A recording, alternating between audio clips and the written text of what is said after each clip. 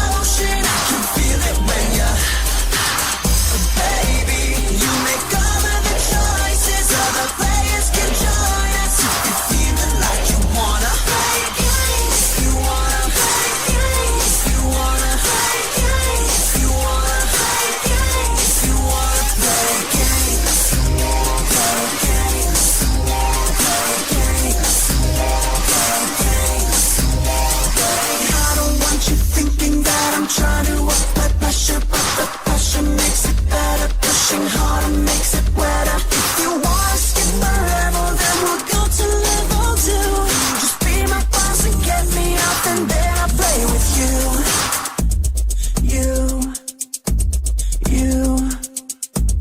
Me.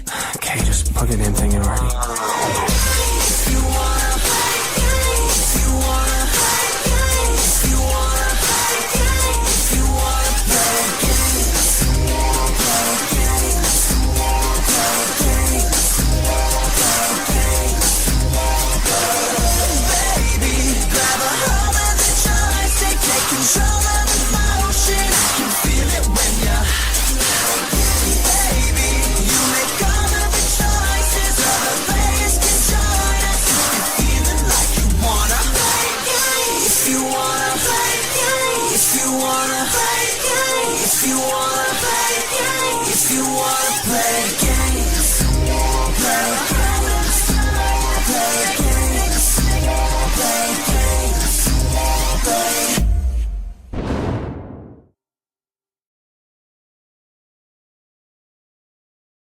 That song was pretty weird. Anyway, hi. Hello. How are you all doing this evening? We're back on task today. We've been messing around, having fun, watching all those horrible violence murders. You know how it be over here. This is what happens. This is what happens when a white woman don't know what she's doing with a YouTube channel, you know. That's the splash attack of procrastination. Anyway, we're gonna do things of actual value tonight. I slept all day. I was working on a beautiful pixel art, I'll have you know, and then I fell asleep. And then I woke up. It said it's time to stream. That's just the great life I fucking live, I guess.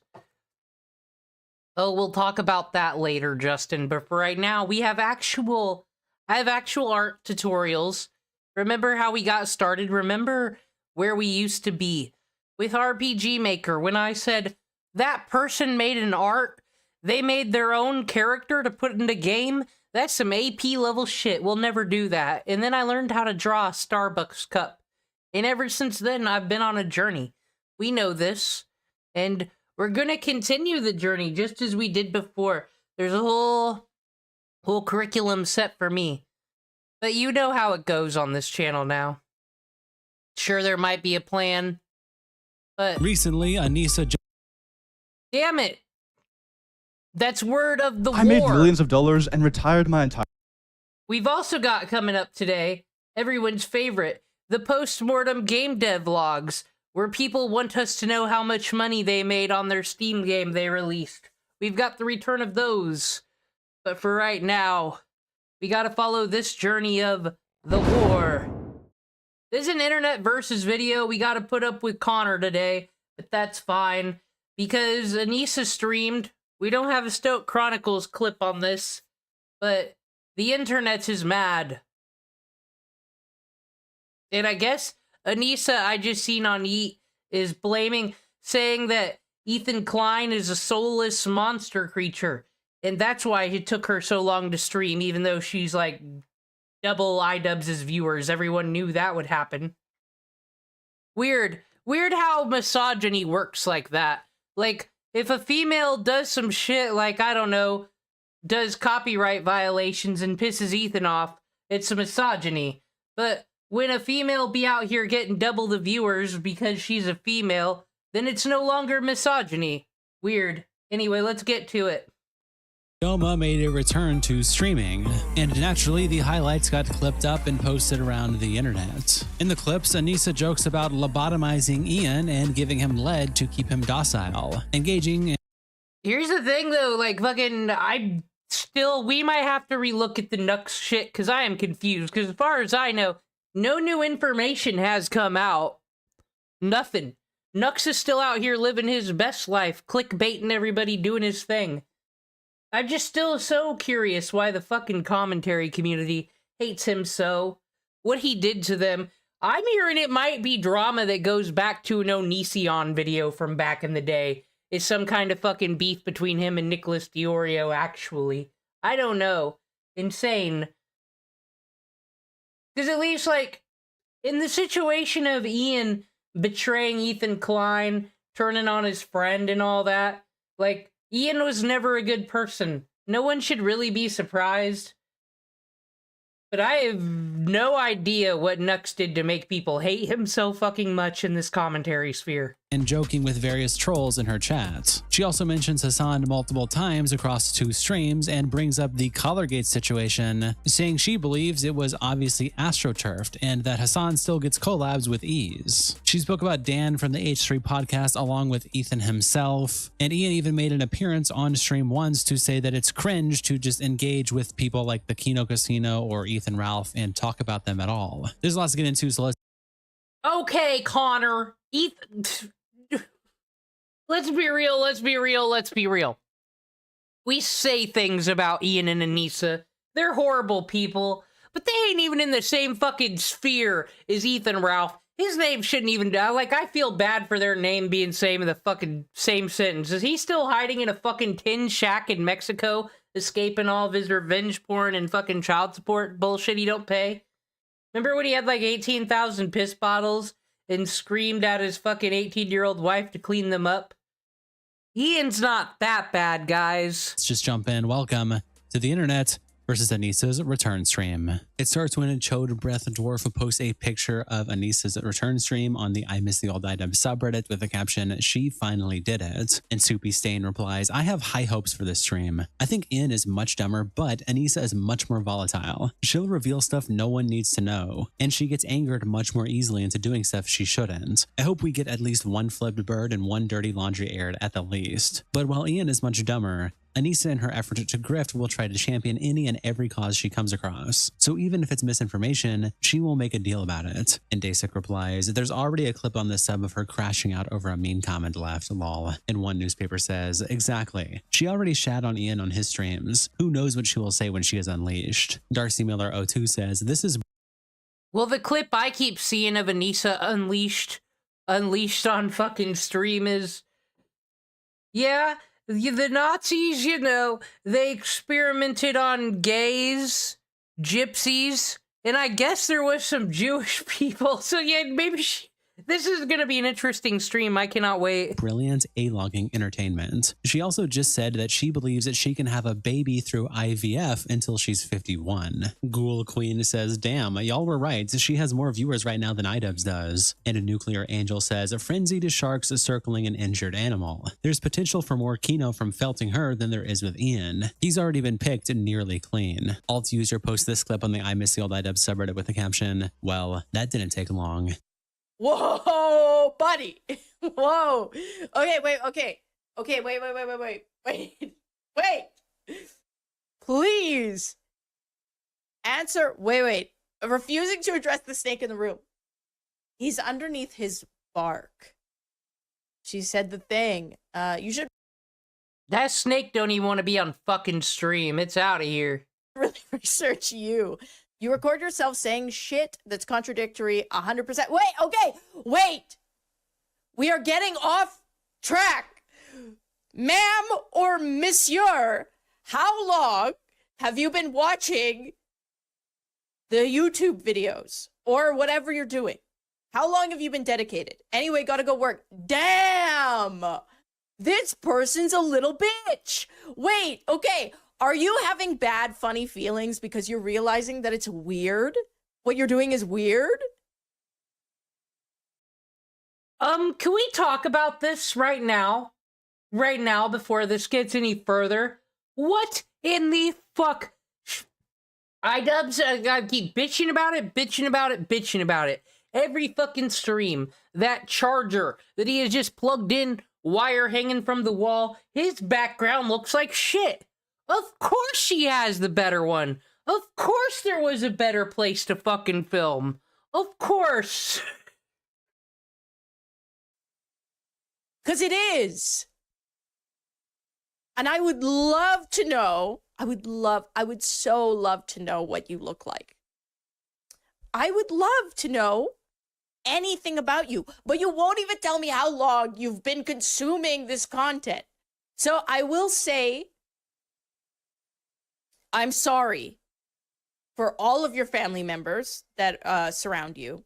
And June Moon Loon replies, therapy is totally working for her. Fun Vacation says she's never been happier. And it's Elliot replies, she looks so comfortable in her own skin. Electrical Trash says, well, I guess Idubbbz got worthy opponent in stupid and boring content. And Caitlin Dev says, imagine living with Idubbbz and being the worst streamer in the house. And Julian is in her base says, honestly, her energy is like 10 times higher than Idubbbz, so I find this kind of entertaining. And she doesn't ban everyone. Umpire Apprehensive says, bro, what the fuck? She looks so old and sounds so old. Not even being mean. Oh god. This would fucking be the comment that killed Anissa. This would be the one. Oh. I mean, she's in her only mid-30s. I guess I just forgot these two are a decade older than me, stuck mentally a decade younger than me. Jeez. And Mad Dog replies, she's only 32. Alt user also posts this clip on the I'm a Sealed Item subreddit with the caption, manslave. He does the dishes. It's the thing that he does because I can't with dishes. Back to work, man, slave. It's kind of crazy. You guys get double the content now. And Stringy replies, she can't do dishes? Lol. And the Big Palsky says, guarantee she'd say it's because washing dishes is overstimulating or some bullshit. And then Tide. I've used this excuse before. I have. I can do dishes just fine. I'm like, man, everyone's asking a lot of me to stand in one place. Don't you know I have ADHD? I've used this excuse, but I've never said I have ADHD or anything. God damn it, she stole from me.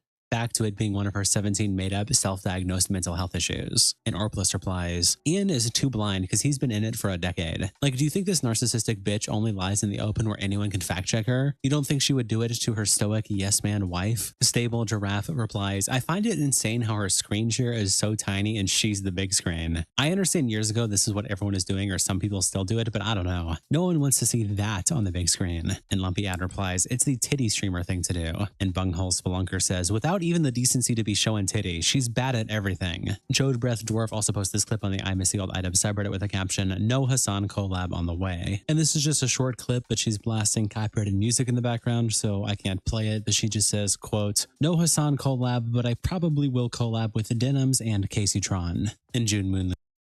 They already had a podcast. I've thought about looking at that podcast on stream, but I don't have any suicidal, ideals right now, and I don't really need to see Denims, Anissa, and Casey Tron all together. That's just too much. And replies, Hassan wants nothing to do with these two losers. It's hilarious. He must feel so embarrassed to be part of that content cop. And Billy Rizzle says, Hassan doesn't feel embarrassment. It was merely business and a way to get at Ethan for Hassan. And Steve Mash replies, which made Ethan more popular than he's been in recent years. And Pywary says, not views-wise. Teddy Walker says, there's a guitar back there that never gets touched, but she has it because guitars are a vibe. And Kamikaze Hog says, same thing goes for the snake. And Stunning Drawer says, same thing goes for the husband. Now that's a funny meme. Jockeys post this clip from her stream with the caption, Anissa Joma, Idubbbz's wife, talks about Ethan Klein's ass. I'm sorry. I'm sorry. Did I just read that correctly? I've seen a photo of Ethan's bare ass and it rules my life.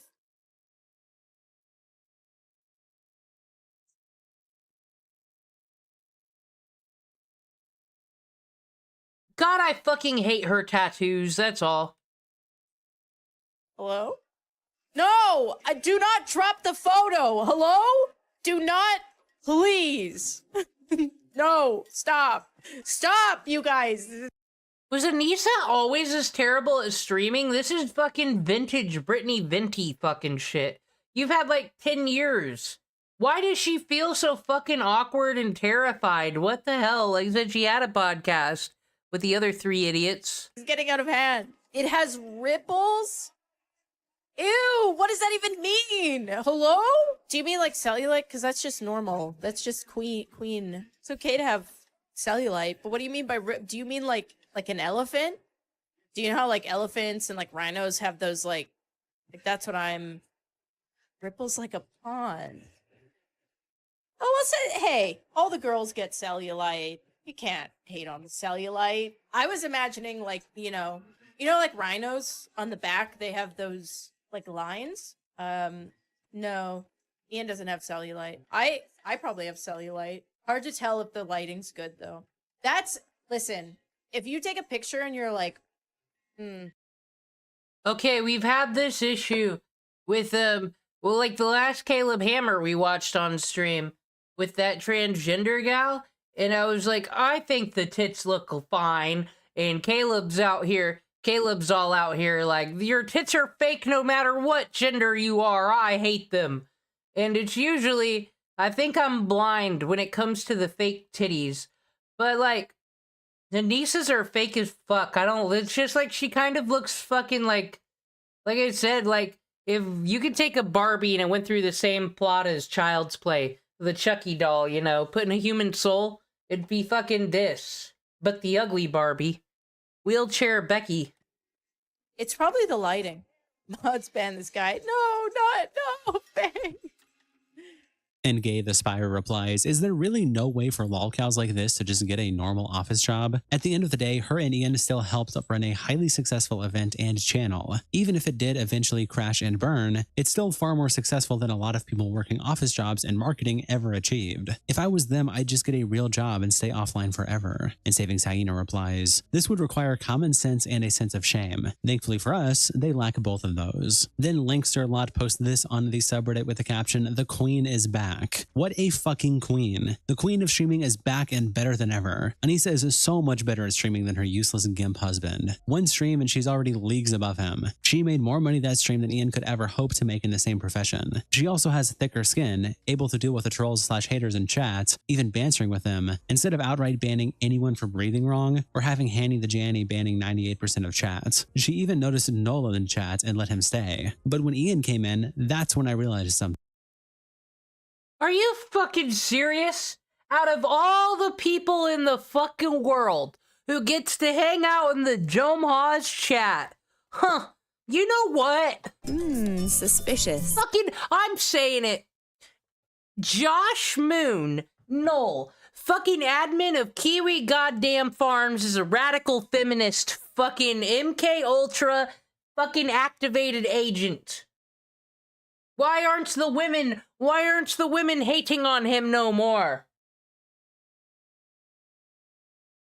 Ian I mean, he was a pretty good mod for the Deagle Nation, Jace Connor, though.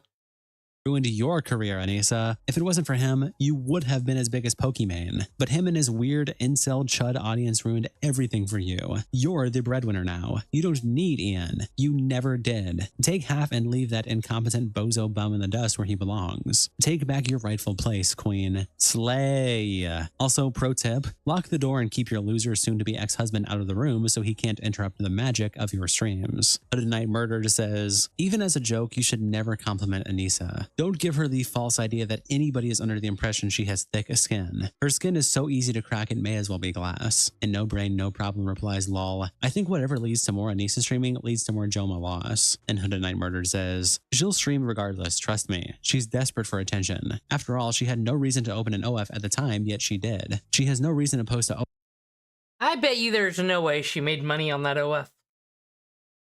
Because, I mean, it sounds like she's not even going hardcore on there.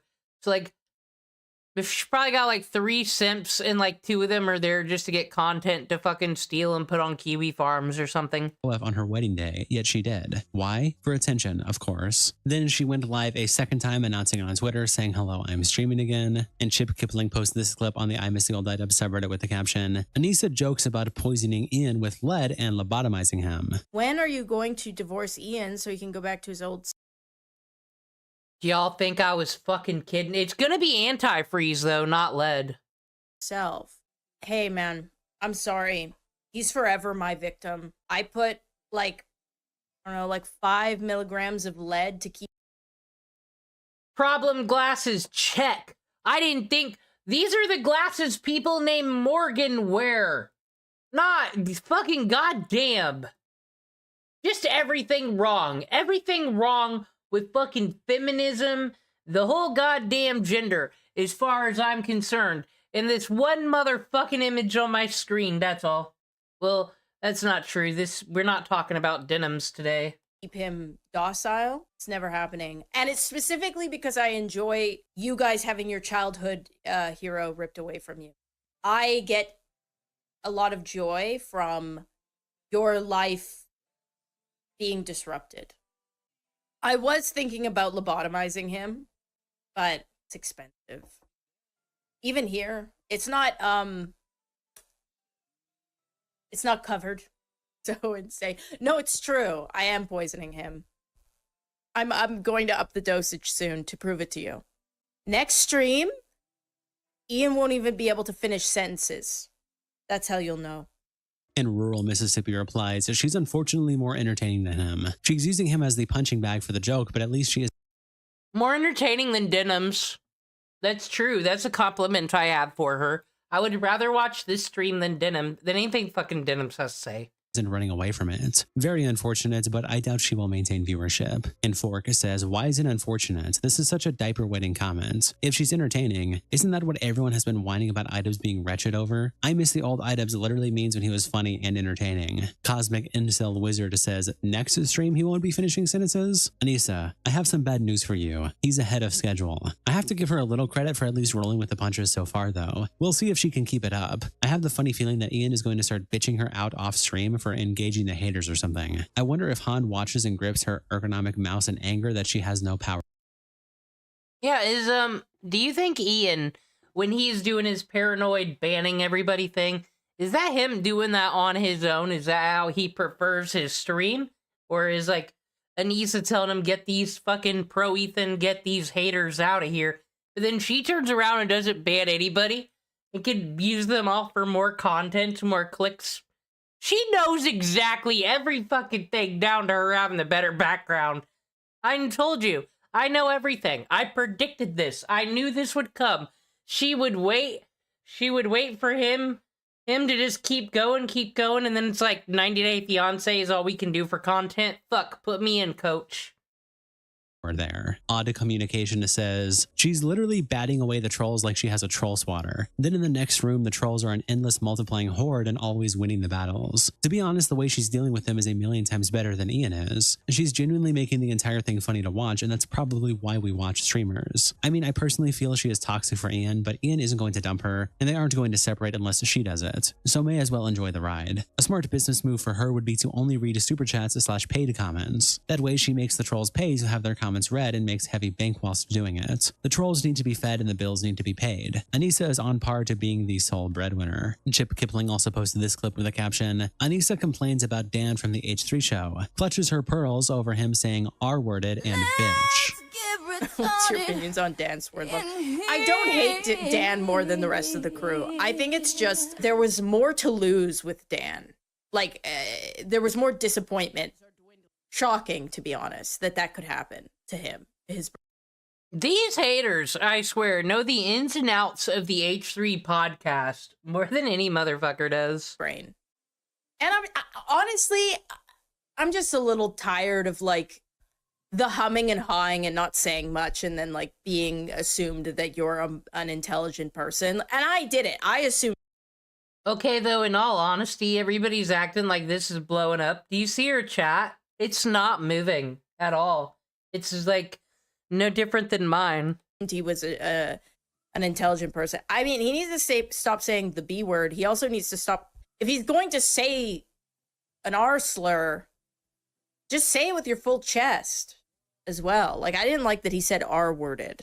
I didn't like that. I feel like if you're going to say it,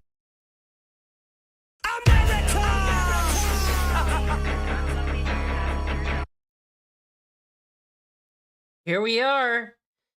The fucking millennial Karens have now taken the flag to tell you all what you can and cannot say because it was cool when they were younger, but it's not cool anymore. So we gotta wag our fingers at the young generation and tell them what to do.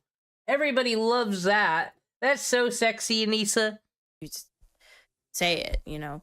And 321me123u123 says, imagine being 32 years old and crying over someone saying bitch, and language policing another fucking adult anywhere outside of the internet. Anissa's lucky she isn't working a normal 9 to 5 because everyone would laugh in her face. And Living Nightmare replies, low verbal and intelligence and authoritarianism are strongly correlated. So language policing is pretty intrinsic since they don't actually value it and understand how petty it is. And Competitive Mood says, to be fair, Anus and I, the whole H3 verse can get anal about the word bitch because apparently that space online thinks it's a slur against women or some retarded shit like that. And 321me123u123 says, that's true. And that's what makes it even more of a problem. By the H3 crew virtue signaling over the word, when it slips out of Dan's mouth, God forbid, the internet is free to use the crew's own standard against them. But if you don't give a fuck and just say bitch, the internet has no ammunition. I 1000% agree with this. I don't know why. See, that evil fucking Nazi Zionist H3 podcast where the fucking word bitch is too extreme for their audience. Never forget. Each tweets out this clip with the caption, Anissa shouts out Hassan and says Collargate was astroturfed. Let's be honest, okay? Oh boy, here, have we gotten Anissa's opinion on Collargate? Recap in case you forgot. Hassan clearly electrocuted his dog, and when the whole chat, when it was going on LSF and he was streaming, he could have, you know, if he didn't shock his dog, he could have offered the proof right then and there, but instead he got his dog off stream, said nothing, and then offered proof the next day, and then the proof was thrown out by QT Cinderella. So, like, what's Anissa's take on all this? Hassan specifically is getting a fuck ton of, like, collabs with notable people. He was just on, like, Don Lemon or something on Don Lemon's podcast. He's meeting with, like, politicians. Wow. Hassan Piker's hanging out with Don Lemon.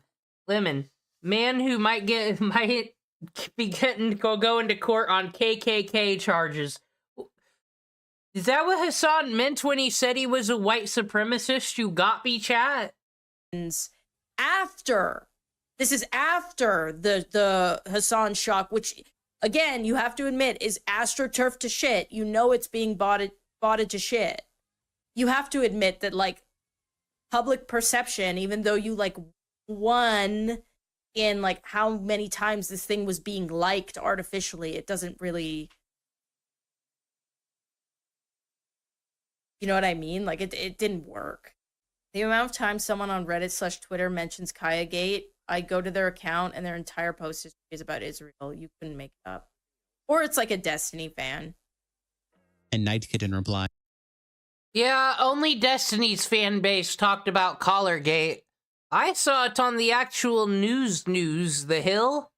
They covered it, but nah.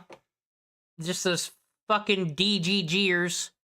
was the expectation that nobody would ever associate with him again after shocking his dog? No. It's just funny that he will be labeled an animal abuser as karmic justice for his career full of smearing people. And Troglodyte Enjoyer replies, no serious person labels him as an animal abuser. You guys are psyoping yourselves into thinking these smear campaigns. I do. That dog is too big to be stuck. Fucking, like I said, take the fucking shocking collar thing out of it. We're all the bad people. We're all the villains in this story because no one ever put together that large dog is stuck back there in the corner for that many hours a day as a fucking prop. Dogs like that need to be going out and getting exercise. It does happen in his defense when he does, like, outside streams when he's playing pickup games, but no one wants to play basketball with him no fucking more. The dog don't get to go outside. So now Hassan Piker is indeed an animal abuser. JD Vance, definitely a Destiny fan. Yeah, I forgot. Destiny's #1 fan, JD Vance. That's why he brought up Hassan fucking clearly. He's been fucking, that JD Vance has been dick riding Destiny ever since the Bob 7 controversy, I tell you what.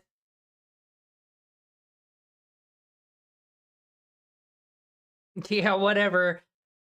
Hassan actually supports Hamas and means it, but it was Totally, this is where it all went downhill. Do anything when the premise is absurd. And Delwyn replies, there's a whole sub-community of Hassan fans that tried to debate people on it, trying to pretend like he doesn't shock his dog. His friends just don't acknowledge it and won't talk about it. The biggest progressive streamer around shocks his dog, Lamau. And Troglodyte Enjoyer says, see, this is what I'm talking about. The biggest progressive streamer around shocks his dog, Lamau. You guys are deeply unserious. As for the fans defending him, it's whatever. The whole controversy is childish and stupid. Kaz replies to the clip by saying, well, of course she will say this. She's been essentially licking his taint forever. Her comments are irrelevant and should be disregarded because of how biased she is. And Chip Kipling also posts a clip on the I Miss the Old Dub subreddit with the caption, Anissa praises her king Hassan, claims Collargate was astroturfed. And Spatchcocked Your Mom replies, I love Collargate because it exposed so many Hassan dick riders. Seriously, just picture the online shitstorm if Asmon shocked his cockroaches. I mean, a dog. They would be in tears crying for poor Kaya. They would all be talking about animal rights. She would be so upset. Just think, if they're willing to lie and hide the truth, even with video proof that is so clear the only way it's not true is if you choose not to watch it. Just look at both of these two making fun of that Iranian guy. They didn't care about the truth. Only Hassan supports Iran. The West hates Iran. Therefore, Iran good, West bad. So then they started yapping. And Guna Lips replies, exactly, lol. The reason why they protected him so hard though is specifically because he's the biggest leftist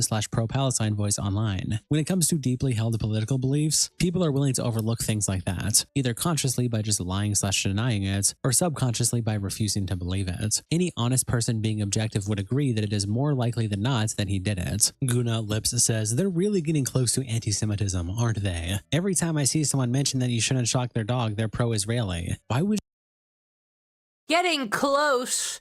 Tonto, you have feelings on this. Do you think that they're getting close to anti-Semitism over there in the Hassan camp? I was kind of alerted to the goings-on of things when I saw him debate Ethan like a year ago, and people were saying things about how he needed to get on that train to Auschwitz. But I think, though, that might have actually been a Destiny fan that then got banned from the Destiny community for being a fucking psyop. Oh yes, we saw where he started a war with Iran and said that it's not that bad over there, guys. He saw a tour video. you even read that comment? Even Grandma Glasses herself was like, or a Destiny fan. That said, they really do see caricatures in everyone, don't they? If you mention B, then you're an X or a Y. If you don't like C, then you must be an X. That's how it works on the 4chan, isn't it? Humans are way too complicated to view like this. Decades of left versus right politics has forced them to support people into good versus bad, based on a single belief or opinion. Jockeys posted this clip on the I Miss the Old Dub subreddit with the caption, Anissa Joma, Idub's wife, rejects her invite to the Kino Casino. Sorry, I do want to address the, Anissa, they want you on the casino as third chair. You got to join them. Listen, I don't want to be anywhere near either of those creatures, especially the one that looks like he can't even wipe his own fucking ass, okay? And the other one got... PPP has lost a lot of weight. Okay, now that we're just pretending we don't know Kino Casino, I've still got the long polymarket bet that if a new content cop comes out, it's gonna be on Andy Worski in 2026. That's the bet I want to make, but... Oh, please talk about aim. knocked out in like 5 seconds in a boxing event. Did Andy Worski ever get a box? I thought he won by default. He sucked so much ass. I don't want to be anywhere near either of those creatures. They can rot in Toronto. Also, they lied about Edmonton Transit for some reason. Okay? Edmonton Transit is epic, and I don't want to enter... I think I watched Kino Casino when they were talking shit on Edmonton transportation. She's watching all of it. They are so in on the lore. Yeah, PPP lives in Canada. They're all in Canada together. She could come visit. Edmonton Transit haters. Fatphobic, what do you mean? Hello? That sounds like you made that up. I said it looked like he can't wipe his own ass. You... Yeah, that is actually, that's just making fun of him for being fucking fat. That's good. The body fucking positivity thing, remember everyone, it doesn't count when you don't like someone.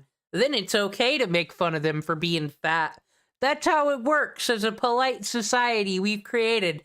Don't you just love us human beings? Made it fat phobic. You're the problem. Do internal work.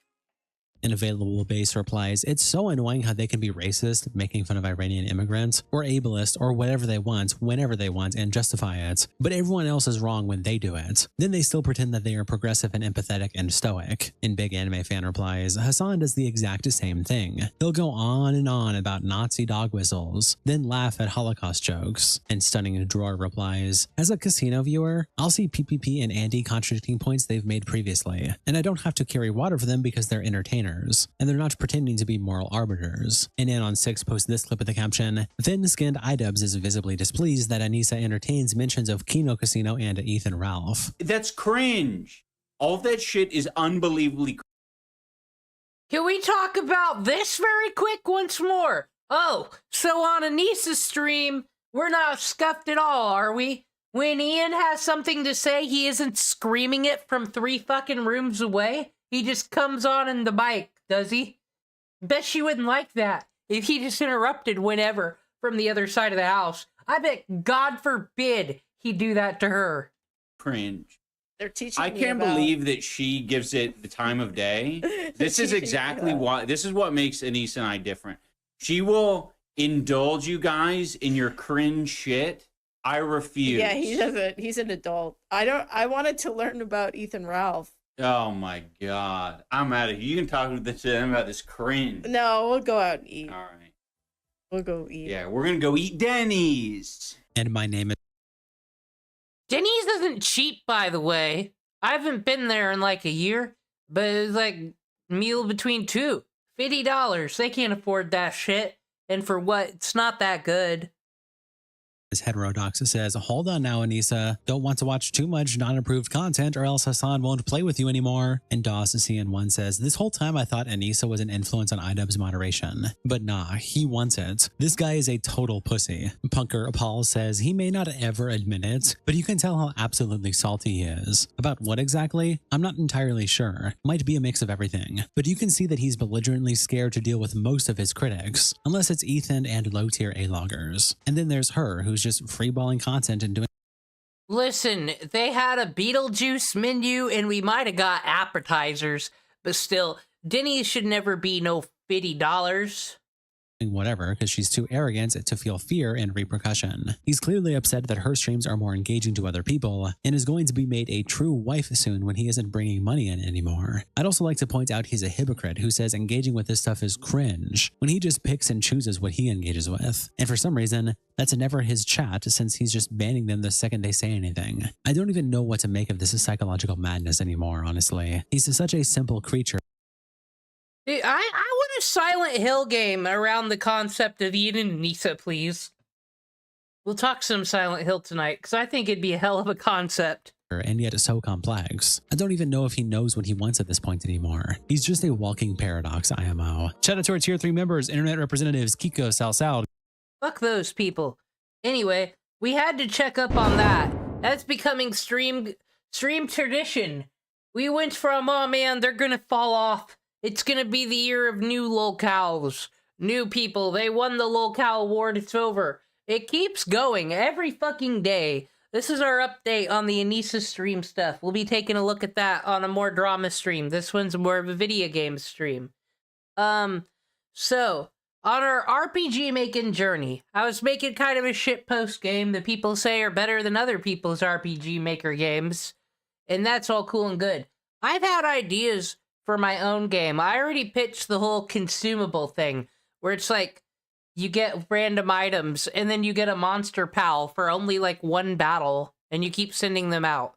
And then I started learning how to do pixel art, and that became an addiction. And I'm like, I could just make my own game now. There's no reason I couldn't. But then I don't have to pay no artist now. This thing I thought I couldn't do. Let's check this out. Da, da, da, da, da. Alright, get rid of this fucking boop. I made this DeviantArt account to store the things as I started making them. So, last we checked on my pixel art journey, we hadn't seen a lot of these. But I even invested in that whole, pro account. That way every month I can give away hypes and things and boost stuff. But I have a shit profile, I don't know what to do on here. So, that's gonna be a whole fucking quest and whatnot. But anyway, let's look. There was the crazy dog thing. I like that one a lot. Only 224 views though. DeviantArt hates it. It must be because they can't have sex with it. That sucks. Then we got cruising down the street into Bugatti here. This dinosaur, I think it's beautiful. This is one of my favorite ones I've done, actually. This is, once again, kind of a prototype for my consumable game that I was plotting. And there's just some things. Something else I've been doing since I'm a bit of a tracer, but I've been taking people's, like, bullshit that they make with AI and then they post it up like they're an artist or something. I'll take their shit and then I'll just make my own concept with it. This is like 90s fucking vibe color palette. This was just a coffee picture and I added steam and it's kind of got a life of its own. This is kind of, I don't like that very much, but it exists. Okay, let's look at my hot shit here. This was a favorite of mine. The bootleg Hello Kitty game with the Nike logo at the top. That's just beautiful. Got a frog, got a sword, cactus. Finico. Finico's pretty good. This one's pretty cute. Just adding simple 1 to 2 frame animations of things just moving around.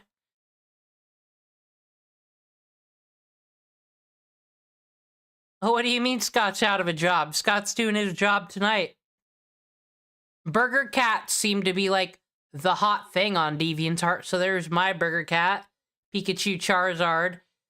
A lot of these arts are actually enamel pins that they sell at Hot Topic and shit. I've been taking those and animating those.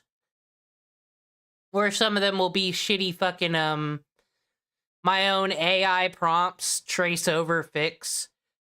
You got Beelzebub over here from Hell of a Boss. These are actually like Funko Pops that I trace over, or Figma figures. Because I find the simplified... Oh, someone gave me a quartz badge. One of you did. Who did that? Anyway, this is the creature that evolves from the Arizona Toucan for the consumable game idea. Various creatures, different branches for them to go to. This is the BPD girl streamer room. This is from the girl who still has issues with social repose in 2026. I think it's all the Hello Kitty plushies and shit that every girl streamer needs behind her.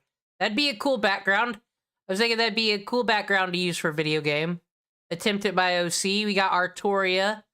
And then I started playing with making vintage radios, because I like vintage radios. That one's kind of cool. Another prototype for my game idea over here. This is a Kraft Mac and Cheese Easy Mac turning into a bulldog with a Macaroni Cthulhu. Makes sense. Got some more enamel pin stuff here with Gengar, Kirby. This bunny over here is my own unique thing. Ice cream cone. See, there's just another example of my idea here. You got this here ice cream cone, looks like soft serve. And then it evolves into this. Origami ice cream cone pony. Strawberry shortcake. Makes sense, right? Okay, now this is a better picture to show the concept right here. I tried merging these all together. Here's the Arizona Toucan. It would ideally... You could get this little creature here that evolves into this. Or, if you're lucky, you'll just get, like, the mystical beast form, which is this one. This would be, like, instead of having a normal Pokemon evolution thing here, this would be like you getting the legendary dog. But then you got the humanoid forms, like the special ones. This is a mermaid Arizona Toucan furry creature. So this is the branches of just a simple 99-cent Arizona Toucan. And the items would obviously, well, would also be, they're also healing items. It would be, the idea is, the items that you use are all in one, and it's random. You're either going to get a monster that can help you out, you're going to be able to heal up your bullshit. It just depends. Depends on what job you choose to do, either. Because that'll be different skills, different variables. So I got a lot of ideas for this. Gotta have Sonic the Hedgehog. What am I? Not an artist? One of the things I love doing with the pixel arts is I pick the color palette first. I take the color palette, and then I'm just like, okay, what do I make with this? And I'm sticking to just that. Morgan from Fate Grand Order. Let's not talk about this fox. Osaka Bahimi from Fate Grand Order as well. She's one of my favorite servants. There she is. I know, look at all this attention you're giving me. Thank you, Justin. I thought this one was cute. It's kind of got more of a Pal World look to it. Jay Kaiser. This was another prototype. So there's stage 1, this little fox. And it turns into stage 2 over here. And then we got the Winnie the Pooh gang. Tonto's challenge to do all the Acre Woods, and I finished that because Al is not canon. Little Godzilla Hatsune Miku dragon, and then this I think is one of my best ones I've done. Once again, just kind of stealing someone else's AI art and being like, I'm gonna do something. And I had the color palette before I even got this image to mess with. You like the fox, everyone else is just weird. Thank you, Tonto. And then I got, you know, more Has-Been Hotel stuff. This was another enamel pin that I just animated. And the one I uploaded today is Seedramon over here, because, you know, I love my Digimans. Look at all these notifications. What'd you say? What'd you say? For a demon, all your art is very adorable. Aw, you Batman Beyond fan? That better be what that means over there. Anyway. That's kind of the update on my art journey. We're gonna bring in my teacher. Oh, I should probably get a sprite loaded up too. That would probably help. That's been the app we're using for all this because I like it the mostest, actually. All right. See if this works.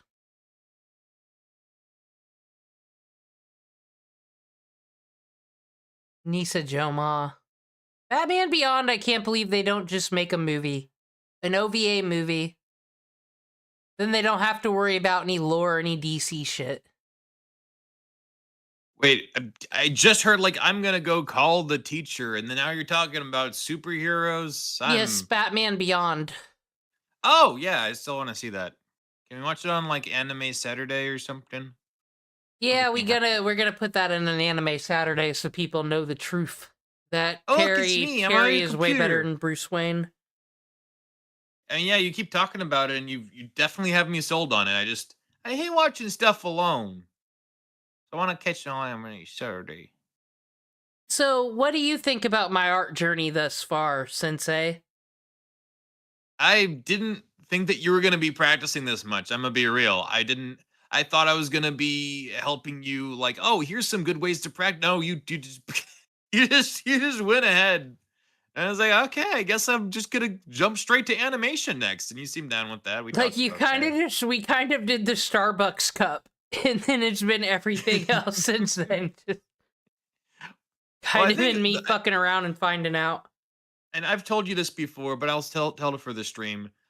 You keep talking about art. That's hard. I can't art. You have to be born with the artist eyes in order to do the art. But I think you were just afraid to start because once you got going, it's just like you kind of have the instinct. I think you were one of the ones that were born to be an artist. I'm not gonna lie.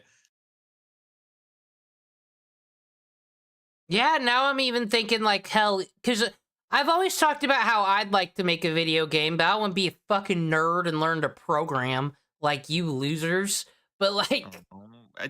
It's you could probably learn how to do that well, if you I want. kind of also have the ADHD. I don't know if I can sit down and write the whole plot like I need to, but like if there's an idea I don't do anything with, like, one of those plot bunnies, that's what we called them in the fan fiction community. Um, just make a sprite sheet or something and throw it on like video game resource for the people. Yeah, sure. I think that'd be fun. Yeah, I mean, there's so many applications for like now that you can do art. Like, I think you had like a idea for like I was like, oh, I might want to make just. I don't know if this is still in the cards, but at one point you like pitched a webcomic, I think, to me. But just like, but I can't art it. But I'm not gonna hire an artist.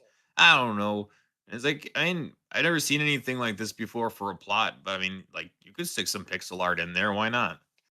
There's many doors that are open to you now. I mean, fucking Homestuck was the most popular shit when I was on Tumblr, and it's got its own Vivzy Pop thing, and I still don't know what the fuck it's about, so I don't. they made it work. I watched the Vivzy Pop freaking pilot episode or whatever because my hero Toby Fox is there. It's like, oh, okay. Maybe if I see the animated thing, I'll understand what the fuck Homestuck is. I didn't. It didn't help. I still don't know what it is. Justin made a request. I'm also working on something for Sylvain. I gotta work on because I have multiple works in progress on different computers. That's how much I've gotten into it. Oh, Pixel Kiara from Inuyasha. I thought about using her as a reference for the third evolution of that fox thing with the unicorn horn, but that's not hard. That'd be an easy one. Thank you, Justin. That's a good one. Anyway, but Sensei is going to teach us new things today. Yeah, emanation for you. You've already sent me all these resources to pull up. Yeah, I gave you a zip file. Don't open any of them yet because Well, I have a curriculum I made today. see, we got curriculums. This is a professional stream. I told you people, but we got to keep on alert. A lot of people here are American citizens, Scott, and there's this country above us called Canada, and these people called the Jomhas live there and are terrorists, so we need to keep on alert. Okay, are we doing the war again? No, Are I we was just starting- I was just okay. saying this is a real stream. We just had to start with the war. Okay. That's why. Is this a new Demon Cringe tradition? Yes. I'm down. I remember last time I collabed with you with the Fates Day, we did the same thing. Yes, ever since it's like we gotta until the well runs dry, but they keep giving it. That is the thing. Like just when I thought everything was just like, oh, we can't really. Like, where else can we really go with this? Okay, Ian's paranoid. They're doing a dragon thing. Maybe that's gonna be cringe for a while. Maybe that'll give us a little bit of something. But they're really running out of stuff. Then boom, Anissa stream was like, okay, new well has been discovered. Like, what visual novel are they playing in their fucking heads of their life? Like, that's why I'm like, I can still have the video game eye for everything that happens. They're playing life on hard mode, clearly, but I would play a visual novel starring like this whole circle, The this whole rivaling orbit? circle. Yes, the orbit and the counter orbits. Yes, the ops. yes, the ops versus the ops. That would make a good visual novel. Yeah. It would. After things calm down, or not. Then your character has to figure Iron's out hot. which fucking unhinged e-girl this thing to date, and you have no good ending. No fucking choice. Is there any good ending? Denims, It's all bad ending. Anissa, fucking Farogan. No good endings. You know, like, Pokimane? it gives- Oh, you'd think. No. It gives you an option to like, oh, which one do you want to romance? And then there's like a no option. Then it's like, just kidding. You have to pick one. It jukes you out. You even, I seen you talking, you developed a thing on your phone where you can write dialogue when you're, like, in doctor's rooms or whatever on your phone, and... Yeah. I made it for me, but it's, like, open for anybody if they want, I guess. It kind of exports it into a JSON format. If you're a coder, you probably know what that means. You can just load it into whatever. Yeah, I think I need to start doing stuff like that, just writing scripts when I got nothing going on and then piecing it all like a jigsaw puzzle. 'Cause that's what I'm beginning to figure out with the creative endeavors here. You just create a whole bunch of pieces and put it together. Yeah, you can totally use it for that. It saves it as a JSON, but you can just use it to like save it as like its own document and then just come back to it later, save it, open it. Press X Never to thought about using JSON. it that way though.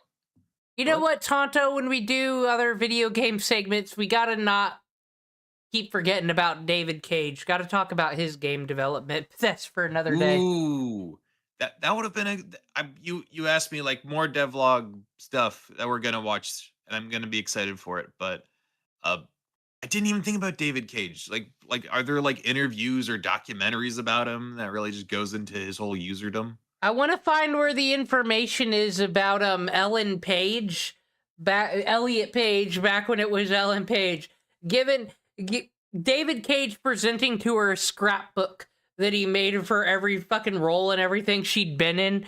It'd be like, I cannot wait to have you in my video game.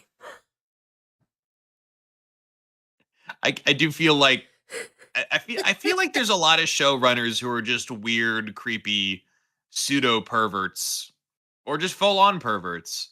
I think that's just the thing. But like, oh no, I'm hiring them because that's my job. It's like, no, you're being weird. Not the first one I've heard do stuff like that.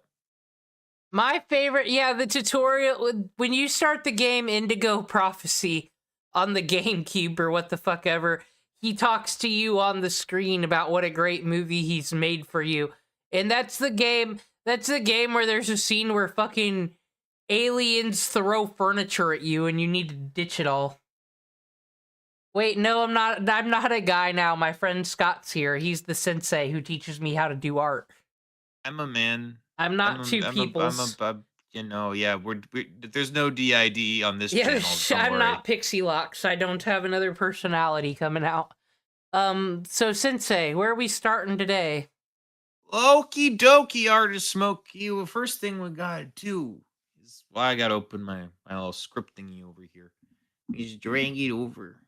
Hold on, I don't have my mouse with me. I have to use the trackpad. Oh god. Disgusting. Okay. I know. I think I'll have to take a shower after this. Okay. So along your journey, you've probably learned how pixel art has like a lot of its own rules, like with the color palette and using the pixel space, stuff that you don't really need to do when you're like I don't know, drawing stick figures with a pen or pencil. Animation is kind of like it's like its whole own can of worms, which is why I didn't really delve into it at all in the first one, because it's like we're gonna have to like dedicate some time specifically just for animation. Not even pixel animation, just the concept of animation has, for as simple as an art form as it is, there's so much there to cover. So we're gonna go into it today.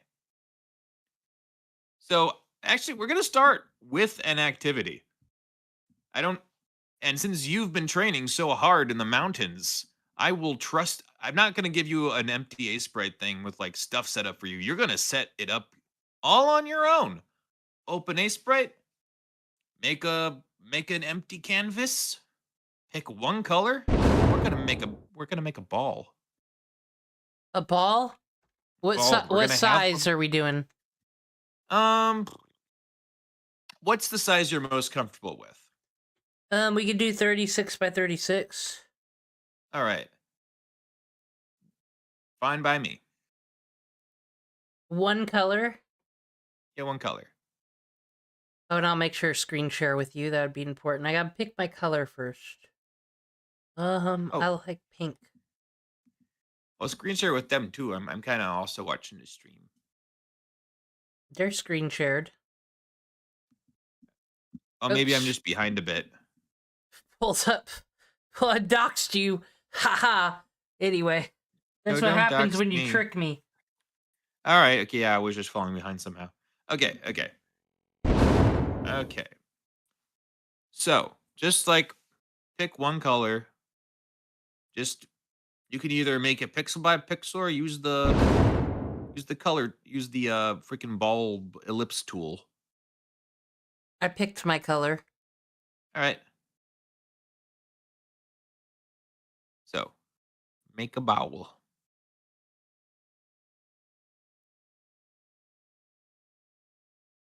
Boop. Done. Success. Awesome. Good job. Hold up. Oh, wait, no. I wanted to full screen this. I'm sorry. Technical difficulty. Okay, great. First, you did it. A plus. See this? Moving on. Success. Okay. Step number next. Try to make an animation because you've been messing a little with animation. Try it with as many frames as you want. Just don't go crazy with it. Make it bounce up and down a bit with a loop.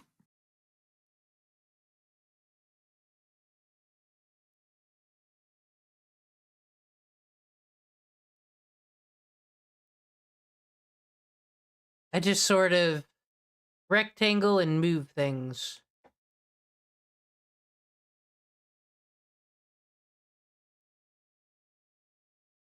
Very important. Mm-hmm. Now I gotta have Oh. it hit the ground to bounce. But it's got a loop too, you say. That's part of the challenge here? So I gotta make sure it gets back to the original spot.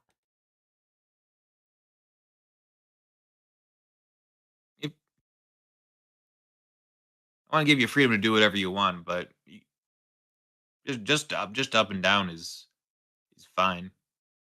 No, no, no. We can't. This is demon scuffed. We can't make anything that easy. All right. Okay, now we just gotta move it a bit this way. And then I go to constant frame rate. And as per usual, I I pick did. 420. I'm gonna be honest. I didn't even know that was an option. I didn't know you could do that. I've always just been highlighting the frames. You've and been then going one right-clicking by all of one. them.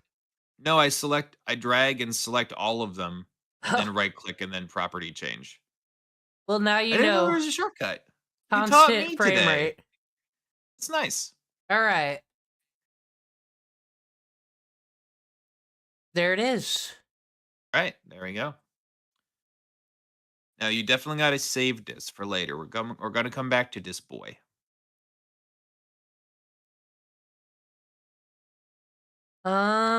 Class 1, I'll call it. There it is saved since ISON. Yay! That'll be a fun before and after thing down the line. Okay. Go into your curriculum folder and then turn to page fasthorsey.gif.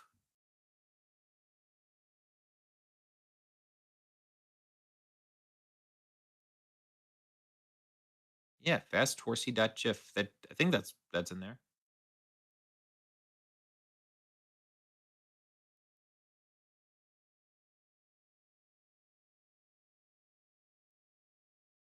Hello? We got it loaded up. Yeah. Sorry, you're sharing a sprite specifically, so I can't see it. That's fine. I'll just go back to stream. I'll give it to you.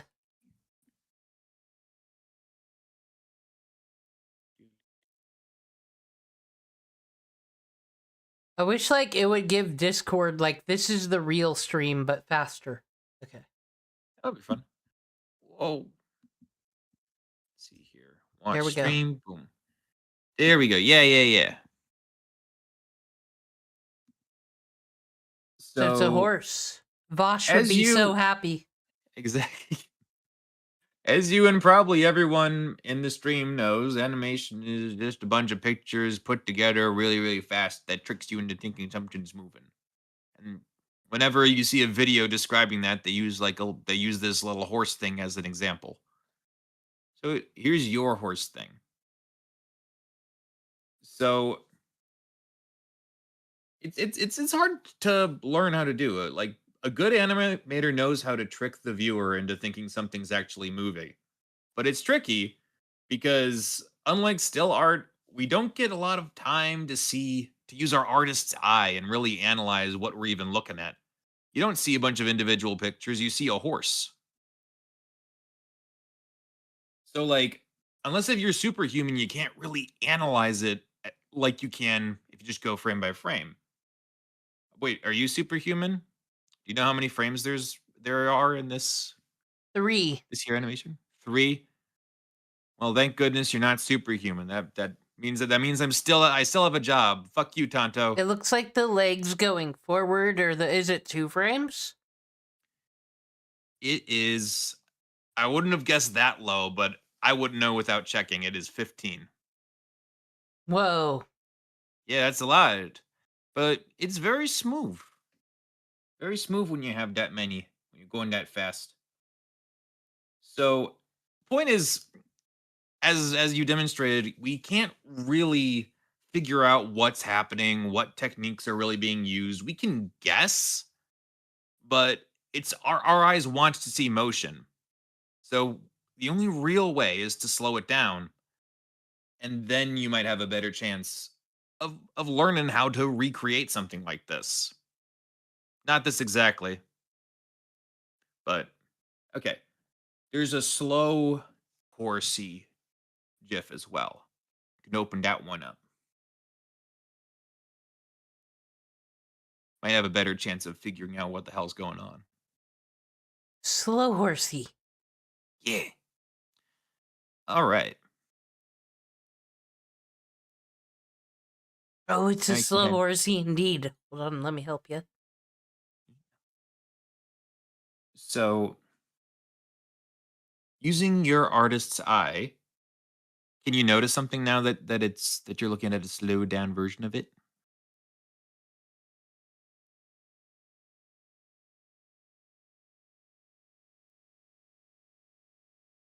Well, there's the 15 frames, as you said. Yeah. But I'm confused as to why it even needs the 15 frames. Because I've seen like looping animations where you can do it with just like a couple, you know?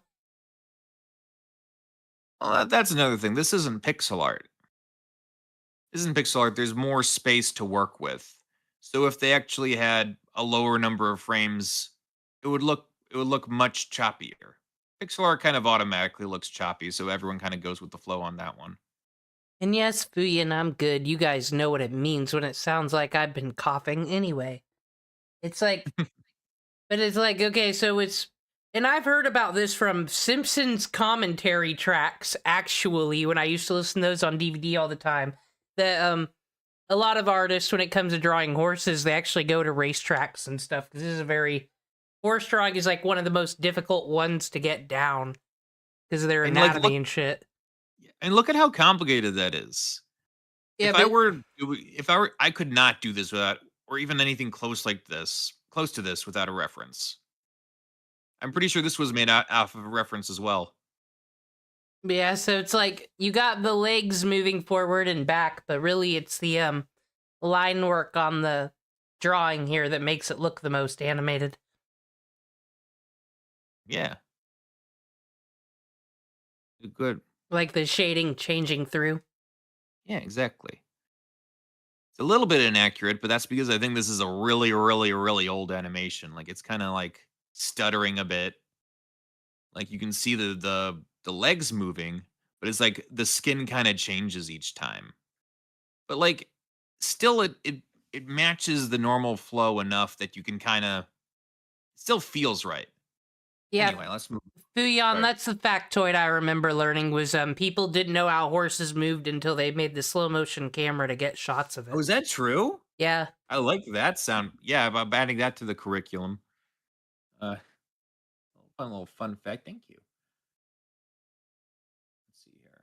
All right, what's next on the docket? So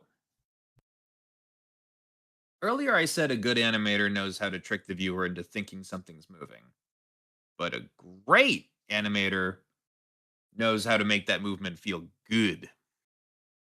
like smooth and good and like it makes you feel things. That's like a next step that like a lot of I'm gonna be honest, a lot of animators never really get to that step, but it's important to know about it. But instead of me telling you all about it, I have a video. It is James. It is the link in the folder called James, and you just click that. Better not be that James Charles. I've heard all about him. No, there's no Charles. It's a Baxter. Ew! Did someone tell me how to fix this one day? I swear to God. Why is Microsoft Edge my fucking default? Can someone explain that to me? No one wants that. No one asked for that. And somehow, it's fucking inserted itself into my life. This goddamn Microsoft fucking Edge. Die! That's all. Now I gotta open Chrome like a decent fucking human being would. God damn. I apologize. I didn't know that you were such a fan of Microsoft Edge. No one is. Okay, get this loaded up over here. Now that we're done with the war. Switch your thing. Everybody Loves is the best content ever. Me I'm discussing. sorry. No, I'm talking to myself here. That's fine. There wouldn't be another stream of doing technical stuff without me bitching about fucking Microsoft. What you do is open Firefox. Shut the fuck up, Tonto. It's not 2007. Firefox is good if you want to screen share like streaming services though on YouTube. No. Chrome blocked it, but no, Firefox doesn't. Okay.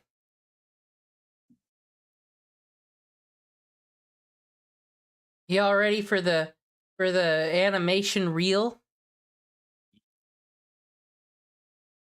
Fuyin, you can't say that. It's 2026.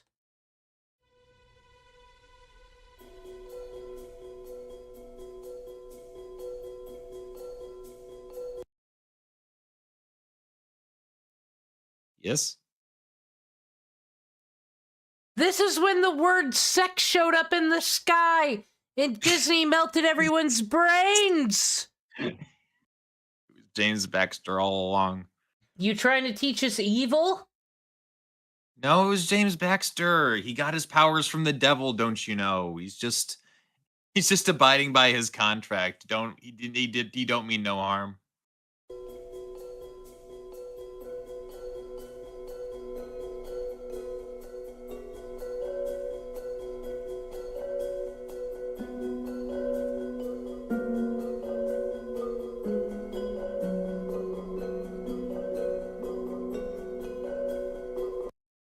When was there a horse movie? I don't know. What the fuck movie is this? I think it's called Spirit or something, but I've never seen it. Crazy. There was a horse movie.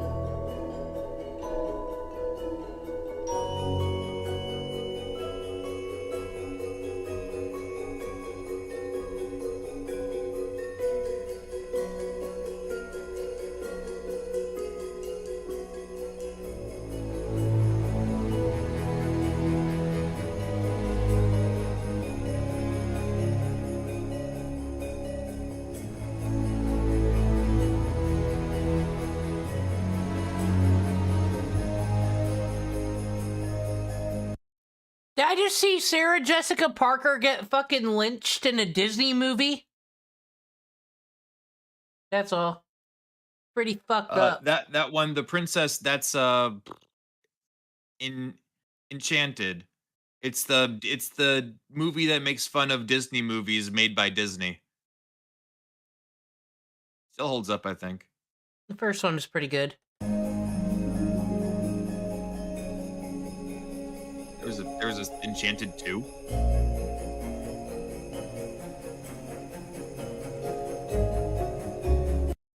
So wait, did this guy make the good DreamWorks movies then?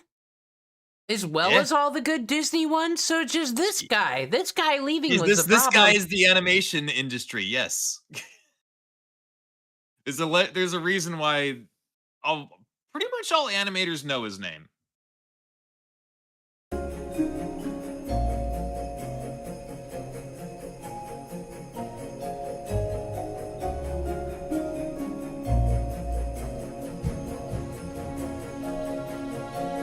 Once you know that he's the guy who made all these different ones, you can start to recognize, like, is that James Baxter?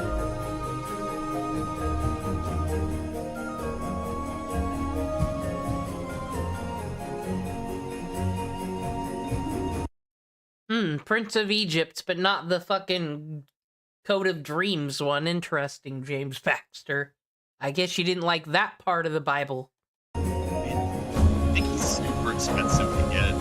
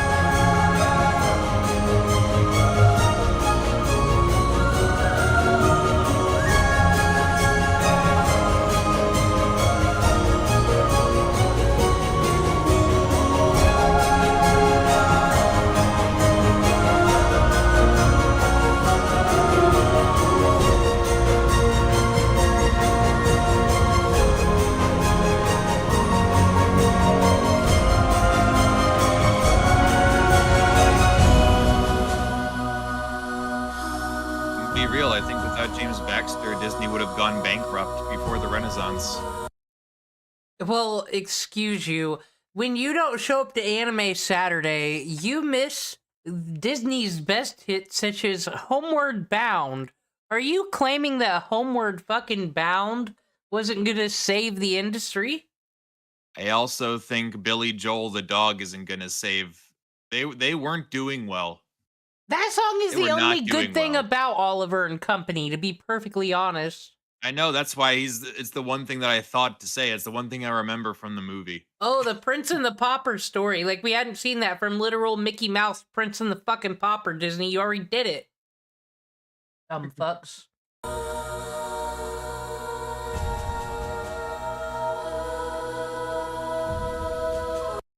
Tonto, we're not having that discussion today. There is already a certified letter coming your fucking way from the female council of Kiwi Farms. You know what you did.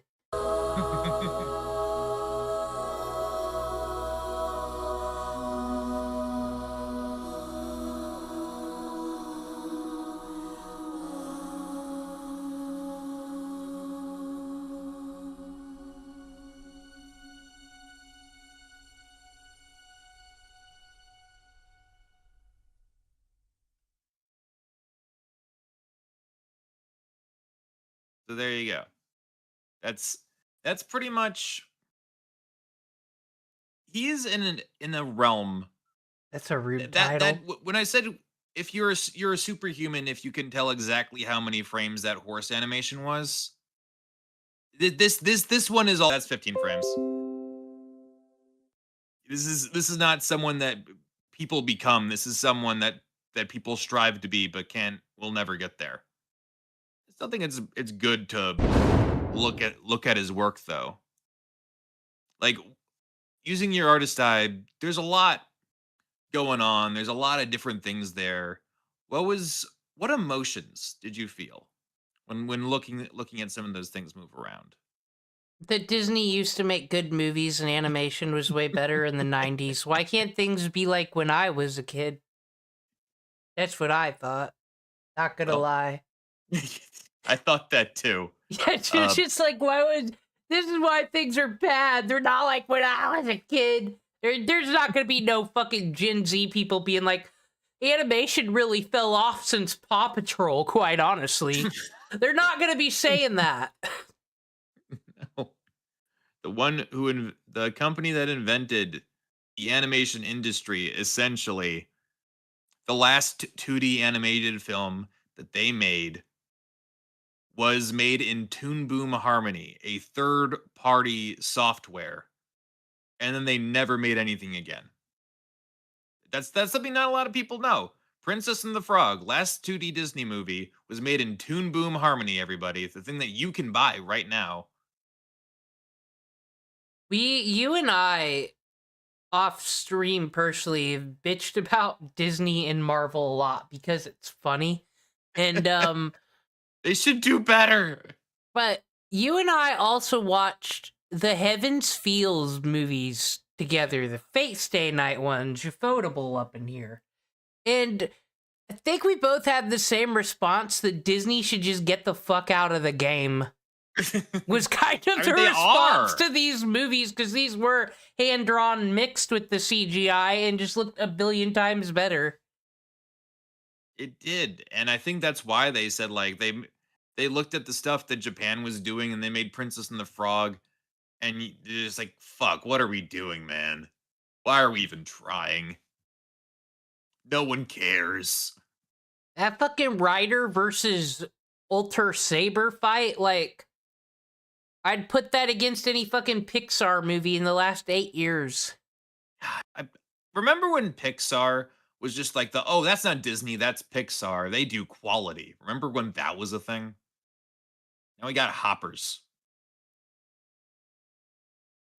Which I haven't seen the movie. I've only seen advertisements. Maybe it's it's a fantastic return to form for Pixar. Freaking John Lasseter back in the chair, everybody. But I doubt it. Mike, you know about Pooh's Adventures, the crazy niche Wikipedia group that just tries to mix all the Disney movies and like Kingdom Hearts and bring every universe together through the lens of Winnie the Pooh, and then they make schizo YouTube videos? I would love for Disney to just pick up one of their scripts and fucking do it. Fucking do it. Be like, oh man, now Pooh's hanging out with the Weekenders. Anyway, what's next on the docket? All right, the next docket. Well, now that we've had our James Baxter appreciation session, wait, fuck. Wait, you want to make video game art, right? Yes, like I said, even when I'm not making something for me or the DeviantArts, we can make sprites for the people. Well, shit. I thought, dang it, I should probably should pick something from a video game to show as an example. Then James Baxter, but multi-talented man, never made pixel art in his life. So okay, open up video game example link in the folder. I'll rectify the situation.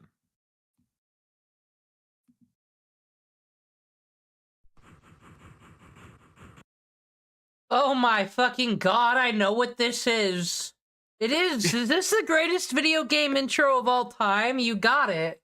You fucking do. I'm so proud of you for knowing what it is. I will fucking... You got it on screen share. Thank God. You deserve it. Everybody, you ready for the greatest video game intro of all fucking time? I love it. Good example of video game animation. Mandalorian versus Shrek? Okay, I'll tell you when the Mandalorian fell off. It was when that head statue fell on that guy's head in the first episode of season 3, and he goes, "That's using your head." And I said, I'm not watching this fucking show anymore. That's all. Fuck the Mandalorian. Fuck Baby Yoda too. All these fucking women who don't give a fuck about Star Wars and don't hate it like I do for legitimate reasons with their fucking Baby Yoda Hot Topic merch. They should be ashamed. Anyway, here's the best video game intro of all time.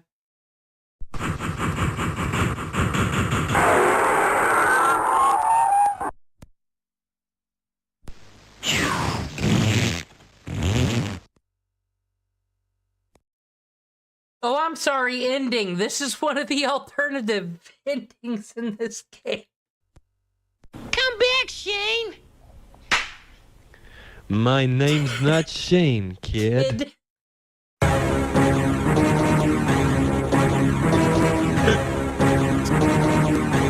Never get tired of it.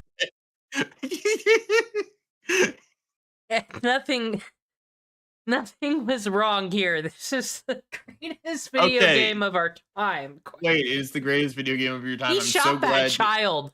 Just He fucking did. point blank. His shot name is that not child. Shane. Name's not Shane. Okay. Well, I'm glad that you can appreciate that. It definitely shows you what not to do. It shows you perfect, like, step by step. If you create this basically best animator of all time, you're gonna have a career like James Baxter. You're like the video game James Baxter if you can do this. But okay, legit, actual, real talk. Joking aside, what kind of vibes did you get from this animation? Well, I actually don't even know, like, the terms of what you called this. Are these the FMVs from back in the day? Because everything on the computer's pixels, right? But it's like 3D pixel art. Yeah, it's like 3Ds. I think it's like they did the Donkey Kong Country thing, but they did it for the whole screen. Like this was a pre-rendered cutscene. I'm pretty sure they couldn't do this in Engine. You kidding me? The Cliffy B didn't create Unreal Engine just for this game to get made. Done that way. Okay. You want to watch it through one more time and then like focus on like the motions and stuff? Sure, we're gonna watch it. Yeah. One more time, everyone. Yeah.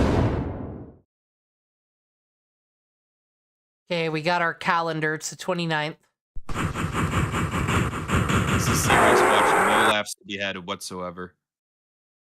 Different perspective on the train. We saw the left side of it, now the right side of it. Well, I don't. Oh, trigger warning, by the way. I was warned. Width and height hitteth. Width and height might be there's gonna discussed be width today. and height. Yes. I don't know what those are. I just know I might- 32 by 32, 64 by 64. People will say like horizontal and vertical. So if you or a small child is watching this and you are sensitive to such topics, I would click away now. Anyway, motion, feelings. How's that poor spider? Come back, Shane! My name's not Shane, kid. Back to the Future fucking 3 ass. Okay, that's good. Okay, so the way everything was moving around, the stomping of the shoes, if you could use a couple words to describe that and what it felt while watching that. MS Paint. That's a feeling, right? I'll take it. It is a feeling. The MS Paint is like you can create art in it, but it always looks it looks weird. It looks oversaturated. There's something wrong about it no matter what you make in it. And that sort of is the vibe I get from the animation as well, even though MS Paint can't animate. It's just everything is slow. The pacing is strange, and it makes, thankfully it makes it really fucking funny with everything that happens. But yeah, like the slow motion stomping of the spider felt odd. The way that the kid shrank into the distance when he got shot didn't really make a whole lot of visual sense. And like you can go into like a lot of those details, and if it wasn't funny, It would just be bad, man. It's just you wouldn't want to do this. And that's why it's important to really we're going to be doing this shortly. We're going to be looking at frame by frame at other animations to see what they do. Just quick PSA, Scooty's doing a bit. That video game, there's nothing wrong with it. It is flawless. It's the game of the century. I'm trying. Don't let the memes get in the way of the education. I'm trying to learn everybody, you in the chats. No, I mostly picked this just because it was funny.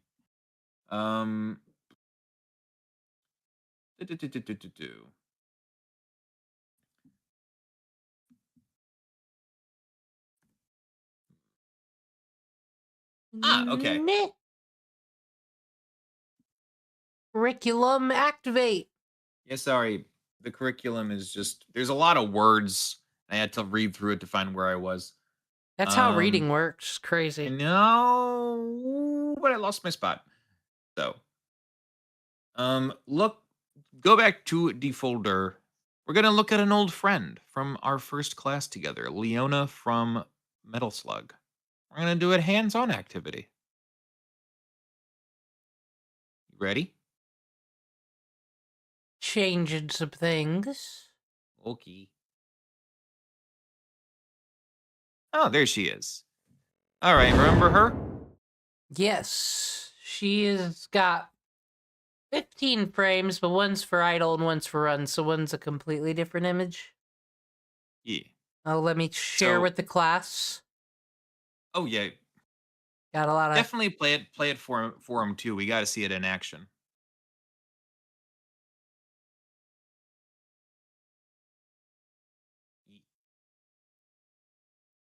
So the first thing that we got to do is once again use your artist's eye.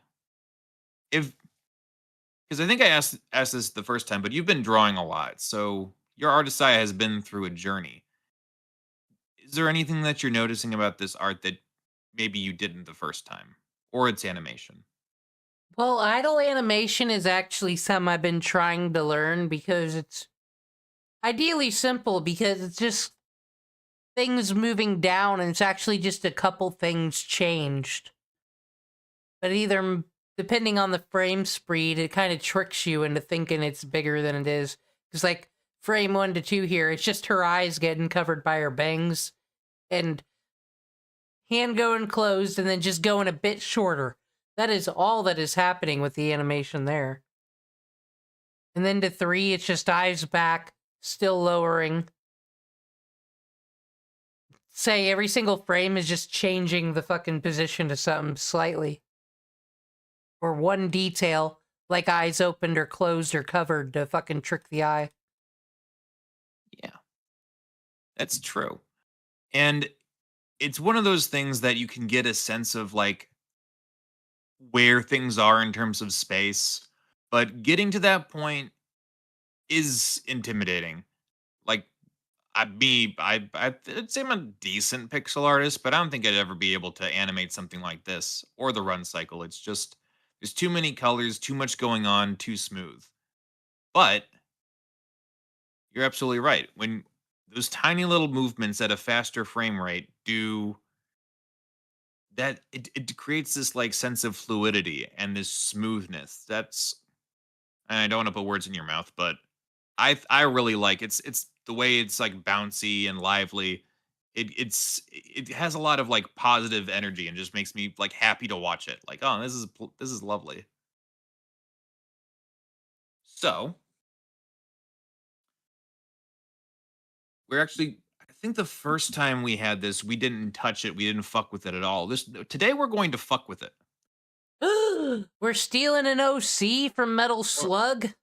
Well, more like we're doing a service because you see, well, we went over like cutting corners in the first class, and it's just being a necessity in order to save time and save the amount of time animating like each individual frame. We don't need to be a James Baxter. We cut corners here.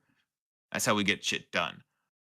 And unfortunately, they forgot to cut corners. So what we're gonna do is I was gonna say select all the run frames and then change it to 120 milliseconds, but you showed me a faster way.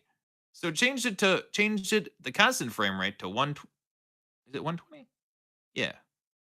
So we're gonna be focusing on the run animation, and we're gonna look at that one. Pick. Is that 120? Yep. Its default was 100. Interesting. Okay, so let's make it a little bit higher. That's maybe 150 or something.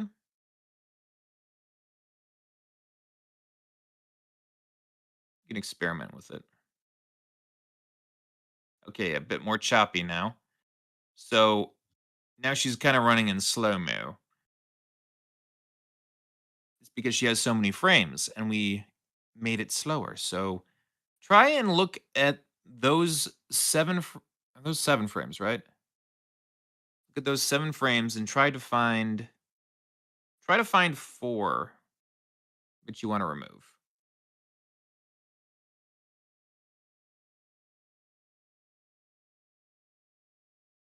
Just look. Just don't do it randomly. Whoa, whoa, whoa. Pump the brakes. Look at how they move together. Do the analyzing thing you did, and try to pick the ones that are the least important frames. Well, I would just think it would be every other one, because you could just... Yeah, give that a go. delete.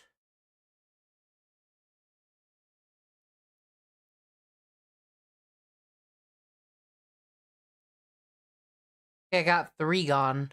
See how that looks. Okay, I'd say, she kind of, dare I say, looks a bit regarded in some fashion. Let's get retarded. I'm gonna be honest. I think I scuffed this one. I think I already did the experiment myself. I think I removed the frames. Let's see if I still have it open. I think I fucked over the exercise. I could try and fix it. You know what? No. We can make this work. Try to do the same thing with idle. Like, let's try and remove 3 frames from the idle, because I didn't fuck with that one at all.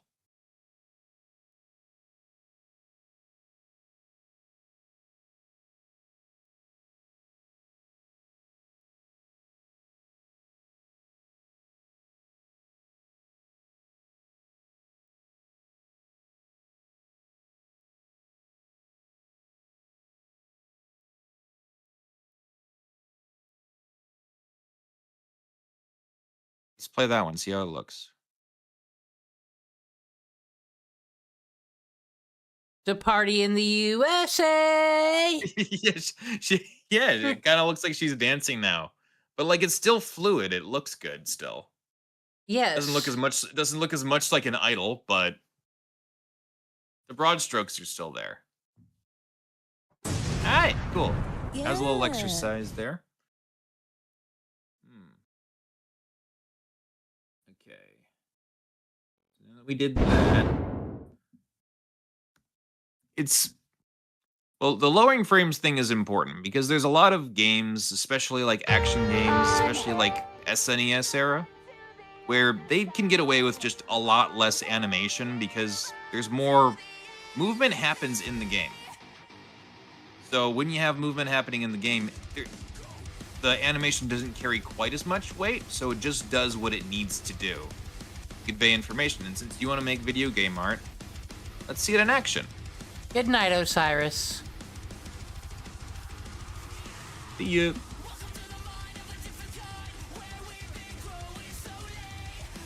All right, what are we pulling up?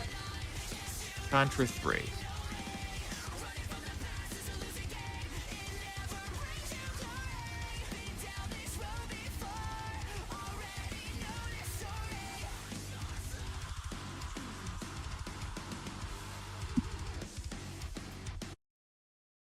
I had Sonic music going for our glory.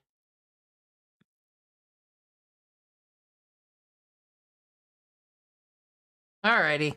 The whole world knows your name. What? No, that's Find Your Flame. My bad. Okay. Making sure you ain't fucking up Sonic lore here. That'd be disgusting on a video game stream. I'm sorry. Okay. All right.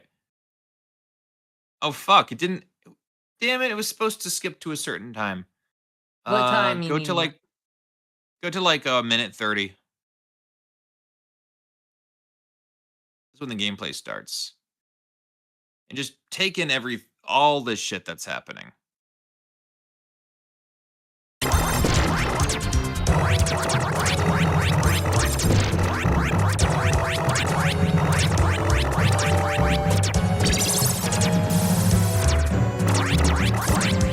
I don't know about you, but I can barely know what the fuck's going on in terms of animation. Well, really, it's just got a run cycle and going down. Left, right. And then if I recall, there's a jumping animation in Contra 2. Or I don't know, do they jump? Then there's pointing up with the gun. Yeah, they do. Yeah, you're right. It's the frame rate on that many. Yeah. Actually, here's a little trick. If you want to look at the individual frames of a YouTube video, I don't know if you know this, comma and period, you can go frame by frame. So you can actually see each frame of his movement cycle. Yeah, there's not much going on at all. Barely moves. That's, you know what? It works. People like Contra 3. No one disses its art. Yeah, okay, so there's a jump. Yeah. It's Metroid, really. Yeah, he turns into a ball like a Sanic.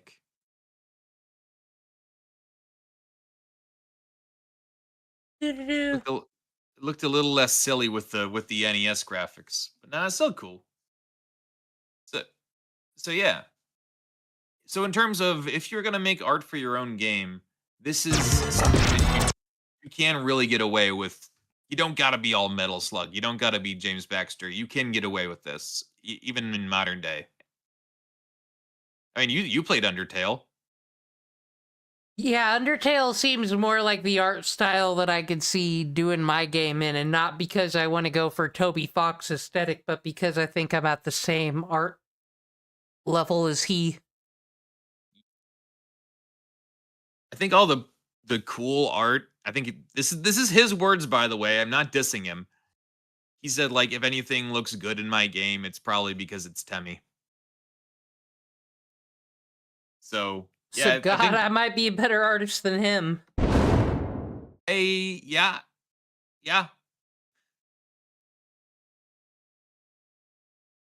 He's not the best programmer, not the best artist. Hell of a good musician, though, and a good writer. Yeah, I did finish Undertale on the stream. Go back for the pacifist run one day, which I guess would be, like, harder because I'm not going to be able to level up by killing freaks of nature this fucking time. Which I was told was bad, I guess.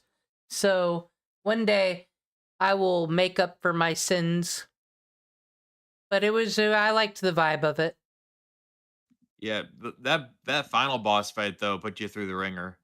You were not having a good time. I don't like it when I'm not winning and feeling fantastic. Like I was trying to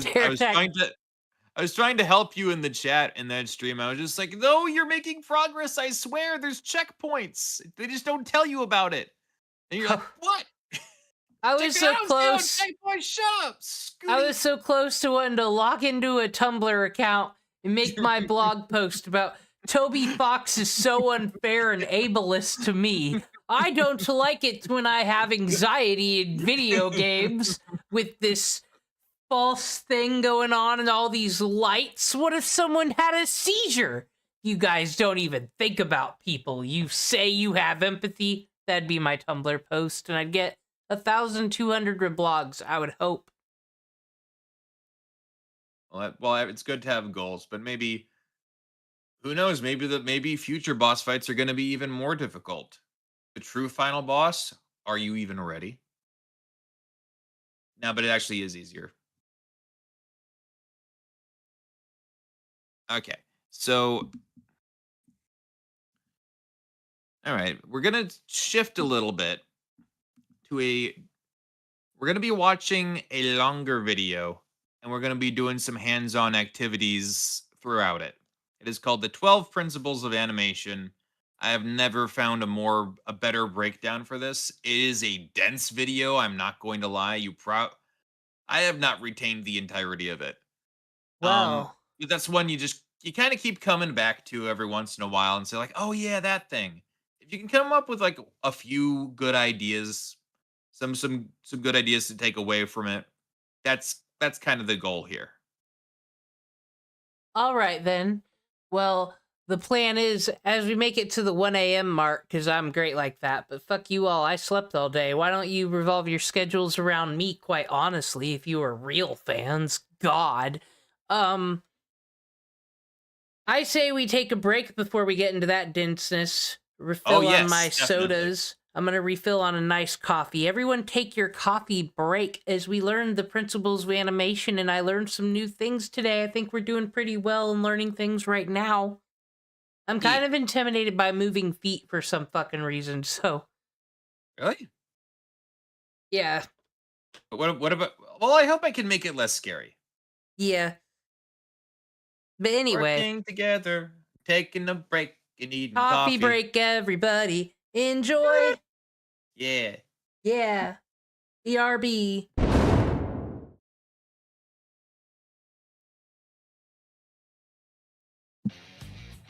That's me.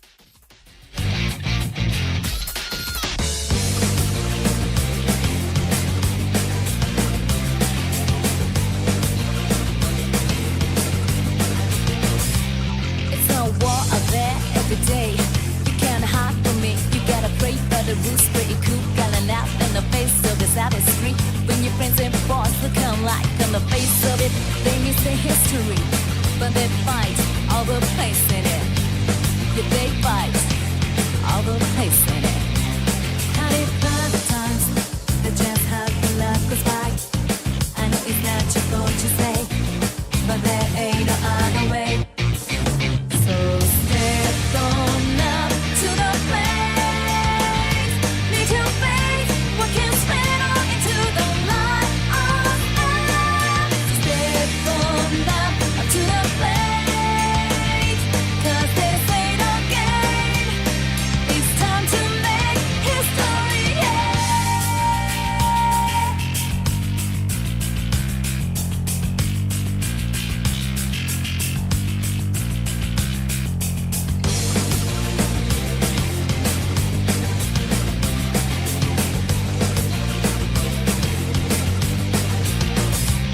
It's a war out there every day. You can't hide from me. You gotta pray for the rules, pretty cool. Gotta laugh in the face of this artistry. When your friends and boss look alike on the face of it, they miss the history. But they fight all the place in it. Yeah, they fight all the place in it. Had it by the times, they just had the life goes by. I know it's not your fault you say, but there ain't no other way. So step on up to the plate. Need to face what can spin on into the light of us. Step on up to the plate. 'Cause this ain't a game. It's time to make history, yeah.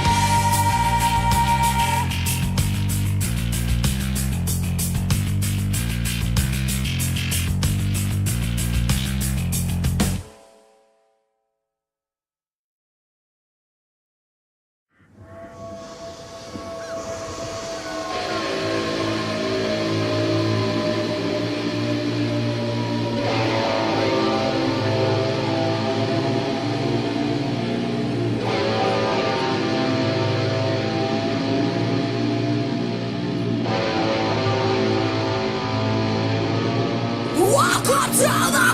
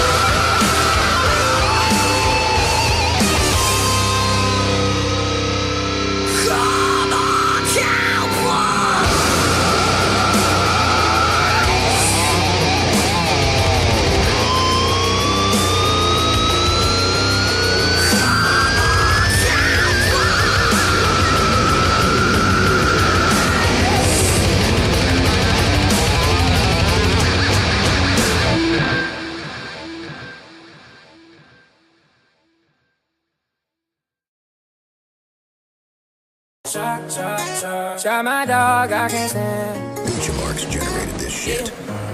Yeah, shot my dog, I can't stop. Yeah, shot my dog until she drops. 2,000 volts straight in her top. Cause my dog can't stay in her spot. Yeah, got this remote on me like in my Glock. If Kaya tried to move, she had a love. She better know I don't give a fuck. She's getting off her place, she's getting strong. Gotta stay in that little place for 8 hours. She getting up, I can't allow her. She my Palestine, I got the power. I'm in my electric ivory tower. Why she act like such a baby? When I shock her, she go crazy, making me look bad on the stream. Gonna hit her with my power beam. I don't know why that stupid dog up. She should know better not to call for help. Cause you already know where my stream is. I do some shit that would get me banned. Don't you know how much money I spent? That dog costs more than your mama rent. I got the most expensive breed. You know that's the one I need. That stupid dog is so spoiled. Yeah, one more time she getting boiled. Moving with my dog to China. I'll lead her up, goodbye to Kaya.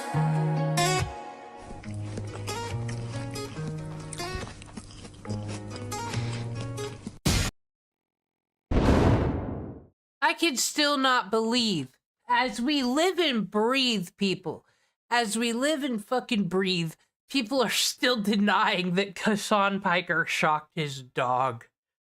But did they think because we moved on to talking about other things, like, I don't know, the Iran war, that people are talking about the war in Venezuela, so that must mean Hassan didn't shock his dog now? Is that the logic? Anyway, I've been doing is using the artist eye, as Sensei Scotty over there has said, to identify how to not be intimidated by animation. And we got this whole dense thing we're gonna be learning, I guess, which is why I said coffee break time. I got Irish cream in, honor of St. Patrick. And you put the creamer in before you start the Keurig, I learned, and it makes it way more better. Actually, here's some hot Keurig coffee tips for you guys, because that's what this stream's known for. You know Ice Mountain? That shitty spring water that losers drink, the store brand water is better, actually. But no, what you do is you get that shitty water, and you add a quarter of it into the water tank, and then the rest is the regular water. And then it makes the coffee taste heavier and denser. You're welcome. Anyway, time to get to something very important before we get into the tense principles of animation, and I'm going to let Scooty come on for the fun of it since he is working on a video game right now. Want to do some post-mortem devlogs very quick, see what journeys people are on? Shut the fuck up, Tonto. You don't drink Indiana water from the tap. That's disgusting. Anyway, call our boy.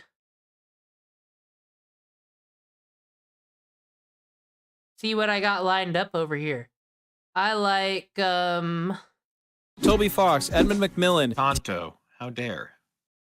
Yeah, please tell him how dare. I've only been to Indiana once, but yeah, I bring bottled water there now.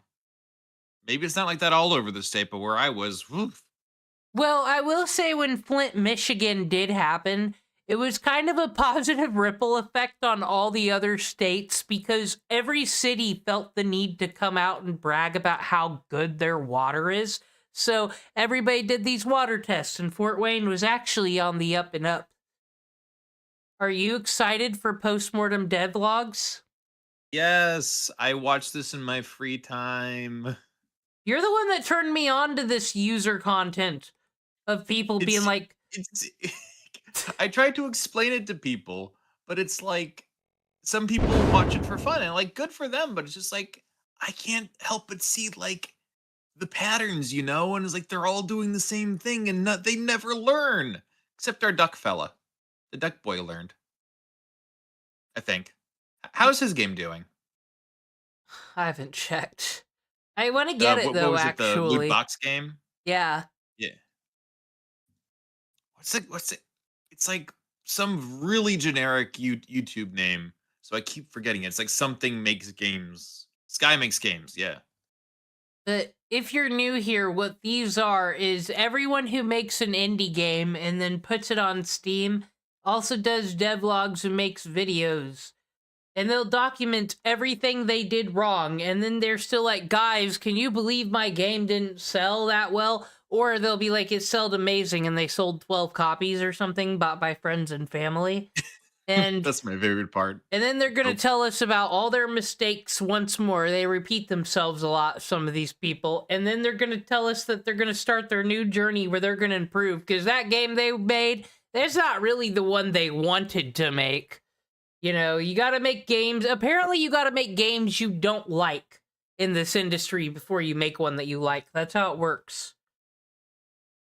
How does So, it work that way? who knows? This video here, I'll screen share with you, could be the one that defies all expectations, you know? 5 million, huh? Why do I feel that's like first frame clickbait? First frame bait.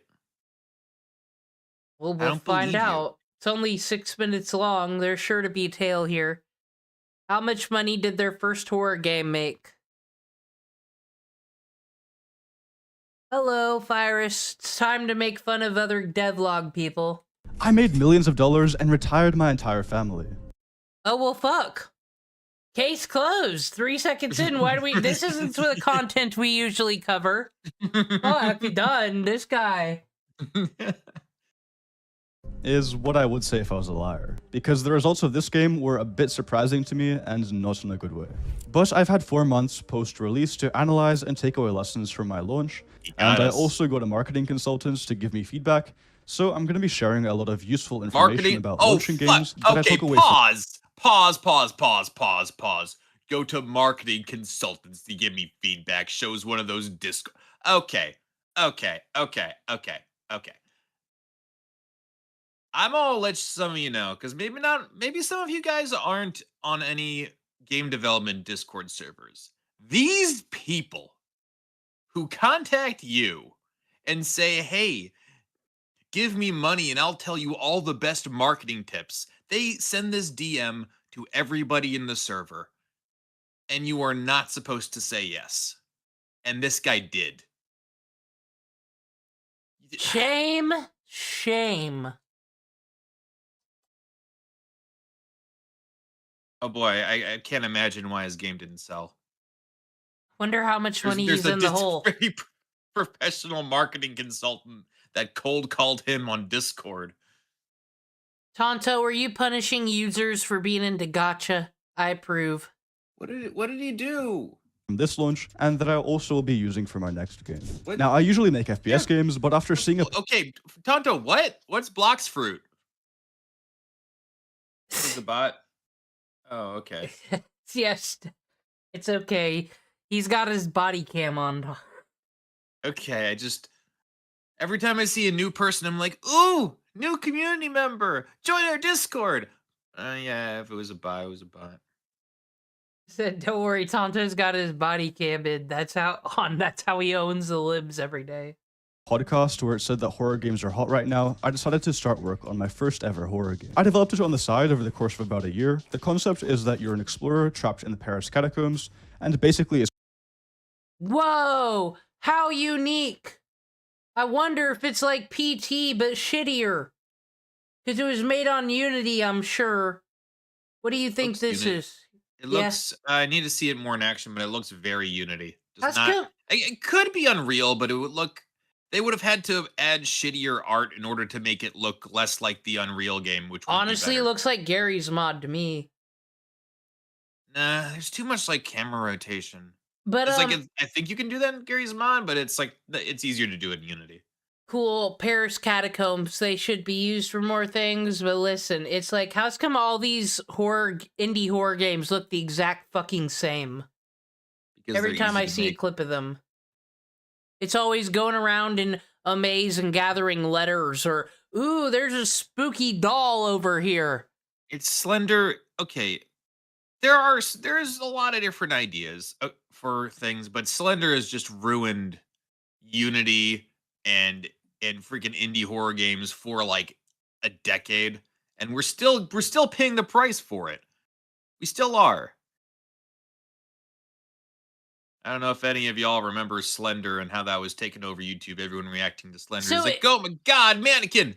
We've talked about this, the people who make games copying a trend that's not going to be cool anymore by the time their game's over, and like Flappy Bird is one of the hugest examples of that. So is like Slender Man the one that just never stopped? Because all these games is the same, then there's F for flashlight, so they can do that, and then they got batteries for it, they need a refill, or it's gonna get dark, and then it's spooky when it gets dark. They're all the same. I will say, there is one horror game that I've played that feels different, and it's called 7 Days. And I like what it does because it like fucks with your brain. It messes with the map. They somehow put it together in fucking Game Maker, even though it's 3D. So yeah, I think when I think of like a horror game that at least isn't derivative, that's indie, that one does come to mind. I'm sure there's more, but this is like they pick it not because they love Slender so much, but it's because it's the easiest one to remake. Basically, Breakout. Haunted by this possessed creature, and there's other demonic or haunted stuff going on. You solve a couple puzzles, there's about an hour of gameplay, a bunch of zones like these caves, tunnels, rooms, this subway, and then a maintenance room, and a sewer. Okay, I admit I've never seen a horror game that looks like this with what looked like the map from the new Metroid game that came out. That was a bit different. Okay, maybe we were a bit harsh. Let's let it cook. And the scares are anything from jump scares to chases, fights, sounds, or just really eerie stuff going on. It launched with about 1,000 wishlists 4 months ago, and I priced it at $5 because it's short. It's been out for 4 months and only sold 46 units, which means I netted a... Oh, let me give him the obligatory 46 good months. Gone Home isn't good. About $177. With return... $177, that's worth another... It's like 1 day of work at a minimum wage job. Exactly, that's why sometimes like... And then, I wonder if some of these people who make a little bit of money on stream, or, I'd be out here streaming, but I'm not under the delusions like that, or make like $144, they go to their parents and they're like, see, I told you I could make money on the internet. And it's like, you could just work 2 shifts at McDonald's, but fucking good. I'm left with $135, and then Steam takes a 30% cut, which means I myself only get $94.50. I made most of the... So fucking 1 day at McDonald's, really? art and models myself, some was from online, and I also had some expenses buying some assets. I got most of my sound samples from the you had to Zapsplat for like $100 for Steam, so that's basically yeah. Then he lost $5. Oh, so that's why all the games look the same, because they all buy the same fucking asset packs on the cheap. I gotta imagine these aren't the most expensive ones. I mean, if they didn't have the Paris Catacombs in the freaking asset pack, what do you want from him? To buy the asset pack he that wants has your $5. He wants your $5. And most of the tunnel art I made myself, but since I was going for a hyper-realistic style, I did use some assets for things outside of my modeling skill level. I spent $90 on some environment art, and $107 on monsters, gore, and stuff like that. I'm more skilled in programming and low poly art, and honestly the fact that I was not able to make most of the art for the game was probably a bad sign that I had made the scope too big. So overall, by now I'm well into the negatives, especially if you factor in time spent, because I could have instead spent this time doing freelance work, which would have most likely netted me at least a couple $1,000s. But if you ever want to make games, it's just as important to analyze total failures. Even you could make a game that could make some of the same mistakes that I did. Now, this was by no means a low effort game by me, but compared to my last game, this is a pretty terrible result. The numbers are one thing, but what makes it more interesting is analyzing this. So I got some second opinions from marketing experts, and I've also been ruminating on this for like 4 months now, trying to get some. Oh man, that hype-ass graffiti he had in the catacombs there. Let's look at that now that you taught me how to go frame to frame. Thank you for this hot tip that will improve streaming for sure. Look at the... Actually, as I go frame for frame on this animation, Scotty, this is some fucking Windows 98 wallpaper like shit right here. I mean, I think I had like... I grew up on a Windows 98. Or 95, I don't remember. But I was a kid. I played Lego Racers on that thing. It was a blast. It had a screensaver. On Windows, I'm going to say 95. Windows 95 had a built-in screensaver that didn't look too far off from this. Just do you think he did that graffiti himself, or is that asset pack?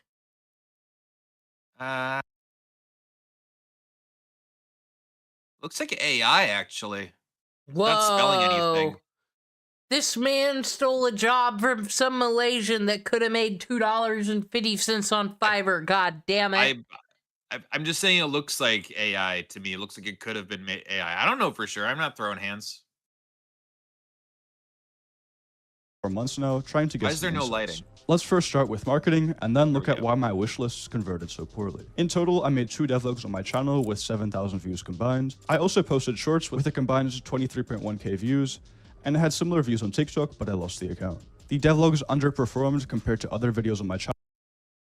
Well, how the fuck can I trust you to make a good fucking indie game when you can't keep track of your TikTok account? What the fuck? Am I supposed to, like, if I'm an investor wanting to fucking invest in your company, I ain't trusting you with the money. You're just gonna lose the login to your bank. What the fuck, bro? And I get into why that is later, but I should have probably stopped the game right there. I also advertised the game through a pop-up on my other game, which gets like 1,000 downloads per day, but it's in a totally different genre, and the target audiences are so different, which is why it wasn't super effective. I also had a free demo on itch at the start, but that only got a couple hundred downloads. Overall, 52% of the visits came from clicking my link and 5% from search, so I can most likely safely attribute at least half of the game's traffic to my marketing efforts. And the rest was bots or Steam just organically recommending my game. I didn't do a Steam demo because the game was so short, so there wasn't enough content for only a demo, and also based off the performance of the videos, I didn't expect this to sell super well, so I didn't want to invest too much extra time into it. Regardless, I launched with 1,000 wishlists, which for most games you can expect to sell at least 27% of that in the first month. Oh wait, stop. No. Okay, call me crazy, but I'm suspecting that it didn't sell as many as he expected, probably because devlog watchers aren't his target audience for his game. And this was not part of his marketing calculations. I know, complete shot in the dark here, but putting my money down on it.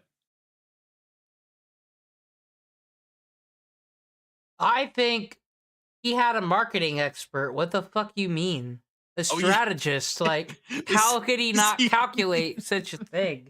Even Tonto's bringing this up. Like, did the marketing expert say, yo, make 2 devlogs, that'll sell your game? Yeah. I hope you paid him well. I'm just always confused. I will never understand. Like, cool, if you want to play around with putting your game on Steam and all that, and you want to throw $100 away. But, like, these games that they're charging money for, I could get on coolmathgames.com, can I not? Like, there are free options out there for hours and hours of entertainment. Even your fucking shitty gotchas if you want to go free to play on any of those fucking phone games. Like, for free. Hours and hours of content. What do they think to accomplish with their me paying $3 for low asset trash? I just don't. The thing about that is, I mean, I've talked to a few developers, and some of them do say like, I don't care if anyone sees it. It's for personal reasons. I want to put it on Steam so I can say I put a video game on Steam. You know what? If that's your goal, that's absolutely fine. But this guy, you don't sink money into it then, and you don't cry when it doesn't work out, and you don't hire anybody for marketing. You don't do marketing at all if that's all you really wanted.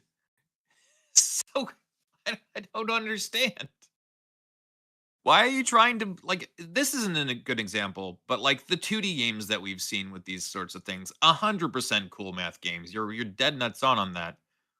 It used to be there used to be even more Flash games galore. Great, fantastic games that ran in Flash. And this is like not even close. I'm sure I've sunk many hours of my life into just Neopets and Gaia Online were my free options back in the day, and those were, I feel like, more worthy endeavors than these puzzle games they be putting out here on Steam. I don't sense passion. I'm sorry. I never do from these, I'm not gonna lie. I would have sold 270 copies, which is like 1,350 in sales, and more in subsequent months. But as you can see, the wishlist converted super poorly. So why is that? Well, one reason is that I initially Suspicious. How? How could that be? The wishlist numbers converted poorly. Scott. Okay, maybe it looks like he's actually trying to answer the question. And he only made 2 Okay. devlog videos, so maybe that's not where he got most of his wish list. But he's gonna answer it for us. So They got I'm sure it's a lack of forethought. the Dutch audio isn't selling the game. Oh God. marketed the game for all languages on the Steam page, but I ended up stripping it down to only English. Only around 34% of my wishlist were from English-speaking countries, and the rest were from countries like China, Germany, Russia, Brazil, Ukraine, and I also had a lot of traffic from Italy for some reason, so I was just shooting myself in the foot here by not translating it. Another factor was that the Is minimum that specs for my game were why? pretty high. I don't think that's why, my dude. That doesn't make any sense. I mean, like 34% isn't a whole lot, I guess, but English kind of is the international language. Save for a few cultures, like pretty much everybody learns English in school. I don't think that's it, bro. Why the fuck are the Ukrainians buying this trash? That's all. Oh, 32 gigs of RAM. Oh, wow, that is bad. And oh, look at that graph. Oh, actually, I can't tell with fucking GeForce because that number is completely superfluous. You can't check by that number to know how good it is. You have to look it up. But yeah, these specs look like 2 gigabytes of available space. What? I'm just looking at these specs. This is insane. This is not optimized at all. Disgusting. This is disgusting. That's all I know. I don't even understand what any of this means, and I'm just like, disgusting. Well, you know what 2 gigabytes on your hard drive is. That's 2 like, gigabytes for this game. Does that sound right? God, what is this, Da Vinci? Oh, God, don't get me started on Da Vinci. Because of the art style that I was going for. This excludes a good chunk of the Steam audience. For example, an RTX 2070 or better is at least a $700 gaming PC, and only about 40% of Steam users have a rig like this or better. By contrast, most successful indie horror games target hardware that at least 80% of Steam users have. Now, why did my game do so badly on social media? I think the issue is that the game looked too generic in thumbnails and also in the Steam page. And the game was too generic. Hey, though, that means he has an artist eye, just not when it comes to buying asset packs. I suppose, like, wow. Buyer's this is the thing remorse. where you bought asset packs, but then when you show screenshots of your game that uses asset packs, it looks generic. Whoa. Man, if there, I wish there was. Why would that be? Gotta render out a just- server it's- rack to find out. Run it. I love how he doesn't bring that up. Just he immediately goes to the graphics instead of blame the genre. Like the fucking graphics. He hasn't blamed the genre yet, but you know, there's still time left. Said everyone, we got to get to work on some new bingo sheets. Devlog 1 and the child abuse one. That's what we have go cooking up on the stream. Well, the devlog. I mean, Dan was building the devlog for his, to his credit, he was building the devlog bingo sheet before he Well, abandoned us. We just got to go back to the chat logs for all those, but here, we'll pour one out. Dan, he said he was going to try out for Kirei Kotomine, but we're stuck with Nicolas Cage. He never sent his reel in. I'm sorry. It's not what I wanted to do either. Before his life was cut tragically short. It's my Discord's a democracy, and I'm not stopping any of the mods. He's just kicked from the server. He can come back whenever he wants. Anytime he wants. There's hundreds of horror games that release on Steam every day. For horror, indies really shine in making unique art or stylized horror games that capture attention. An example is Choo Choo Charles, Granny, or Lethal Company. All three of these games look so unique and different from the AAA titles that it draws you into wanting to play the game. Another issue was that the game was just based on a cool idea I had in my mind, no actual research of what's popping or something. Yeah, why would we want to do that? No research of what's popping. Why would you want to? Okay, the problem was that he like it came from his own mind and what he wanted to do. What he should have done was make a game that he really didn't want to make and what was popular. Then it would have been beloved. I think that's his assessment here. I see no flaws here. Perfect analysis. Why would anyone make a game they want to make? Look, okay, you hear me talking about my consumable idea, my pitch, and I've been making arts for it by myself, not no fucking Unity things for like prototypes. I went through that going on my Deviant arts, but like, I not really want to make. It's cool, whatever. It's like, as I'm saying, these are the wrong people to be in the game. It always feels like. I do want to make one little comment about the consumable thing because you've told me about it in passing. I'm interested in, like, I think it's a good hook. It's a weird hook. It's a good hook. It's a mechanical hook. It's a story hook. That's good. That's good shit. I'm still a little fuzzy on what the gameplay is gonna look like. I feel like I need to like see it in action to really understand. Okay, like, let's say you got the Arizona tea can, right? Alright. It'll be like, you have some other items, like a stick of gum, and your fucking really rare, like I said, it's all gotta be things that are, like, consumable, so Yoo-hoo or something. And it's like, well, Arizona tea can is 99 cents always, so you're gonna use that, more likely. And you fucking, but the problem with the Arizona tea can is, you kind of want to wait till you have some HP low, because there's a chance you open it in random. It's fucking random what happens when you open your consumable, right? You could get a healing effect or something. They all have a healing effect that they do, or some kind of status bullshit, right? But then it's like, but most of the time you're gonna get your generic Pokemon-like monster, and depending, and then all those have their own types, so you'll want to choose that in the items that you use, depending on what you're going against, right? Okay. And then depending on how long that battle goes, your monster's either going to get killed and you need to throw another item out there, or it'll go to its next stage. Or then sometimes, like I said, you'll just get like the legendary form of it. Instead of collecting legendary Articunos or whatever, you'll get the rare chance that your monster will turn into the legendary. That's kind of cool.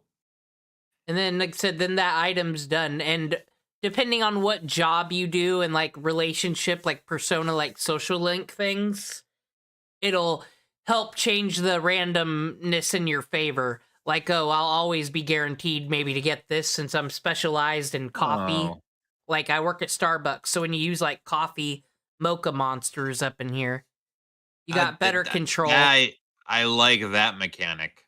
That's a good mechanic, because I was saying like, oh, I was immediately thinking like, oh, if it's a completely random element, well then wouldn't the player feel some kind of lack of control and stuff like that? But I was like, no, you gave them the control right there. You lower the chance of randomness by doing like something that's outside of the battle itself. I like that. Yeah, like a lot. Tonto, that's a good summary. It's like a Nuzlocke every round. Brand new Nuzlocke instead of Yeah. having to restart the game from the beginning all the time when you lose. Just always a Nuzlocke. I like it. It's different because normally, like, it's all about like, oh, I gotta freaking like really connect and bond with my creatures. I mean, you don't always have to do that with games like this. Having the creatures be kind of disposable could be a thing. Like it's like a Fire Emblem versus Advance Wars. Advance Wars, these people don't have names. You can throw them into the fray. But Fire Emblem, you feel bad if you lose any of them, so you kind of play the game differently. I think this would sort of have a similar effect. You'd play the game a bit differently if your freaking soldiers are disposable. Then I was thinking, also like, you know how you have the equipable items, accessories, and all that. And I was thinking, like, what if there was like Nike shoes and things like that? And those are kind of the monster. Like, you have like a couple monsters that do stay with you, and it's like from your Nike shoes and shit like that. Fun. I like that a lot. Yeah, so like I said, I'm playing around with a whole bunch of different ideas and learning it It through sounds the like you're art. still like you're coming up with new ones all the time. I like all these and they work together well. So I'd say don't even commit to anything quite yet and just keep up the brainstorming. These are all great. Probably more brainstorming work than winning over here at the Catacombs game. Thing that grabs attention in one I think the idea that he had was literally Paris Catacombs. That was his game idea. When he says he comes up with an idea. hook. And when you just make whatever games you want, it's sort of a gamble whether your game succeeds. For example, at the time, the most Oh, is that how that works? Every time you make a video game, it's just a gamble whether it succeeds or not. Like, fuck the effort that went into it. But Yeah, it's the yeah, concepts, it's the 100% luck. Yeah, if your game fails, you are not to blame ever. You could have done there's nothing you could have done to prevent this.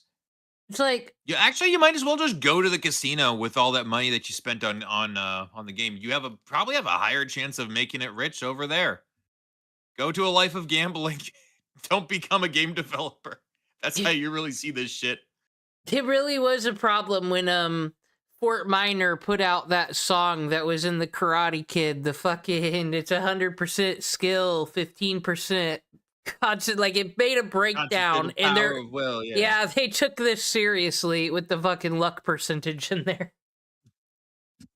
successful genre was co-op horror, which my game didn't lean into. Honestly, I should have cut the project early by testing initial reactions, because it didn't align well with my skills or audience. Now, after release, I got a marketing What a hell of a fucking criticize. Your release, you got the no. He got a marketing consultant after the release. Bro, it's over. That's how consultant Steam works anyway.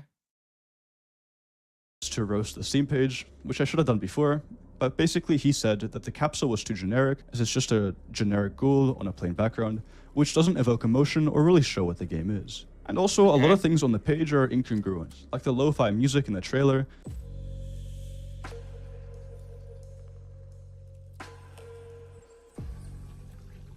There was also a poor hook in the first few seconds. You've also done like music for trailers and stuff, and you've done video game music. What do you think of lo-fi with horror? I kind of don't hate the idea. I wish someone would do it right. No, it's this. It weirdly enough, not too out of place. It was totally fine until the monster was on screen. Then there was dissonance. Like that's because there's no action in it. So when you see something that's like perilous and then the music doesn't change, that's saying like, oh, the emotion doesn't change. It basically undermines any threat. So like if like fucking Thanos showed up and then there's like he's about to fucking snap the fingers, but then like the lo-fi music doesn't change at all. It kind of says like, okay, don't worry about that guy. It's not great for when you want to, create a horror game in a sense of dread. If you feel like you're safe while playing it and you're just kind of like, I don't know, kind of looking at it from the outside, like, oh, you're fine. That's kind of the effect that it has. If you're just exploring, though, that's fine. But then you shift when there's like when like there's something scary going on, like it could just drop out, and then it could start like ramping up, and then you could see like all the crazy shit. Then like it goes from like lo-fi to be like just like a break, and then just something like something a little bit more like a riser that has a little bit of like a screamy horror element, while you just cut between different things.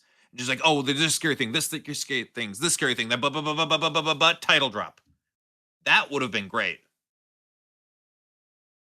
Not just lo-fi in the background and show some gameplay. That's probably good enough. That'll sell. It's because it's more slow and atmospheric, and overall the game doesn't appear as memorable among hundreds of horror game options.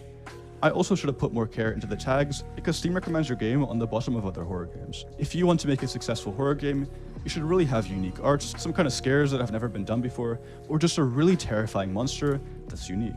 And who knows, maybe I'll relaunch Catacombs later with better marketing and rework it, but I hope you took away something interesting from this video. Overall, this project was really good to dip my toes into another genre, and was also a good practice round for my more serious project, which I'll be launching later this year. I'm really proud of how the game turned out regardless, and I'm also really proud of what I was able to make in a genre that I've never done before. He was really proud of that. Good for him. So he hired the consultant to tell him that his trailer and his thumbnail sucked. I could have told you that, bro. You could have just messaged me, said like, "Hey, what do you think about this?" I'm surprised you didn't see it, but whatever. What else we got? Well, I was thinking we could move on to the curriculum, and then when we get after we do a activity there, we could look at another postmortem devlog. Our All right. favorite genre. Well, that's cool. I would just whatever stopping point you want to do. These levels are Because there's like little like I've already broken up this video into multiple different activities that we can do along with the video. So just I'll leave that up to you, because I don't know when the best stopping place will be. You ready? I'm loading up the video. Big games. The 12 Principles of Animation. It's exciting. All right. Hey guys, so I decided. And this is like you say, this is like the most important video. It's got 15 million views. It must be.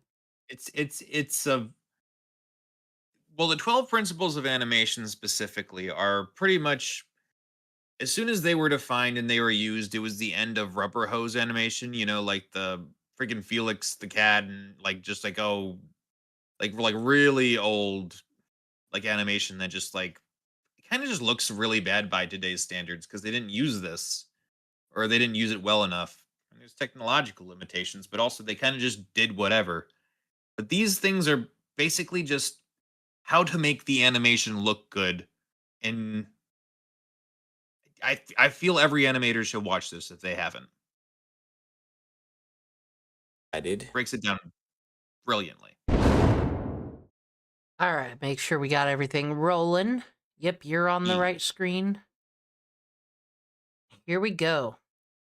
To make a video series dedicated to the 12 principles of animation, as described by the legendary animators Frank Thomas and Ollie Johnston. So the first principle is squash and stretch. This is the principle. This is some Cuphead stuff. That animated objects will get longer or flatter to emphasize their speed, momentum, weight, and mass. Here's a bouncing ball that has squash and stretch. And here is one without squash and stretch. See the difference? The amount that an object squashes and stretches says something about its mass.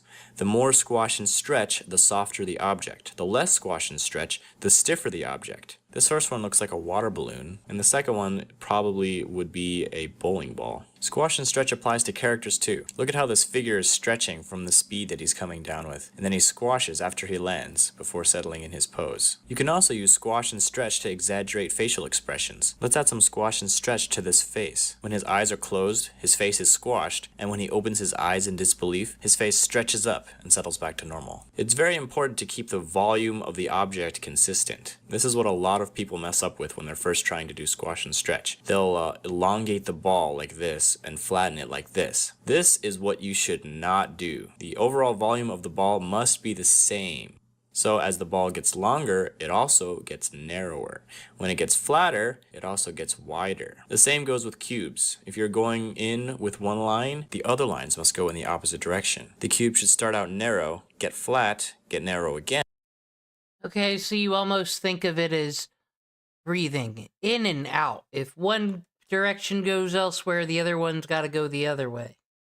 Yeah, that's a cool way to think about it. Yeah. Because, you know, I get confused and overwhelmed when numbers and heights and verticals get brought into here, but that I can understand.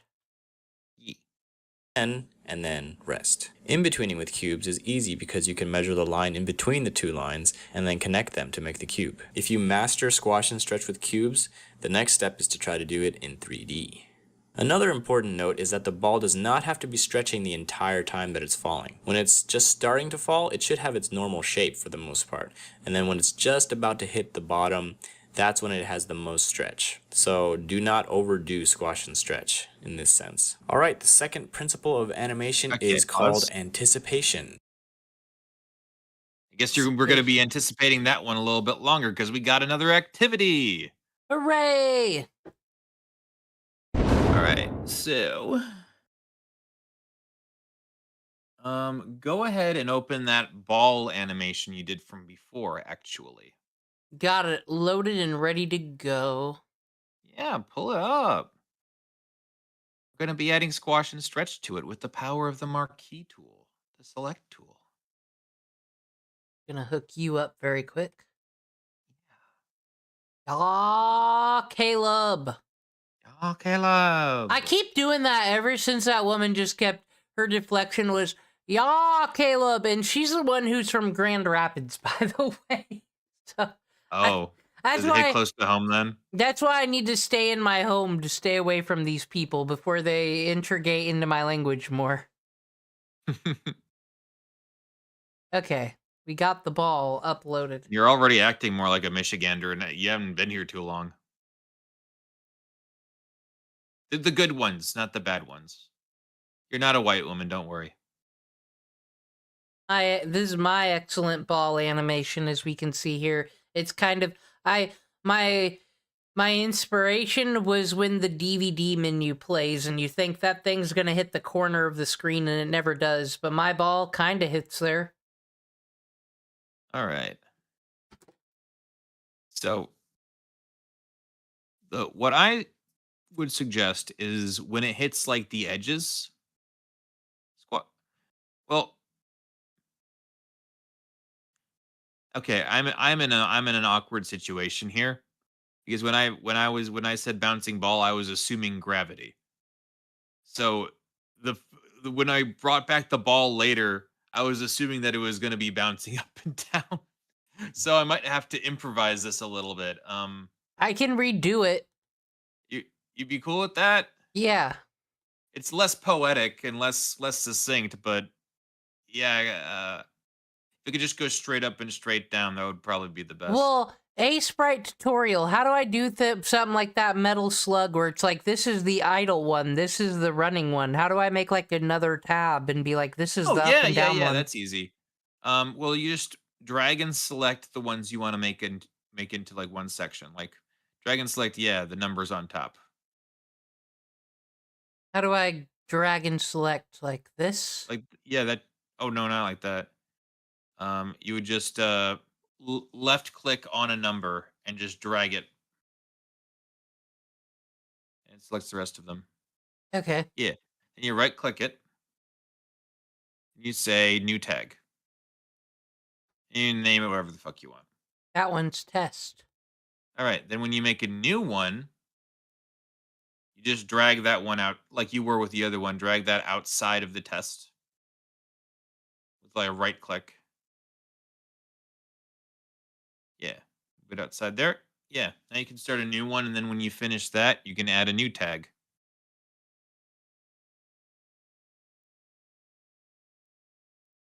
All right, so that's the original ball, and we'll make it go down. Yeah. As many frames as you want. And feel free to ask questions. Ball hit the ground.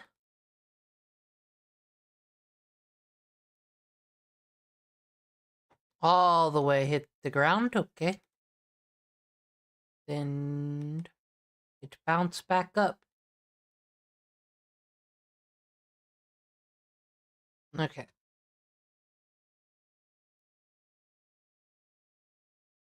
That way you mean? I got 4 frames. Okay. Well, does it go back to where it was at the start? It's got to be its own tag, it seems. Yeah.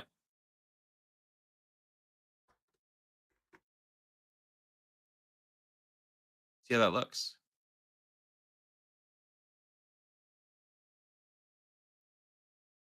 Goes Pretty back. good. Yeah. You want to change anything? Do you think it needs something?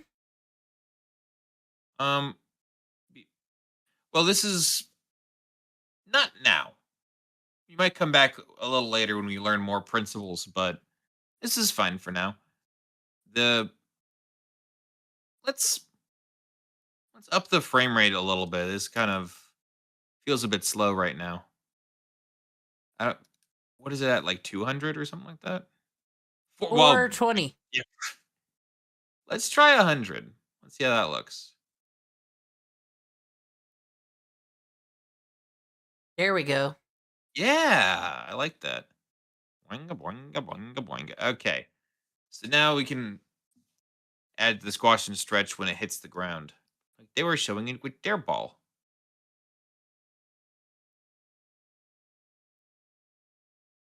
So frame number 10 right here.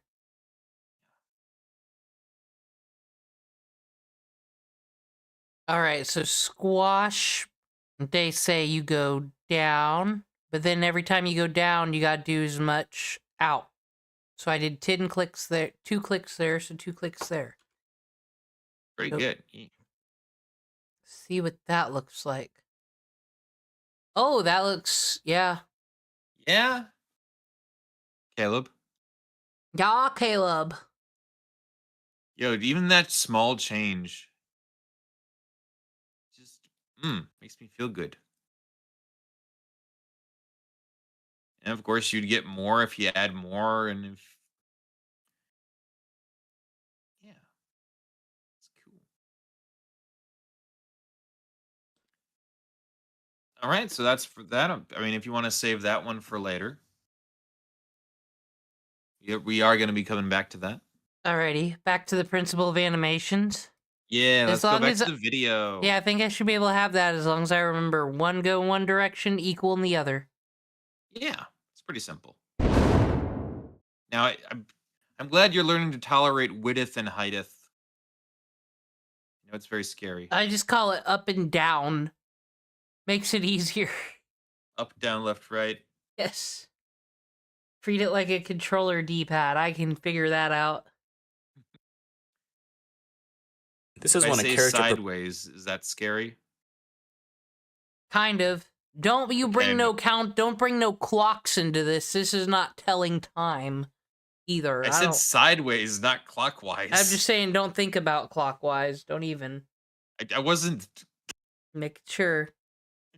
prepares for an action No to clocks. give the No clocks here. Step 2. audience a clue as to what is happening next, as well as to make the action appear more realistic. One example is when a character is about to jump. Before leaping into the air, he has to prepare for the action by crouching down to build energy. It's like a spring that coils up before releasing. Look at this character jumping without any anticipation. It looks very unrealistic because the energy to jump comes out of nowhere. I don't see the problem. That's very much my planet needs me. I prefer Yeah, it the looks like latter here. Omni-Man. Here's another example, a punch. To add power to the punch and communicate to the viewers that he is about to punch, he reaches his arm back and then punches. By contrast, having no anticipation results in a very weak punch. You'll see this in a lot of cartoons. Before running, a character will wind up before taking off. In the previous video about squash and stretch, this face actually uses anticipation as well. Instead of immediately stretching up, the face squashes first to anticipate the stretch and give it more power. Anticipation helps communicate actions to the audience by preparing them for the next action. This can happen in many ways. If a character is about to take something out of their pocket, they make their hand very visible and up in the air before going into the pocket. Otherwise, the audience might miss it and wonder how they got that object in the first place. The most important thing is that the viewer notices the hand and the pocket, so the character cannot be performing any competing actions. Let's say that something's about to happen on the right. A character may prepare for that action by pointing their eyes and head to look in that direction, leading the viewers to also look there. It's important to make it as easy as possible for the audience to understand what's going on without having to watch it twice. But this can also be used to trick the audience too, if you lead their eyes in one direction and then surprise them by having something happen on the other side of the screen. Taking anticipation a step further, you can actually have multiple levels of anticipation. Let's go back to our punch animation, where the character winds up before punching. This animation has one level of anticipation. Now look at this one. The character is actually winding up for his wind up by going forward, then winding up, and then before punching, he throws his other arm back to further anticipate the punch. This punch is very complex. It's actually similar to what a baseball pitcher does when he's getting ready to throw the ball. So the third principle of animation is called staging. Staging is the presentation of any idea so that it is completely and unmistakably clear. This is a very broad principle because it covers so many areas of animation. It can apply to acting, timing. Well, this is anticipation, but going back to stretch and squash, I've actually noticed a lot of GIFs on DeviantArt. They're just using that just to, like, their characters aren't really doing any animating or any action or anything. It's just that, and it just gives it a whole new level. Yeah. So I am going to start implementing that way more. Yeah, it's a nice little shortcut. There's some storytime animators that just use stills and just like do a little bit of squashing and stretching to kind of trick people into thinking it's fully animated when it's not, if you really pay attention. Camera angle and position and setting. So when you're animating, you want to be in full control of where the audience... Camera angle also. That's what we had with the train that we looked at. Oh, sorry, I've been going off of the stream because you're not sharing the screen. So I thought I returned it to where it was supposed to go. Hold on. If you could just share the overall screen, then that'll be way easier. You don't need to do the application.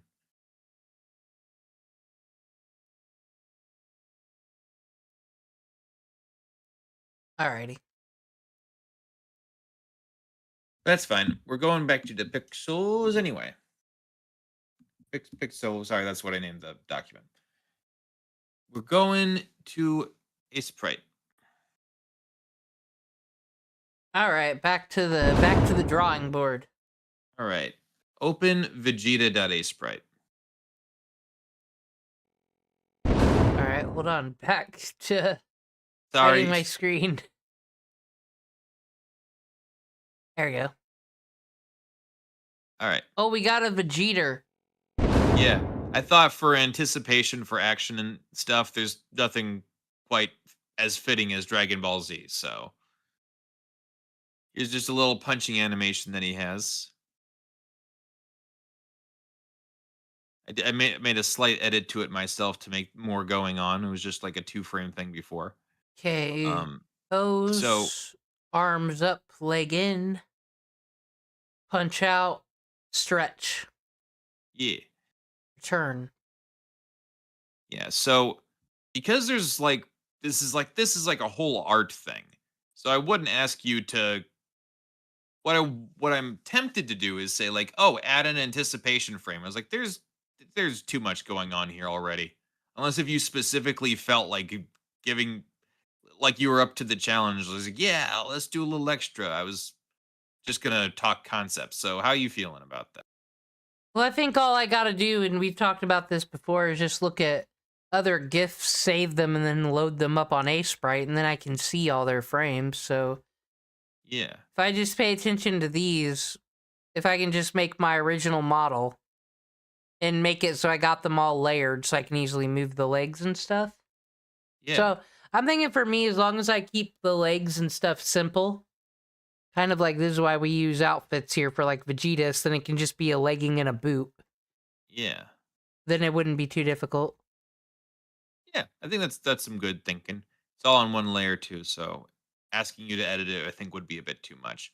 But if you wanted to add more anticipation to this, to make it so the punch hit harder, what ideas would you do? What would you pursue? I would probably make him jumping back a little bit more. Oh, That way it's like more power going forward. Move his body back more. that's a good instinct. So just standing, yeah, that's my thought. I think you could even just do that just by dragging it around on frame number 2. Do you want to try it? Sure. Yeah, you wouldn't have to re-edit it or anything. So just like move it back a little bit, see if it looks better.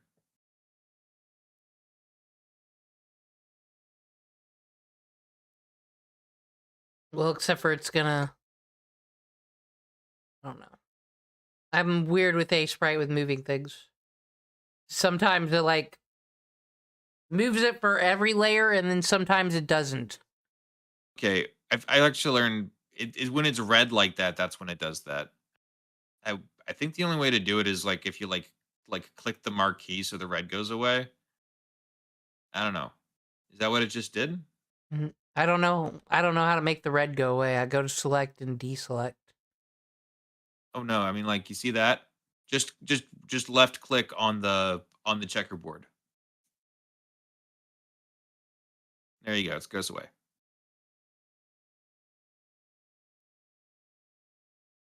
Yeah. See how that looks.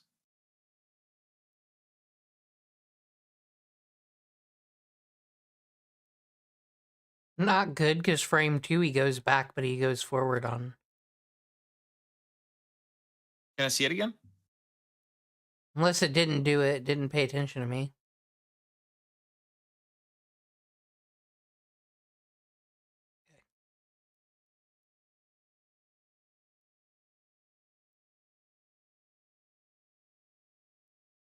I don't think it made a difference. I noticed a difference. I don't remember what it looked like before, so. I like it. Alrighty. So either way, that's the correct instinct. So end result or not. I wish I might have to look that up after this stream, just if there's a way to make this stupid red thing not happen at all. If there's some magical setting, that would be really nice. Yeah. Because when setting this up, I encountered that multiple times, and boy, is that annoying. I don't even know why that's like the default thing. Kind of fucks up everything. So back to the video? Yeah, back to the video.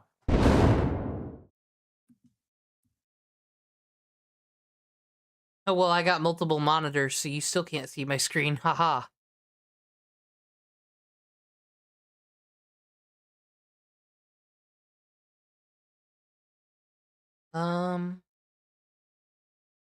There you go. Is looking. Now the stream doesn't get the video. What the fuck?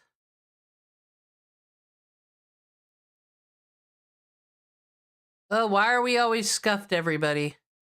There you go. Okay. You're essentially saying, look at this, now look at this, and now look at this. This control is achieved through staging. All of the elements of the scene work together to move the viewer's eyes around the screen. Here's an example of bad staging. The characters are competing for stage presence, so the viewer doesn't know which one to look at. The camera has a lot to do with this. It's important to know when to be close up and when to be far away. Far away is good for big actions, while close-up is good for expressions. Don't have the main action be off to the side. It should be either in the center of the screen or in one of the thirds of the screen. If they're facing to the side, there should be more empty space in the direction that they're facing, unless someone's sneaking up behind them, in which case they would no longer be the main character of the shot. The main action of the scene should be very clear and simple. It can't be upstaged by other things that are going on. This takes attention away from the main point. It should also have proper timing. Let one action finish before the other person starts their action, instead of overlapping them. Sometimes you need to insert pauses if there's something on screen that needs to be processed by the viewer before moving on. Sometimes if there's any text on the screen, you should keep it on screen for as long as it takes to read it out loud 3 times. But it's not just about controlling the viewer's eyes, it's also about conveying ideas. If a character is sad, for example, you want to make sure that the viewer knows that and feels that.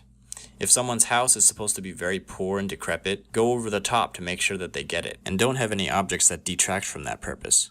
Let's take this scene and give it the staging treatment. This fat guy is eating pizza. The idea that we want to convey is that he is a severe overeater. So let's set the stage more. Let's give him more pizza and put piles of pizza boxes behind him and stains on his shirt. Let's move the camera down below him to make him look bigger. And let's change his acting so that his weight actually gets in the way of his eating, so he can't even reach for the soda without falling over. Now let's make sure to time it right so he notices the soda and then reaches for it. Now the idea is very clear. Alright, so the 4th animation principle is called straight. Anything we need to take away from staging? Because that's just like writing. That's common fucking sense, I think. Yeah. And that's the thing. Like, if everything makes sense to you, then there's no questions to really ask. And it's like, because it is very broad, it can work for anything. And it works from a writing perspective, works from a music perspective, and yeah, animation perspective too. Ahead and pose to pose. This term describes 2 methods used to animate drawings. The first method, straight ahead, is where you draw the first drawing, and then you draw the second drawing, and then the third drawing, and so on. It's basically animating as you go. The second method, pose to pose, is where you draw the beginning and end of each main pose and go back later to fill in the drawings in between. So there are benefits to both methods. Pose to pose is generally better for most actions because it gives you the most control. You have a good idea of what the action is going to look like very early in the process. So instead of worrying if the character is going to end up in the right place, you decide where they end up from the beginning and work backwards. Also, using straight ahead animation can lead to the character changing size or being on a different level from beginning to end. Pose to pose can save you a lot of work. If you were to animate a whole sequence straight ahead and then realize that one pose is off, you would have to change several drawings to fix that one pose. But with pose to pose, you do the main poses to see if it feels right, and you can catch problems early on. Straight ahead animation, on the other hand, is good for animation that is unpredictable. Some examples of this include fire, water particles, clouds of dust, explosions. The reason why straight ahead works well is because there are laws of physics that work at a constant rate, and it's hard to predict how it will work pose to pose. So when animating fire, for example, you just go with the flow based on what you know about fire and let the fire kind of create itself. If we were to look at the beginning and end, we wouldn't even know how to in between it. However, you can still use pose to pose to make the general shapes and fill it in between to make it smoother. Another example of unpredictable animation is overlapping action, which will be covered in depth in the next video. Let's say that a character has floppy ears.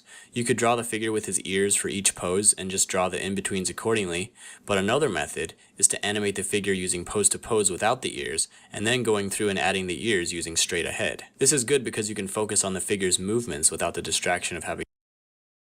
I'm gonna switch you screens and ask you something relevant very quick. All right. Da-da. So I loaded up this here GIF that I saw on DeviantArt. We got 48 frames for this one. Whoa. But I've noticed that like the first 4, nothing happens. It's just like it's there for their animation purposes, and then when we start the eye shutting down, it's like just all quick and rapid. Then nothing, and then we got just the squatch and stretch of the body going forward. Tongue coming out. And then sparkles. I've noticed this is something people use too, is the sparkles that change colors, and it looks like a lot's going on. Like this is just the tail going up and down and the sparkles on this animation here. And we just open up the eyes and do some more bouncing here. And boom. Back to the beginning. I think that's cool. Yeah. I think it's cool, and I think it. Whoa. Well, whoa, how that happen? But yeah, I think in general that's good, and you can have individual like delays for like specific frames, but by the time you put it into like a video game, that data is going to be flattened and deleted, so you might as well just animate like yeah, just duplicate frames like that. Just if you want to do something with timing, like oh, we want to hang on this one a little bit longer to have more anticipation or something, or more buildup, or give a resting point, or simply just to make the other part seem faster in comparison. And it seems like that's what they did here. And I like the end result. I think it looks Yeah. great. This person I'm following on DeviantArt, I really like their sprite work. I think you showed me something else that they did. Yeah, Oh. and I really like the sparkle stuff they do. Said it's simple, but I need to start placating that more. Kind of like a little throwback to Baxter specifically, but he is known for doing a lot of pose to not pose to pose, a lot of straight ahead animation because he just kind of has really good instincts. So he like has like the image in his head already, so he just kind of translates it into like what he's drawing, and then it stays pretty accurate. Like when they're like doing all those like 360 shots going around him, like yeah, it's because he already has a picture of the scene and he does it he does it straight ahead, like one frame, next frame, next frame, next frame. That's why it looks so like fluid. But most people can't animate that way when they're doing characters, so I think not this well. one's neat to use as an example. Yeah. Have on deck. Especially when I'm doing sure. little monsters. Yeah, definitely have stuff like that as a reference. And keep collecting animation references too. If there's something that you like, save the GIF. Yeah. Alright, back to Analyze it. Back to Yeah.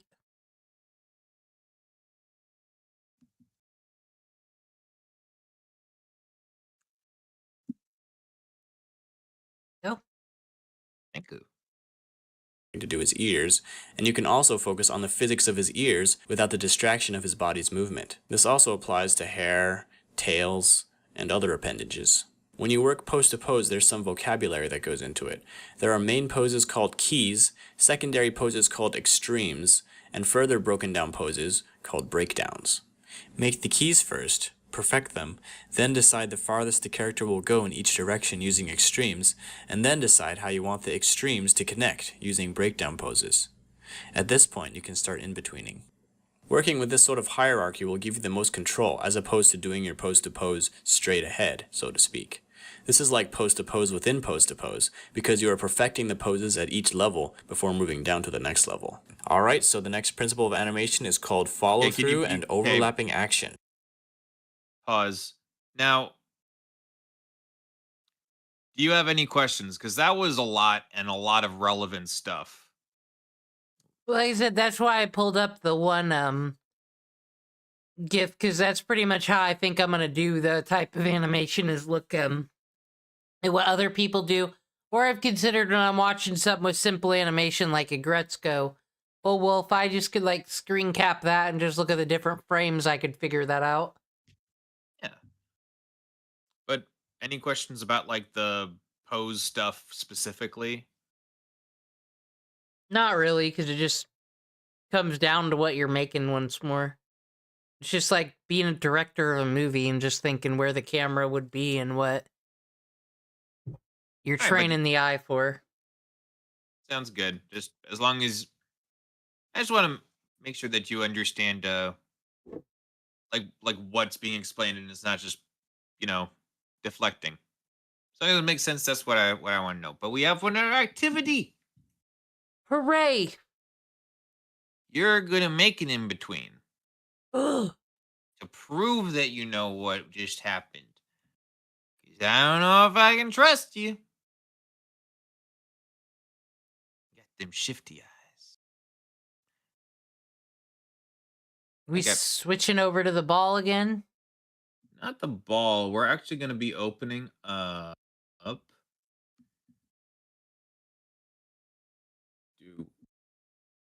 Mushroomon.asprite. Digimon! Woo! This is a language I can speak.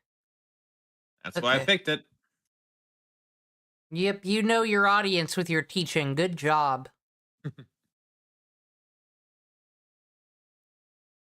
All right. All right. So this has there's 4 frames total here, but there's actually only 2. Those are the keyframes. I want you to make it smoother by on frame number 2 right there. I want you to move things around to make an in between.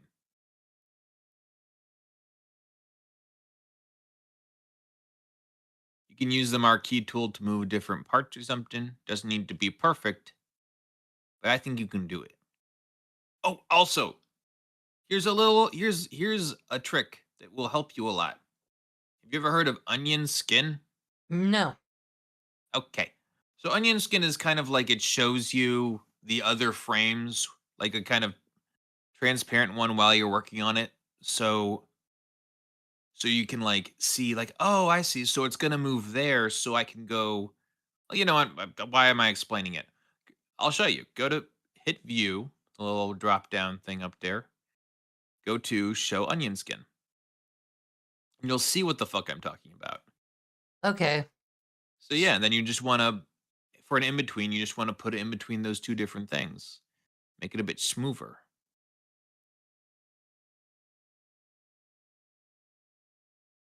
All right, I gotcha. So should I make a new frame or fix this one? I think it would be faster to fix that one. You could just move the different parts with the marquee tool. Might be a little choppy, but that's okay. Oh, wait, I think we learned we gotta get this red away. Okay, there we go.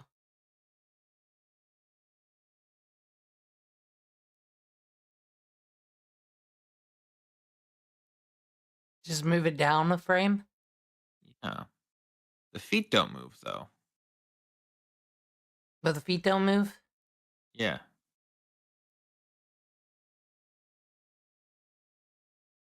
Bad marquee tool. Get out of here. Throwing rocks at you. Where's that button? Okay, so we don't select the feet.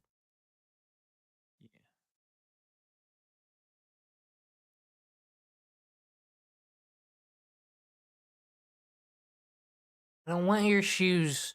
I'm not good at this rectangle thing because I don't want the shoes, right? Then I cut off the tip of the thing. So I gotta get the stupid one out. The lasso tool. Correct? There is a way to like select multiple rectangles by holding shift. So like if you hold shift, you can add more, like select multiple rectangles of things. I think I'm gonna make this more complicated. Because his legs are now an issue too if I'm not moving the feet. Oh no, wait, that kind of works. Yeah. And also, here's a lovely thing. If there's like a little weirdness, you can always just edit it. Yeah. Now, you might want to turn off the onion skin temporarily to see what it looks like without it.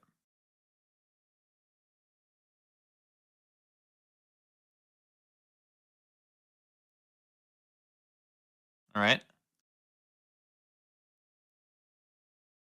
You cool with the feet doing that?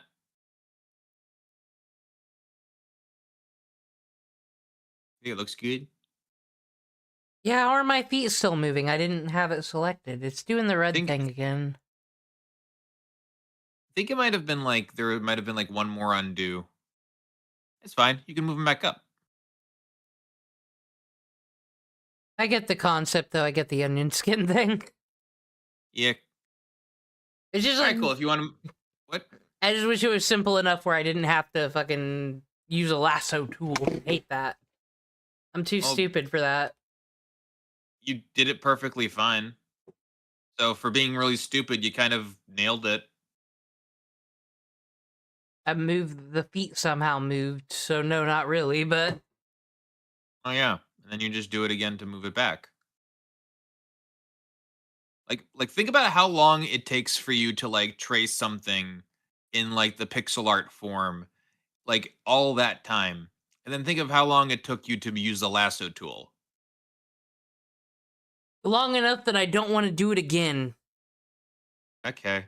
If I mess up with it, it's like I will never go back. I'm like, I am not meant for this getting a circle thing. It's too difficult.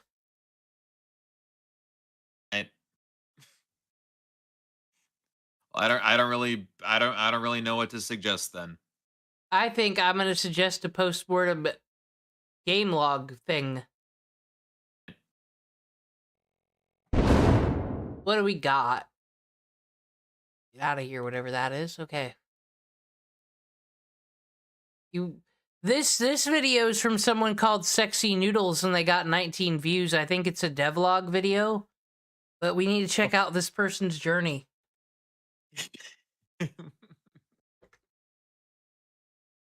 These levels are wet. They got editing in their video too, so we gotta appreciate them. Editing. Now we're talking my language. All right. They're making a roguelike golf game. That sounded interesting.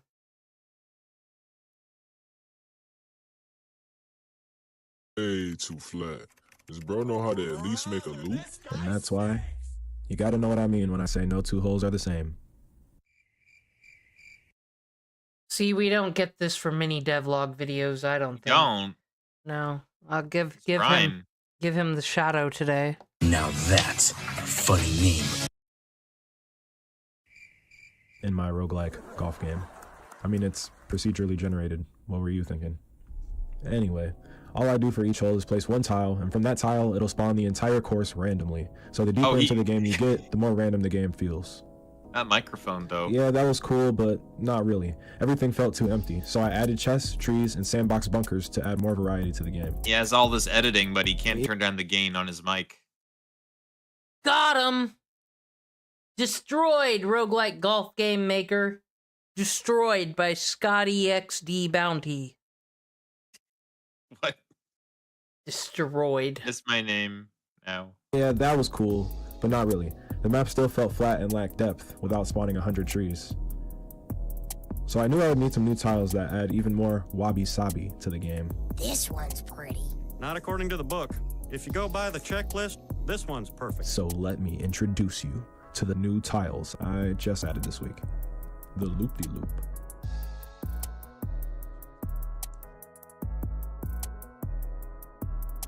The gulag.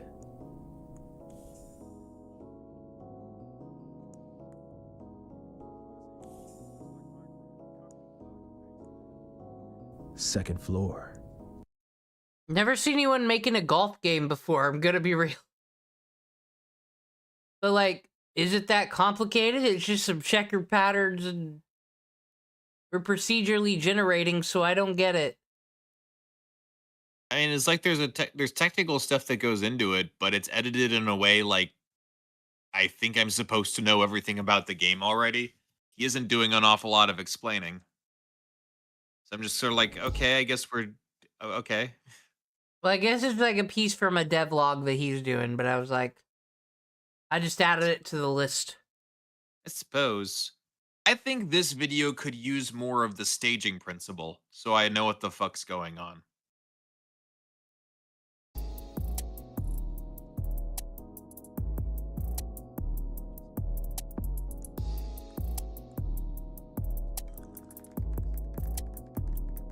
And avalanche.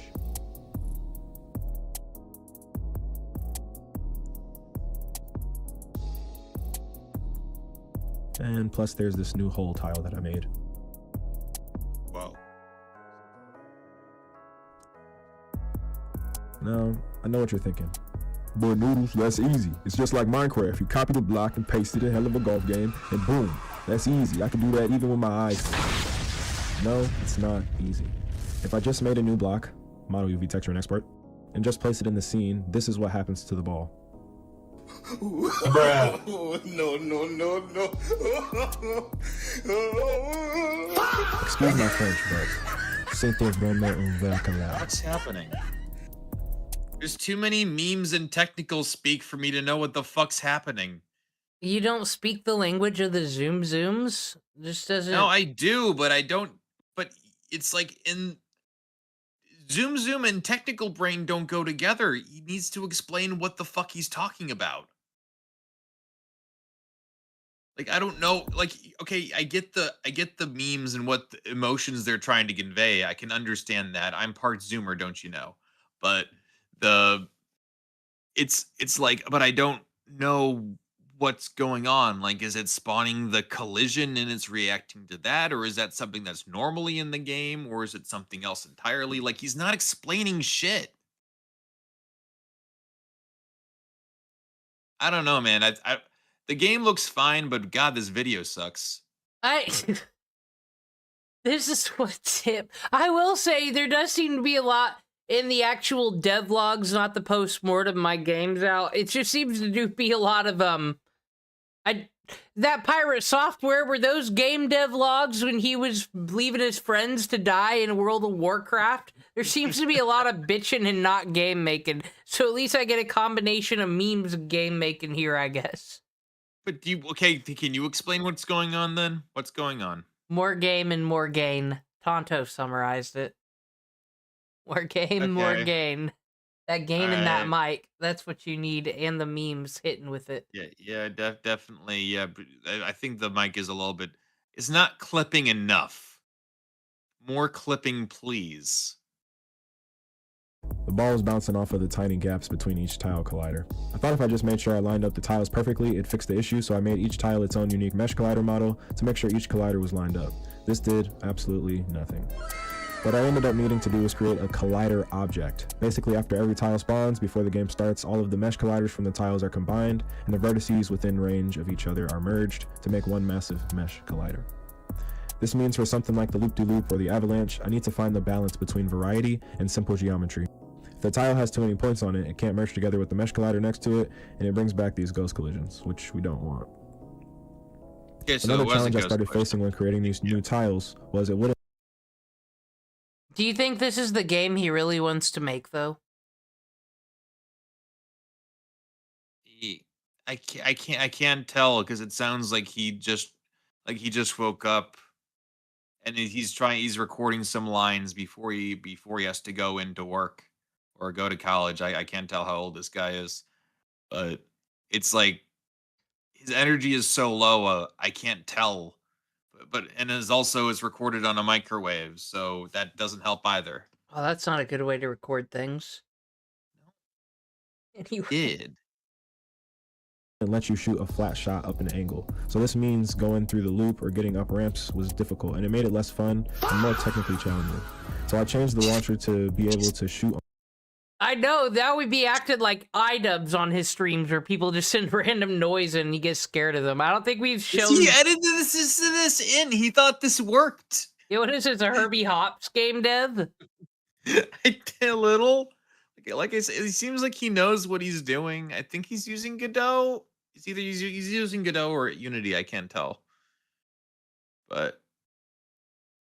on angles, and the line now follows the geometry of the terrain, which I think looks super cool. Even though it comes with its own good amount of his shit. Problem. But you know what they say, once you make a roguelike golf game, you can make a Sonic the Hedgehog game. He's even got the Green Hill Zone pattern here, ready to go. True. Stretched, distorted Green Hill Zone after working pattern. through most of those bugs and making some other minor tweaks, the game feels way more fun and the courses feel more dynamic. If you want to try the game and help development, join the Discord and let me know. Don't. Anyway. In the middle of a devlog series, I like to keep the main thing the main thing. Oh, his voice just dropped, dude. Now you know his age. He just hit puberty. That's the age he is. So today, the main thing is that the obstacles are the opportunities. You can't want to be great, but expect Yeah, everyone get on Discord and message him and say you're a marketing strategist. For $12, I'll tell you what to do. And then we just take everything we learned from devlogs and just repeat that. We're gonna make $21 on the stream, and we're gonna put that towards buying X Play, everybody. G4. His second pirate software puberty. Oh yeah, that's right. Pirate software at puberty twice. I forgot. Hell of a golf game. Oh, he's going for that hell of a boss fandom with this one. great challenges not to come. That's one of the biggest things that kill consistency, is the hesitation to work on your craft just because it's not easy. In the modern day, minor inconveniences and time investments are our biggest fear. Anything worth having costs something, and time is money, so spend it well. See, he's got a devlog series. We need to keep an eye on this one. We've got a sub. I did. I'm subscribed to Sexy Noodles. It was very important. Thank you. Okay, I'll get another one cooking for us here. My plan is, if this is okay with you, we'll do another one of these, and then we'll do another video activity, and then I'll let you go to bed. All right. Actually, I want to see where we are on this, because I don't think there's too many more of activities, so it would just be, I think there's one more, or one or two more, and then it's just like a sprint. But I'll let you call it whenever you want. I'm kind of excited about just learning stretch and squash, and that it's not as intimidating as I thought. All right, I want to see someone else. I want to see someone's first game fail, though. Yeah. That's what we're really here for.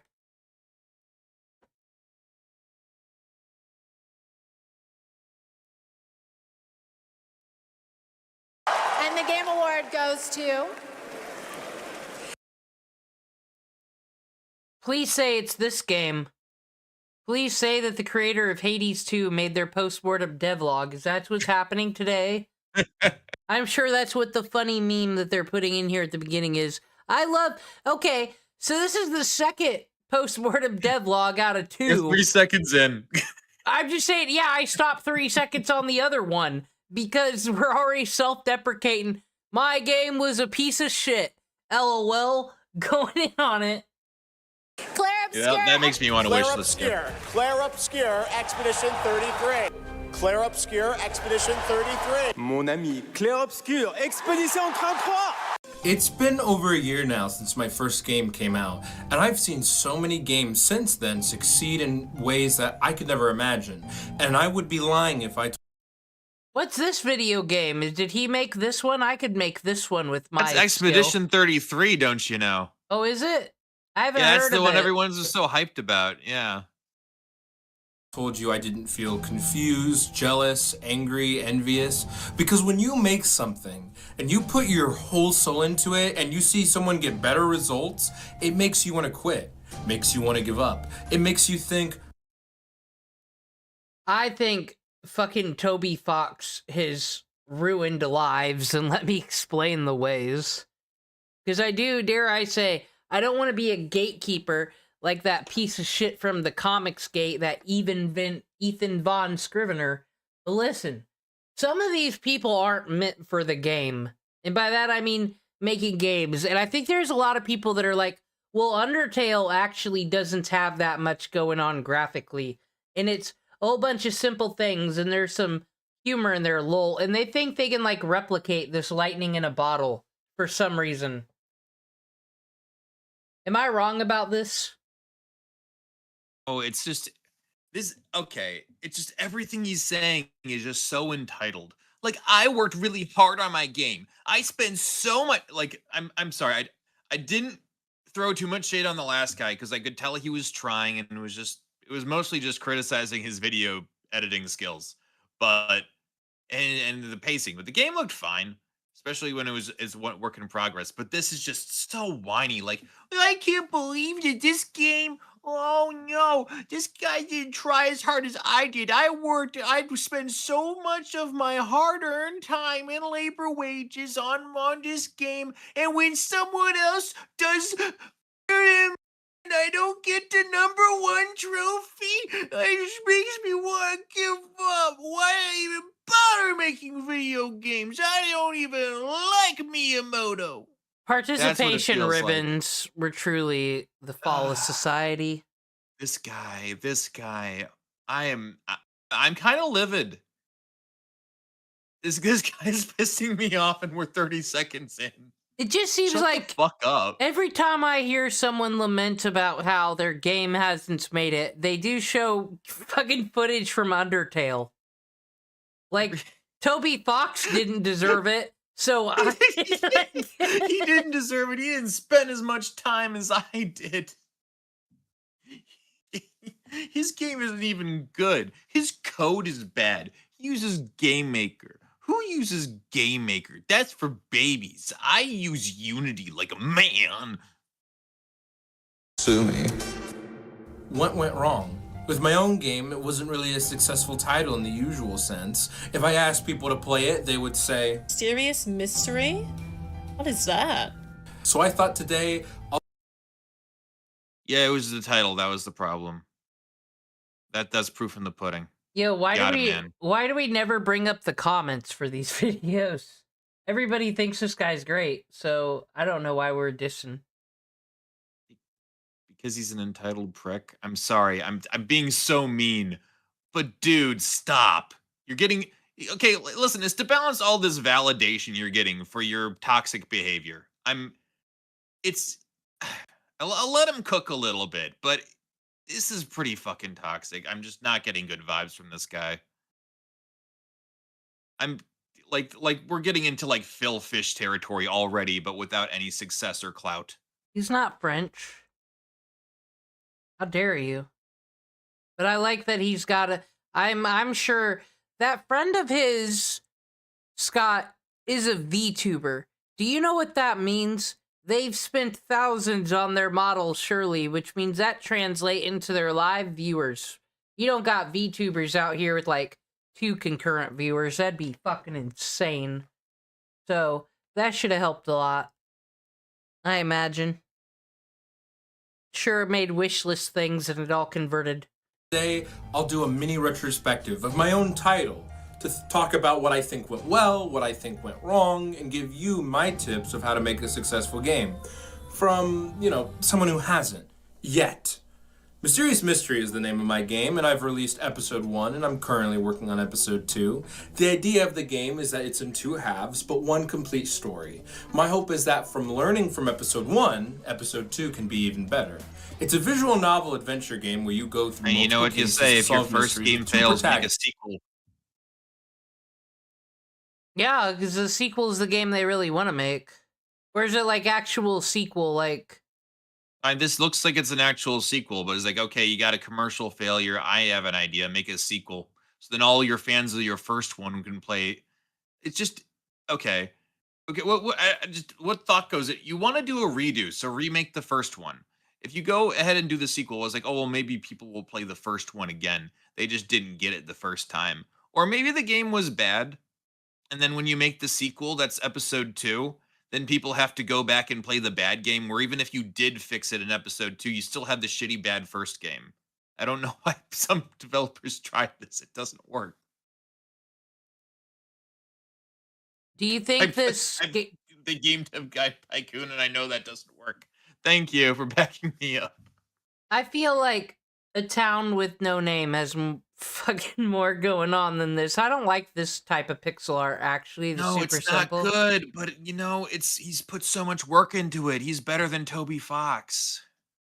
He just doesn't get the recognition he deserves. Am I being too mean? Am I bullying?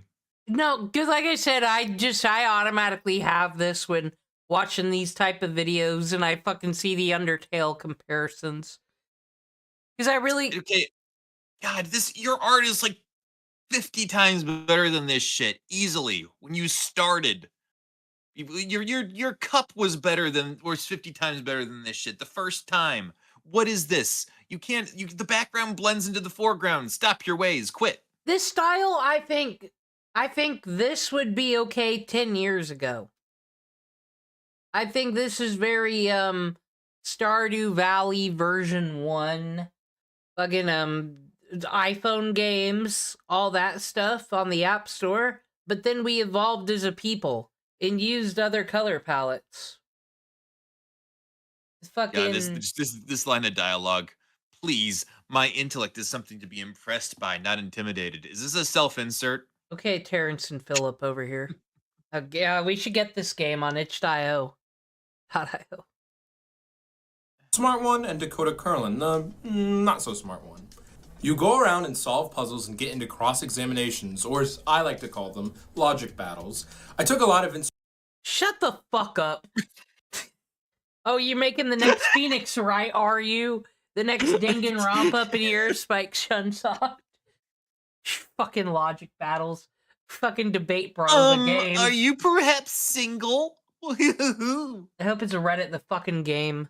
That's cool. That's my other RPG fucking idea on the burner. How to get fucking gamify getting karma on Reddit.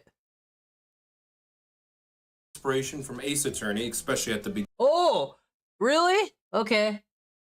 beginning. And for a while, I used to think I was kind of copying it, but thinking more on it now, I don't really think so. This basically looks like 1-for-1 Ace Attorney. You're right. Yeah, dude. I'm glad you really glad you said that. The base. Fucking Capcom, watch out, dude. They're coming out with the lawsuits. So glad that you changed your direction. Fuck. Yeah, man. You want to get all that sweet revenue that you're gonna get from your second installment. We're like I said, I be pixel arting out here as an amateur, but I don't like this. It upsets me. The G should be lower. Like I said, I've seen this art style and this color palette used for tiny. I've played an iPhone game where it kind of looks like this, but they're tinier, the people, and it has more of a chibi style with this.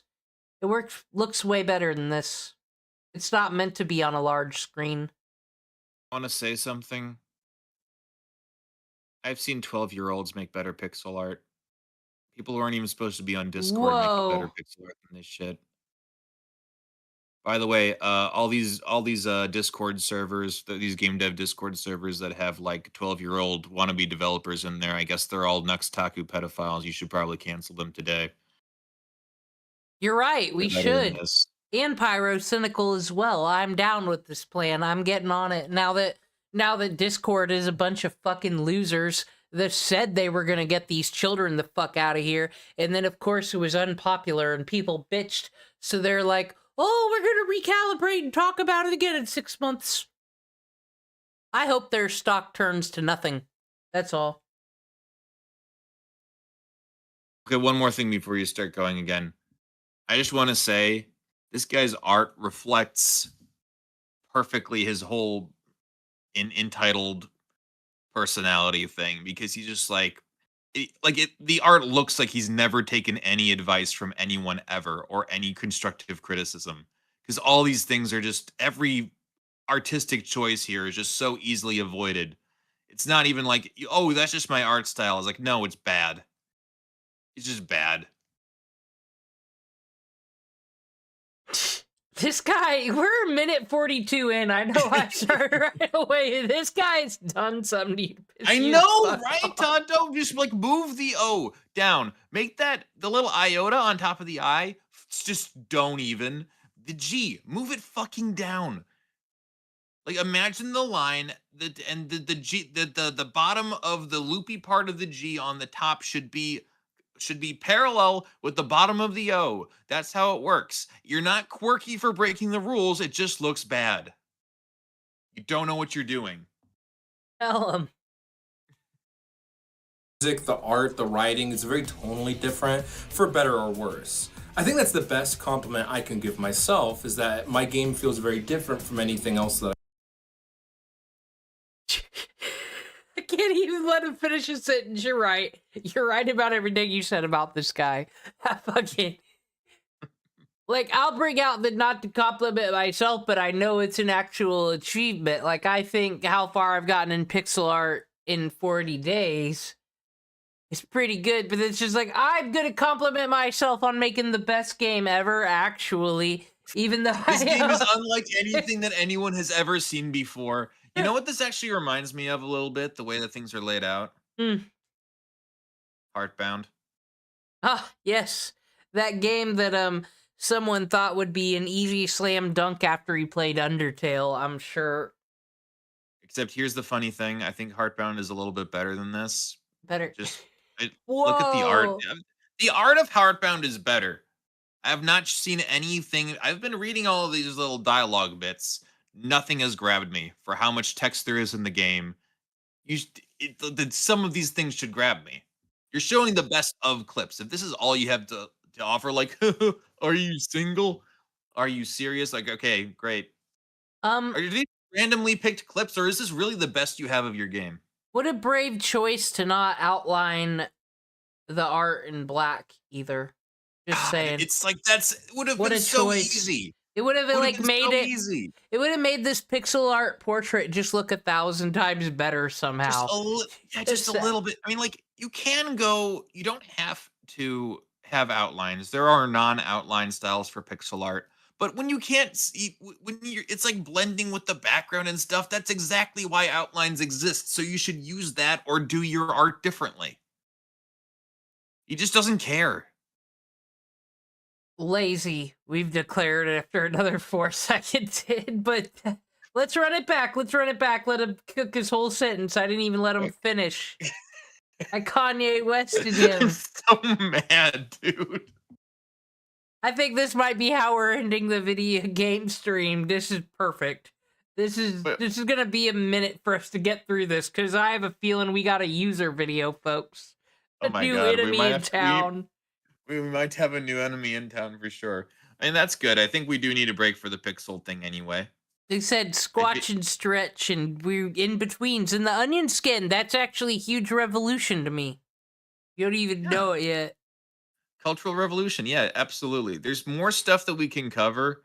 So, yeah, I can finish this the curriculum, and just next time you want to do a stream like this, let me know. I can try and make myself available if you give me enough of a heads up. I'm also intending on got the usual variety streams because those are just fun, but gonna do Metaphor soon. I keep hinting at that, but I need to play more video games because that'll also help bounce back into the pixel art, some more inspiration, getting me video games. Ironically, I need to play video games to get me going on video game stuff. Insane, That makes I sense. know. That gives. I mean, are you being sarcastic? You're very deadpan. Sometimes it's hard to tell. Like, you would think that doing a fun activity like playing a video game wouldn't be a productive thing, but it actually is in this case. This is the case where it is. Absolutely. No, for sure. It's like an artist must look at art, a musician must listen to music, and a game developer must play video games. Just the way it be. Don Draper must watch television and movies. It's the same thing. It's work. Tonto's still struggling to see how this guy didn't win Game of the Year, and I think we'll find out in this video. He did. It was this game won Expedition 33. Congratulations. Excuse me, do you think it's a good idea to get close to them all? All right, let's go. That's the best. And just like everything, it's just like, what is there's just so much smugness for stupid lines for every single character. It feels like, oh, I might have to play this. Can we play this on stream? Yeah, this might be a good one to play. Is this one of the ones I just like found randomly because it was posted within the this was on the playlist you gave me. It's number 2. Oh, what a fuck. I didn't even know it was this bad. My game What a failed fucking poll. by Walker with 3.3k views from 4 days ago. So yes, this is a joy. This is a gem right here. We're not even 2 minutes in. No, he's pissed you off. He's insulted your career. He's insulted my intelligence he's by thinking that he can, by calling this like the most original, awesome game ever to give himself a compliment. He's insulted your gender, and then he also opened it up. Just by sharing it with me. He opened it up by saying his game's a piece of shit, and he is too, and still, he's like, contradicted himself. It feels like he's saying that so that we don't call him like an arrogant prick. That's what it feels like. Everything else he's said is like very arrogant. Very, very pirate software, if I must say. I think this is very much, at least we're not yelling at Sega from Europe over there to go fix their microtransaction rules. Oh yeah, I forgot about that one. That was a good one. All right, we gotta let him go. Best compliment I can give myself is that my game feels very different from anything else that I've seen. Often when writing or drawing characters, I think to myself, what's something I haven't seen before? I want to see stories or characters go through moments I've wanted to see in other games. Okay, I hate to pause on him again, but Tonto, please don't be plotting a crime in my chat if you're gonna transition, because I know how you're gonna do it for free, and that's to go to Indiana State Prison. Don't do it. Or other movies, titles, etc. And I think whenever you create something, that's usually a really good starting point. Now, I want to get out of the way the biggest issue many game devs struggle with, marketing. Look, I'm not going to sugarcoat it. I wasn't really... That's the problem. It's just like, I love it every single time where they diagnose is like, this is obviously the thing that's wrong. And it's like, no, it's not. That is not your biggest problem. The fact that you can't see that it's not your biggest problem is the biggest problem. You can't see. You're blind. You're blind to your own work because you don't want to hear criticism. You don't. And what's the result? Mediocrity. And cringe. This is the next Five Nights at Freddy's, I've heard. I don't know what you're fucking talking about. Mysterious Mystery is also really fucking funny. I'm so clever because it's like redundant. So like, wow. Back when I was like in the 3rd grade and I was like, I'm gonna be a writer one day like J.K. Rowling, I would get notebooks and I would be like, this is where my novel's gonna go. And then I would like write 2 sentences and give up. But I had one that was just labeled The Story of Power. My 3rd grade novel up in here. That's what this reminds me of. Surprised the game didn't get into 5-figure wish list counts because often I wasn't having success showing off fun clips. Oh god, look at this, look at this. Dakota is everything I want to be in life on r/indie-dev. Who wants to bet that he's the one that posted this and he's sharing this Reddit post about my game? You got hundreds of views, but no interactivity. Wait, no interactivity. Okay. Interactivity isn't even the right word there, but whatever. There's your one default upvote. So he did screen cap his own post on r/indie-dev. This whole thing exudes 2012 energy, indeed. Or concepts and designs. Some people would like it, but I also got a lot of downvotes on stuff like Reddit with no explanation. Sometimes I would... Well, we've all been there, sir. Join the fucking club. Comments that asked me to stop posting about it, and I had the mindset that I was annoying people and I didn't want to spam people with ads. But going forward, I've learned to not really care as much about those people because they're...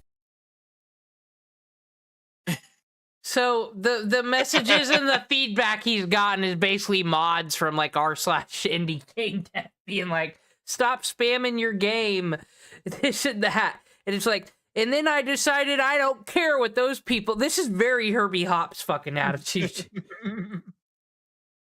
But is this fucking animation over here, speaking of animations, is this guy... It looked like he was jacking off. Yeah, with the fucking arm motion here. I don't like that. It makes me uncomfortable. There's this thing that's called secondary action that's later on in the principles. And that secondary action, it's conveying that information. And I think it was just supposed to be like a just like some slight shuffle, but unfortunately, yes. And we are not going to be the only ones to point that out. Anyone who will ever let's play this game or stream this game, I guess don't let's plays anymore. Anyone who will stream this game will say the exact same observation. Whenever there's a potential thing to point out, is he jacking off? They absolutely will. You must be mindful of this. They do, every single one of them. They weren't very mindful. I'm looking One at arm it now. stronger than the other. You know what joke they're gonna make. And I had the mindset that I was annoying people, and I didn't. Yeah, make sure you say it. Don't spray it with your cock juice. That's my takeaway now. Because this little thing, this black wire bouncing in the back there, that makes no sense actually. For that animation to be happening, but for the headset and the wire over here not to be moving. So by it moving back and forth, it does the wrong type of squash and stretch over here. We're learning principles of animation today, indeed. Don't say it, don't spray it. I don't want to spam people with ads. But we're getting this game, we're playing this game on stream. He's gonna make $1 off me. What's it called? The mystery of power? Mysterious mystery. No okay. Story of How power. could I forget? It was mine. going forward, I've learned to not really care as much about those people because they're probably not going to play your game anyway, you know? What's also nice is that I've also grown. Okay, the whole wire's moving, but like, it makes no sense. Why would it? If nothing's going on with the headset or the head. Okay. The jacking is just so furious. It just affects everything around it. I see. As a creator, so that also should naturally be helpful. I've also had a few extra tactics, but those will be a surprise for me. Off in front of him. I'm sorry. She's in one of those. Well, we did watch a fraternity. Dude, wash your hands first. Gross. Fraternity simulator. While the game didn't have a vast amount of players, there were enough to get a general sense of what the audience thought. And that's usually a great place to start, seeing each individual thing and seeing how people reacted to it. First things first, what most people normally noticed, the pixel art. Now look, I'm not a great artist myself. So stop judging him, ableist. It's not like other games with bad art are bad. Look at Undertale. So if Undertale can have bad art and be popular, I don't see why you're all complaining about mine. Is that your official prediction? Yeah. Do you think that's where this is going? Okay, I'll let it cook here. See if you got it. I've never claimed to be. I like my art, and I'm really proud of what I'm able to make in Mysterious Mystery. Not everyone has the talent to make great art, but that's okay. Yeah, you said that. Hey, you don't have to make good art to give people a good experience. Having pretty visuals does help a lot. A good game will always shine through, but you make it a lot harder to be appealing when your art isn't the best. I think the art from an objective standpoint, I think a sprite you really gotta have your art shine through. It helps gives them a good experience. Just if you really listen to what he's saying, he's misspeaks so many times. point is fine. The biggest thing I really enjoy about it is being able to do the animation. I was told by someone a year ago or so to make sure that things are moving on screen. And a way to kind of boost the quality was to make sure the characters were animated. This way, while the art may be simple, it's more expressive. Many visual novels will use stills, so this helps Mysterious.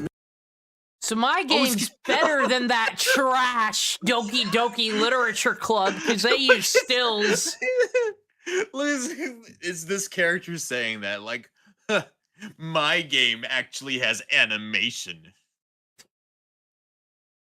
Like that garbage.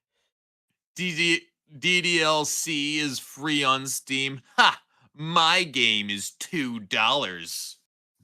Oh, hey, so you won the prediction. It wasn't Undertale, but it was another indie game, but basically this one sucks. Though. It's an excuse. I wasn't predicting Undertale specifically, but yeah, using another game as an excuse to have bad art in your game. Yes.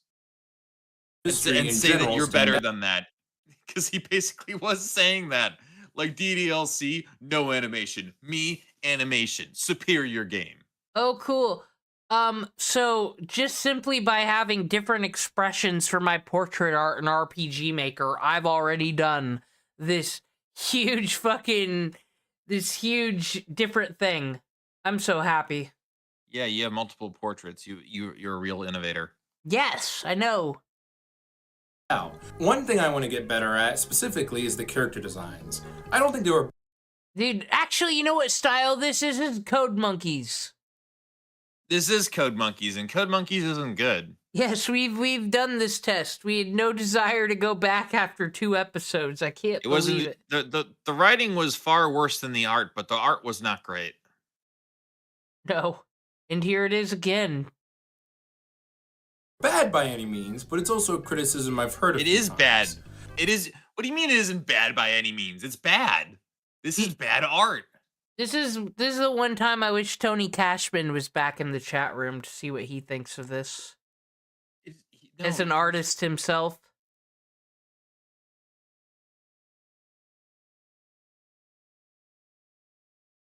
From a simple example, they need to look good as just a silhouette. If you can tell who it is from just that, it usually means they've stuck out well.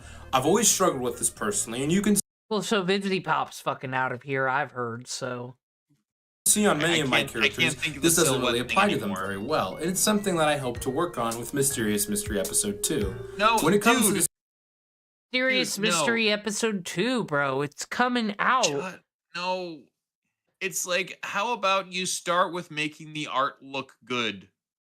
But that's the thing. He doesn't see the problem. And I think he's getting validated by too many other people. And then he's not listening to criticism. Like you could say, okay, yes, some of it is stylistic, but everything is just so straight. Like there's no depth. It's ridiculously flat. And just the crappy noodle arms with no I'm sorry. Like I said, I've seen 12-year-olds do better pixel art than this. It's like, sure, there's style is part of it, I guess, but there's no appeal. You gotta, if you're gonna go for something like weird and stylistic, have the appeal be somewhere. It's not in the art, it's not in the gameplay, it's not in the story. I haven't heard any music from it, but I based on the track record, I wouldn't say it's great either. So like, what will make people want your game if you've made everything unpleasant and, well, I'm not really an artist. It looks fine. I'm not really like a game developer, but it's not really about the game. Like where are we drawing the line here? What does your game have to offer other than being original? Quote unquote. Well, you see, some games use still images. That's the difference. You're right. You're right. I'm really glad that wire in that guy's headset was moving around on its own like a goddamn tentacle monster. Yeah, For no reason. Yeah, that was for solid. absolutely no reason. Yeah. stuff such as music, I'm generally really happy with how the music sounded. I think it sounds good, if not some tracks being great, but often nothing was really too memorable.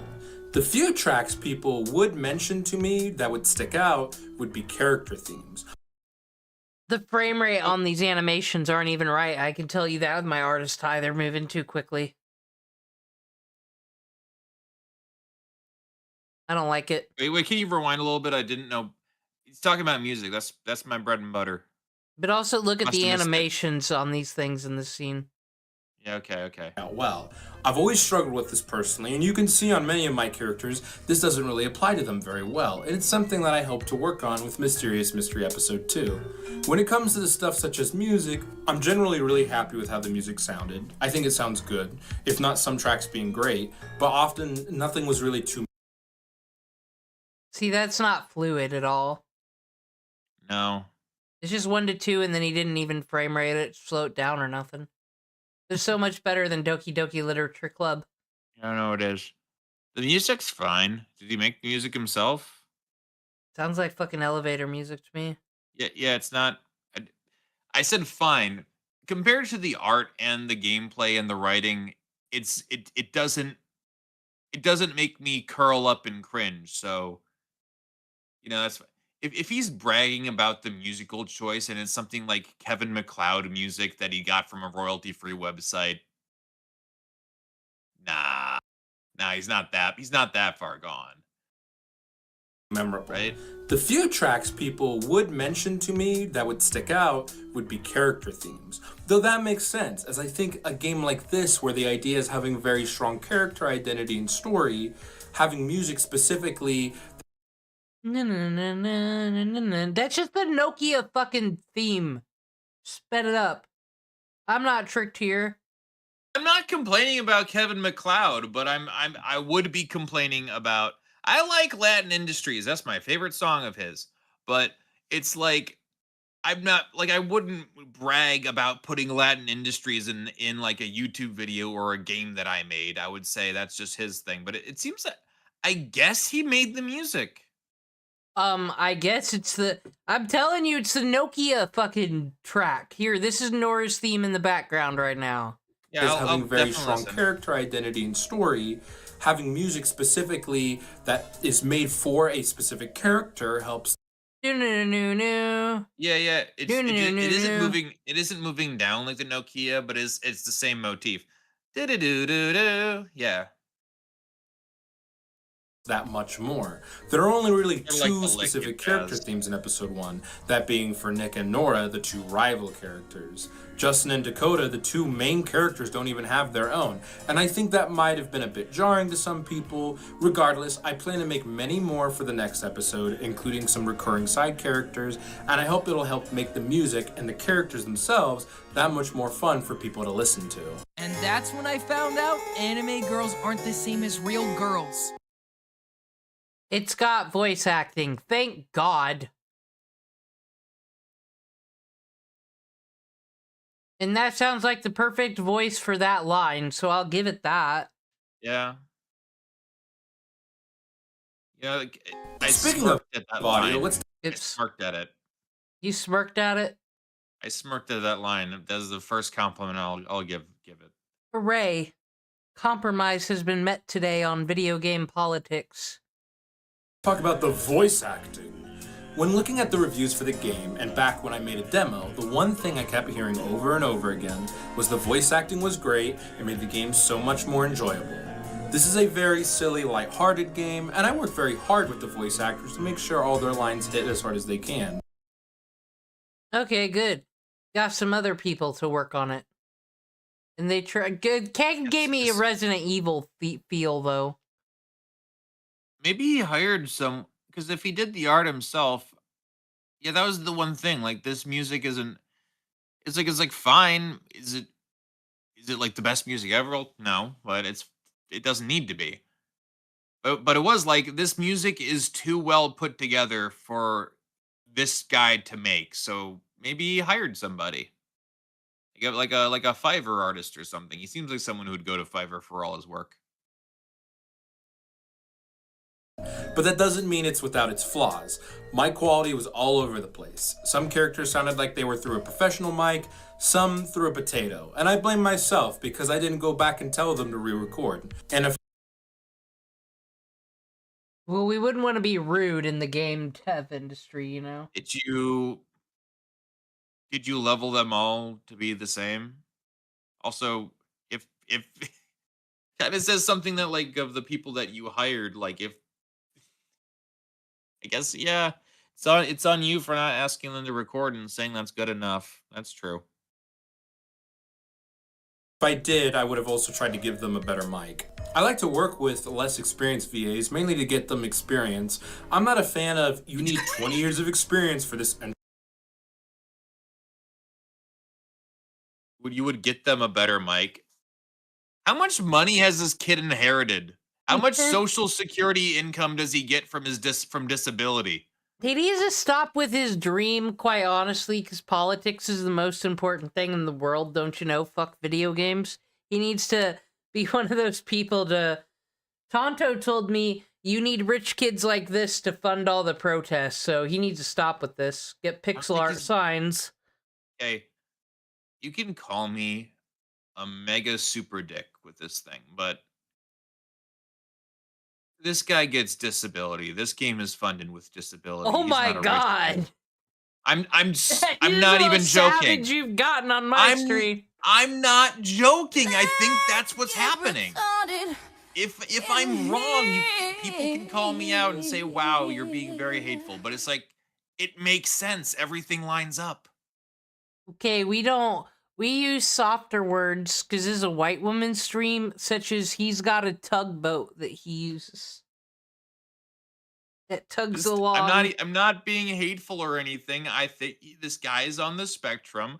He sounds like an adult. I think this is funded with disability. There's no judgment there whatsoever. This is just an observation. Yes, I think this Everything is else funded is judgment, but not that one. I just love the idea of fucking scrolling down the Steam reviews and seeing I think this video game's funded with disability. That's a fucking... Okay, chat. Am I completely like off base here? I think it's more likely that this is funded with disability than he's a nepo baby. Just saying. Okay, this is the bet. This video game, Mysterious Mystery, is either the mystery is really, is it funded by disability or inheritance?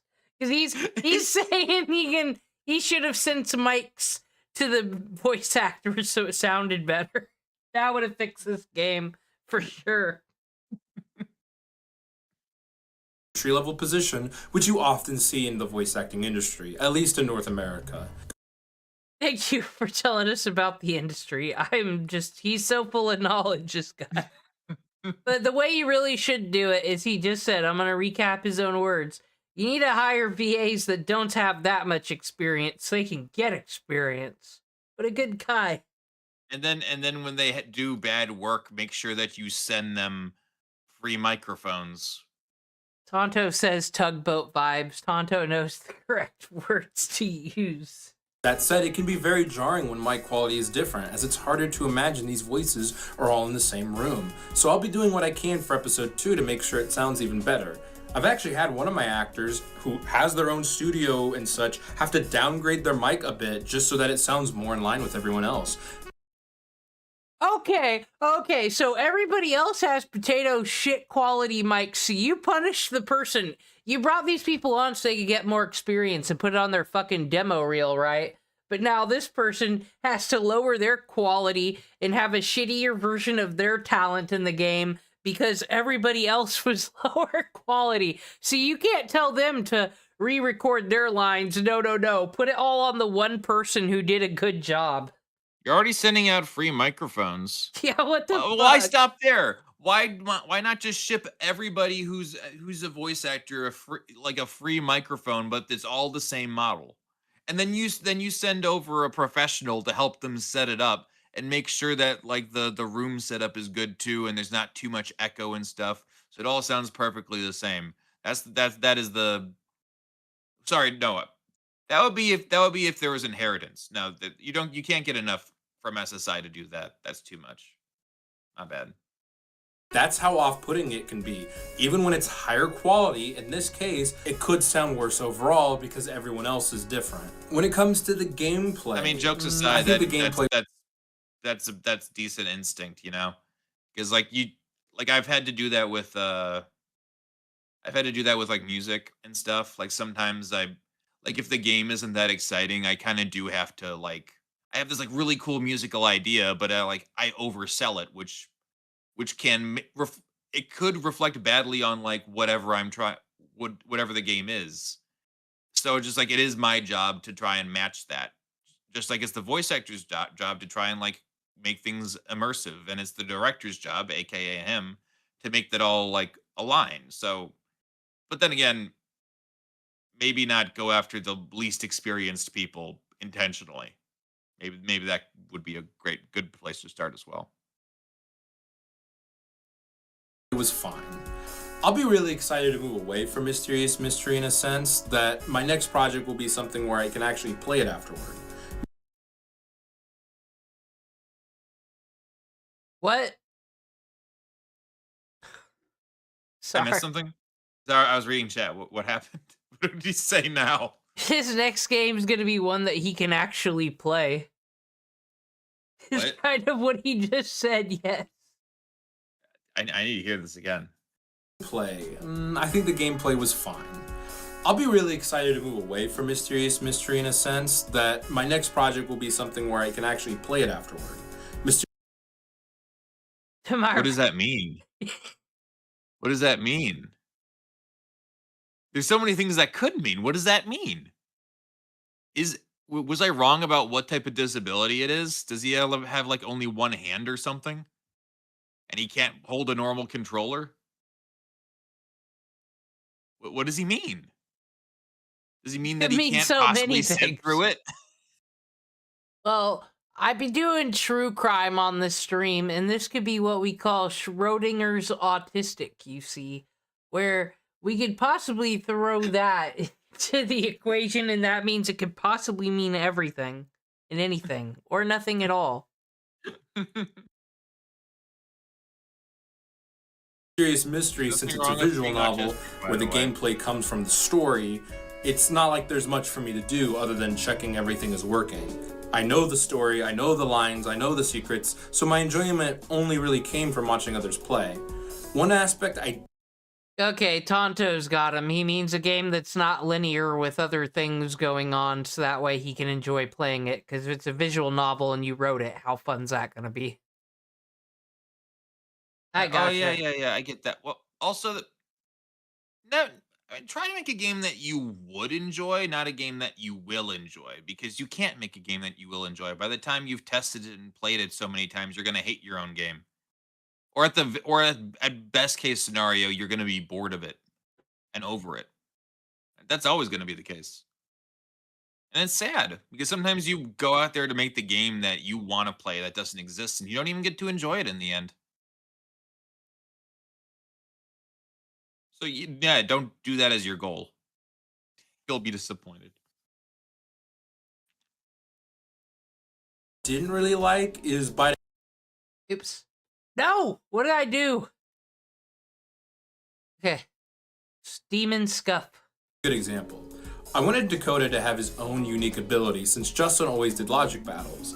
I decided on the idea that he can do emotional battles, which was nothing more than Dakota telling you an option to select. Genuinely unfun game design and is so awkward to read as it comes off as very unnatural. Granted, Dakota himself is not the most socially aware, but it didn't come off as intentional for Dakota's sake and more just, again, like I said, biting off more than I could chew. I like the idea of characters having their own gameplay quirks, but with more characters being playable in episode 2, I thought really hard on it, and afterward I thought, you know what, I don't want to go extra and be like, this is gimmicky, this breaks the pace, and when looking at games like Ace Attorney that try to do this, I think they nail it the most when it's just those slight different tweaks from the usual gameplay, rather than something wholly original. In the demo for Mysterious Mystery, there was a mechanic of using logic to fuse evidence The problem together. is that his game is too original. Can't forget. Yes, yeah, that is the problem. I like how out of all the video game references in this here game devlog, Phoenix Wright has come up twice. I mean, it does look like there's some kind of like mystery element involved. So I think there, yeah. And I saw like a little prop thing up in the corner, like is like, oh, is that evidence or something? So I think they are kind of going for a Ace Attorney thing. Seems like the Game Maker is a strange option to do it with. I would actually think RPG Maker would be better for this person. Wait, is this RPG Maker? No, I'm saying it would be. No, it might be. I was just looking at like the dialogue options and stuff, and like it could be. What about Woohoo Tonto? Yeah, because you're a hero defending this person. Investigations duology, but making the programming was very difficult and it had very little payoff, and not many players enjoyed it. I have a new outlook in general when it comes to designing episode 2. Unless you guys disagree with it, in case let me know, I'll change it. This game is supposed to have simple gameplay. It's not meant to be complex, it's a visual novel. Do not bloat it. I think the other part of the gameplay sections, and what I would call the meat and potatoes, what I've learned from, is the logic battles. I think they were fine overall, but it's clear it was one of the weakest parts of the game. In my eyes and a lot of players' eyes, what I mean is most players got stuck or got confused to some degree. Basically what you do is you get certain statements from someone and you have to use evidence to contradict them. This requires a bit of thinking, and I expect some people to get a little stumped. Thinking should happen, but balance is always very tough. Some testimonies were way too easy, while others were much weirder with their phrasing and made them a little more difficult. Logic battles have come a long way. For example, you used to not be able to go back to a previous statement or check your evidence. You just had to know what your evidence was. But I think the general loop is fine for now. My only real thing is the balance. I have to guess what I can reasonably assume you as the player can figure out. And then often it's a toss-up. I think you can break it down for you. I think he wants to find criticism for people who are fans of his game. But if you're not a fan of his game and you say a criticism, then you're just a hater. How do you tell the difference between a hater and then a fan with criticism, you ask? Well, it's simple. One of them is on your YouTube video. But if they're on Reddit, and they say that the game looks bad, then you know they're a hater. Basically, if it's anything that you don't like and it makes you feel bad about yourself, they're a hater, so don't listen to them. They probably wouldn't like your game anyway. This is only 5 minutes. That can't be. Now we're 8 minutes. Yeah, accidentally. I was doing something in sprite actually, and God forbid my mouse be on the other monitor. Oh dear. Okay, so we I think it was yeah, we're on there. To not be able to go back to a previous statement or check your evidence. You just had to know what your evidence was. But I think the general loop is fine for now. My only real thing is the balance. I have to guess what I can reasonably assume you as the player can figure out. And then often it's a toss-up. Some people just do not get these types of games, even if they enjoy them. Some are very quick to find out everything, even a little too fast maybe. I think the majority consensus, though, was case 1, while being a simpler case overall, had a better, stronger case. While case 2 had better characters and story, the case itself, the mystery, was a little lacking. And I think about this often. I tried to have a case with many different figures involved in a way that they didn't really make much sense. Not that it was terrible, but it's clear that it's not really about how many moving pieces there are. It's about making sure you can understand what those pieces do, even if it's trying to be a bit more complex. The good news is, I think case 3 and onwards, I've come to a conclusion where the cases can feel bigger, grander, and more complex, while still being straightforward. Looks like she's really getting super into the game. Her mouth isn't moving. And it's a text-based game. Wouldn't she at least read it out loud? She's just staring at the thing. It's just so beautiful, I'm so glad his big-titted VTuber friends got his back. Is this something that some VTubers just do? They just get like a model with huge tits and just wobble around there while playing a game silently? I guess if that's what it takes, I need you to do a fucking enhancement on my No. Okay. I refuse. Find another artist or do AI. Nah, that'd just be wrong. Speaking of my modeler, this thing here is not Anissa Jomha. We're not doing that. straightforward, the game is very linear, but I was pleasantly surprised how many people went out of their way to do all the extra stuff. There's a lot of dialogue in this game, and a lot of it does not add to the progression, but it's just there to entertain you. Every single character reacts to every single piece of evidence. On top of that, they'll also react differently depending on who you're currently playing as. Okay, he is giving himself props, though, for things that is just good game design that anybody else should be doing, That's all. Just, can you believe that different things react differently to this instead of being the same generic dialogue? I really am a good designer. I mean, Three Houses doesn't do that. Yeah, but they've got like a billion other things going on than just a visual novel, Yeah, that's true, that's true.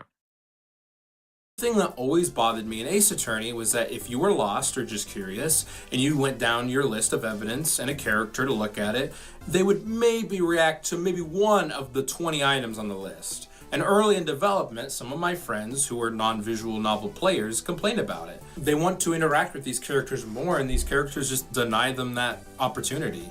Thankfully, since then, it's done nothing but made people enjoy the game more by adding so much extra dialogue. Not everyone wants to explore it in that sense, but it makes me very happy I was rewarded because there are probably over 200 optional conversations if memory serves correct. Granted, it wasn't all perfect. Sometimes a piece of evidence would have nothing to do with the particular person, and I'd have to try to come up with something for them to add to the topic. Do you even use a blender? Why do you feel the need to ask that? What do you think about that audio? Feel the need to ask that? I bet you could never understand what my character archetype is.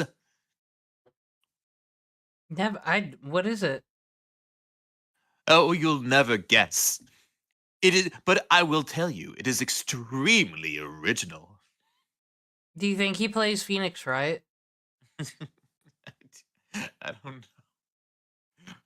It's a good question. But no, you can't possibly. It's too original. Do you even use a blender? Why do you feel the need to ask that? I just figured I should ask since there was one at the crime scene. Okay. Weird. Later on, I started... What'd you think of that poppin' dialogue? Wow. You not impressed? God, you're just I you're don't- Simon I'm- Cowell of video games. You. I don't. I'm sorry. I think Just using them as a... I think I'm getting into a depressive state. Why Games- over this? But Yeah. ads here. I understand. Tonto agrees with you. Like, it's okay. We'll get through this together. Okay. I'm just gateway for a totally okay. different conversation if it was an irrelevant piece of evidence. And thankfully it worked out, but it can be improved. And you can tell sometimes I've run out of ideas. I think that just leaves the general story. I won't spoil anything if you haven't played it, but what I see time and time again is players will tell me the second half is better, which I've always agreed with and think that makes sense. It was written later, you know, the character's better, but also I didn't have to spend as much time trying to get you used to who they are. You can get into their backstories a bit more, some emotional depth, even some character growth. Shortly before the game was released, I actually had a The criticism internal from a friend. monologue of just saying like, this is my character trait, my tragic backstory. I have mommy issues. What she trained me to be selfish. That's how characters work. And now I'm selfish, but I'm mad at her. But I'm still trying to get over it. Oh, what is like? Okay, if you didn't think he was autistic before. Are you still out here with this game is sponsored by disability? I'm just, I mean, yes, that's also true, but it's like, maybe don't make it a dialogue-based game if you're severely autistic and don't know how social interaction works. I'm just saying. Stick to your strengths. Okay. That Justin, as a Not protagonist, wrong. is very unlikable. And even if he does improve later, it's hard to care about that now. It caused me to write some additional dialogue and even some new scenes, not to make him necessarily look nicer, but kind of to explain more why he is who he is, and in ways I hope people could maybe relate to. I had a different friend play through the game a few months ago, and he was not like Friend number two. Friend number two. it at all in the first case. I told him it gets better, and he believed me, but how much could it really get better? It felt really bad for me because I didn't want to feel like he was forced to play it, but he kept on progressing and trucking through it. And I say that because for most people, it was a little better for Case 2, but for him, it changed everything. He went from, I'm only playing this for a friend, to, wow, I am actually invested in what's going on. And I remember when he beat the game, he just messaged me simply, thank you. I'll never forget that for the rest of my life. He didn't give up on me. And that goes for most of my friends. They've supported me over 5 years now, back when I hadn't even touched RPG Maker. Okay, it is RPG Maker. Okay. Okay. I can't believe that my friend finished my game. Nothing's touched my art. Like I said, this is so Herbie Hops coded, though. You're right. Like, this is when So that he's was your crying over. observation. This is when he's crying. Well, you said autistic, but actually, we've Oh, never yeah. had that confirmed on Herbie. Oh, that's true. We don't know for sure. This is very much like when he's crying over everybody at the convention that, you know, pays money and fucking just does normal con things, and he's like crying over it, but how great all these people are. Then we'll still talk about how he's the greatest one that makes it all work. And yeah, I did get, that last one right there was very much fishing for a sentimental moment, because I saw characters do that in a Disney sitcom once. So this must be how emotions work. So just like, wow, I will remember this to the end of my days. It's like, will you though, or are you saying that because that's what you think you're supposed to say? I don't think you give a shit. Which is good, because you shouldn't. That should be a neutral response at best.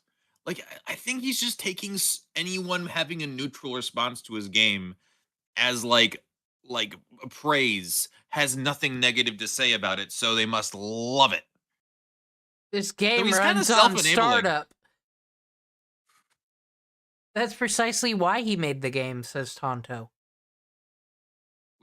Which one? This one. I know, like what part? Sorry, we've gone so many places. I don't know exactly what he's referring to. The autistic social interaction bit? I think so. Yeah. Well, it's not like delving deeper into his fantasy world is going to make him better at talking to other people. But I don't know. And my games were much worse quality. With episode 2, I'm trying to do something bigger than I ever thought possible for someone like me. And it's thanks to many, many people who have shown love and support for what I do. I think game devs quit often because they see that they... Man, we get to see version 1.0 here, though. Whoa. I guess it did improve. Yes, he went on a journey, some would say. So this is an RPG Maker game. What do you think? Better than Sims 97? I want to vomit. I don't know why.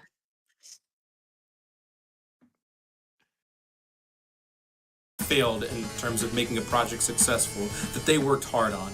But for me, I just see it as this chance to grow, improve, go beyond expectations for the next time. Not really fun if you beat a game perfectly on the first attempt, right? You hear all of these stories about people, making it successful, making it big.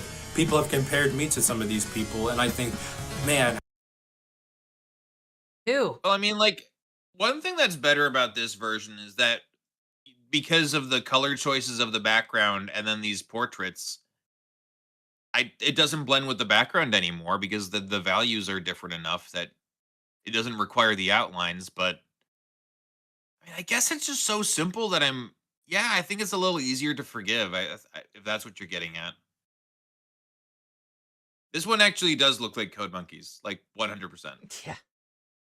This character here on the right gives me like fucking Terrence and Phillip vibes. Its animations. How did I not get to where they are? But there's so many people you don't hear about that didn't make it, that quit after their first attempt. And most of those people will never give it a second attempt because they're scared of failing again. That's why even if my next title fails, I'm not giving up. I love what I do, and I love entertaining you guys. It means the world to me, and if you have a dream of your own, hold it close, hold it very close. Maybe even give it head pats or something, I don't know. Because that's what I'm going to do. And hopefully I can look back on this and be like, head pat? I did it. Okay, dude. So, that's Mysterious Mystery. I think we're gonna try that game on one of these RPG Maker Monday streams when we bring that back into full swing. This was a bit of the series though, learning on the pixel art, and I got a whole bunch of ideas to improve with. Give your idea head paps. Yeah, it's autism. Yeah, that's exactly what I plan to do with the stretch strategy. You know the wildest thing? If this guy had a different game in the background, if we didn't get to see what the game was like and you could just put anything in there, he wouldn't be too different than the other devloggers we watch. The majority of them. He's just saying all the same things, but a lot of, I mean, not all of it for sure. Like there's a lot of the criticism response and stuff like that, but in terms of like all the character flaws, like everything is the exact same. Oh, it's the cope strategy of how like, oh, failure is actually a good thing because one person liked it one time or whatever. Like all that same stuff is there. But when you compare it to this game in the background, it's just like, I think that does a lot of the heavy lifting and makes us seem like, yep, autism. I don't know. I'm sorry that that ruined your faith in humanity. That happened to me the other day, too. I get how that goes. But it'll be restored soon, as you get to see beautiful arts and work on your own endeavors that are a billion times better than what some people think is good. Well, I mean, one thing is he finished a game. I have not done that, so Well, no. you consider, like I said, wasn't it better to have quality come out? I guess. Or Yeah, be yeah, you're Sonic right. 06 and put it out before Christmas. Did the people who make Sonic 06 make a game? You're right. I mean, like, how can I throw? How can we throw so much shade? They've done more than us. Do we even have the right? Yes. Okay, Because cool. we're consumers. That's true. We're consumers. We're judging it as consumers. We're like a reviewer doesn't need to know how to freaking make a movie. It's true. Low Tax didn't need to know how to box to fight that guy who thought he could make movies, and that had nothing to do with anything that you just said.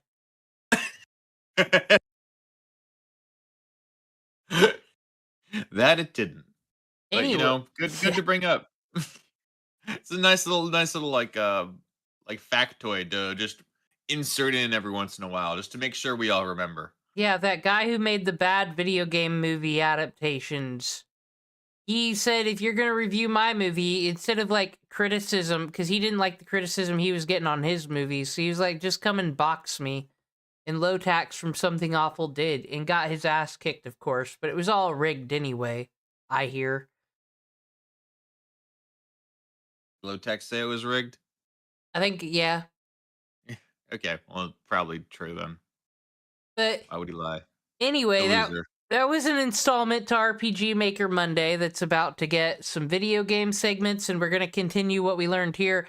Learn some very useful techniques, and we've seen how my pixel art skills have just exploded since the last of these tutorials, where I went from 0 to 100 thanks to the words of PewDiePie.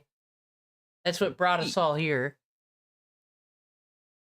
If PewDiePie can learn how to make an anime girl, so can you. Yeah, what a coincidence. That's usually my best pixel arts are anime girls.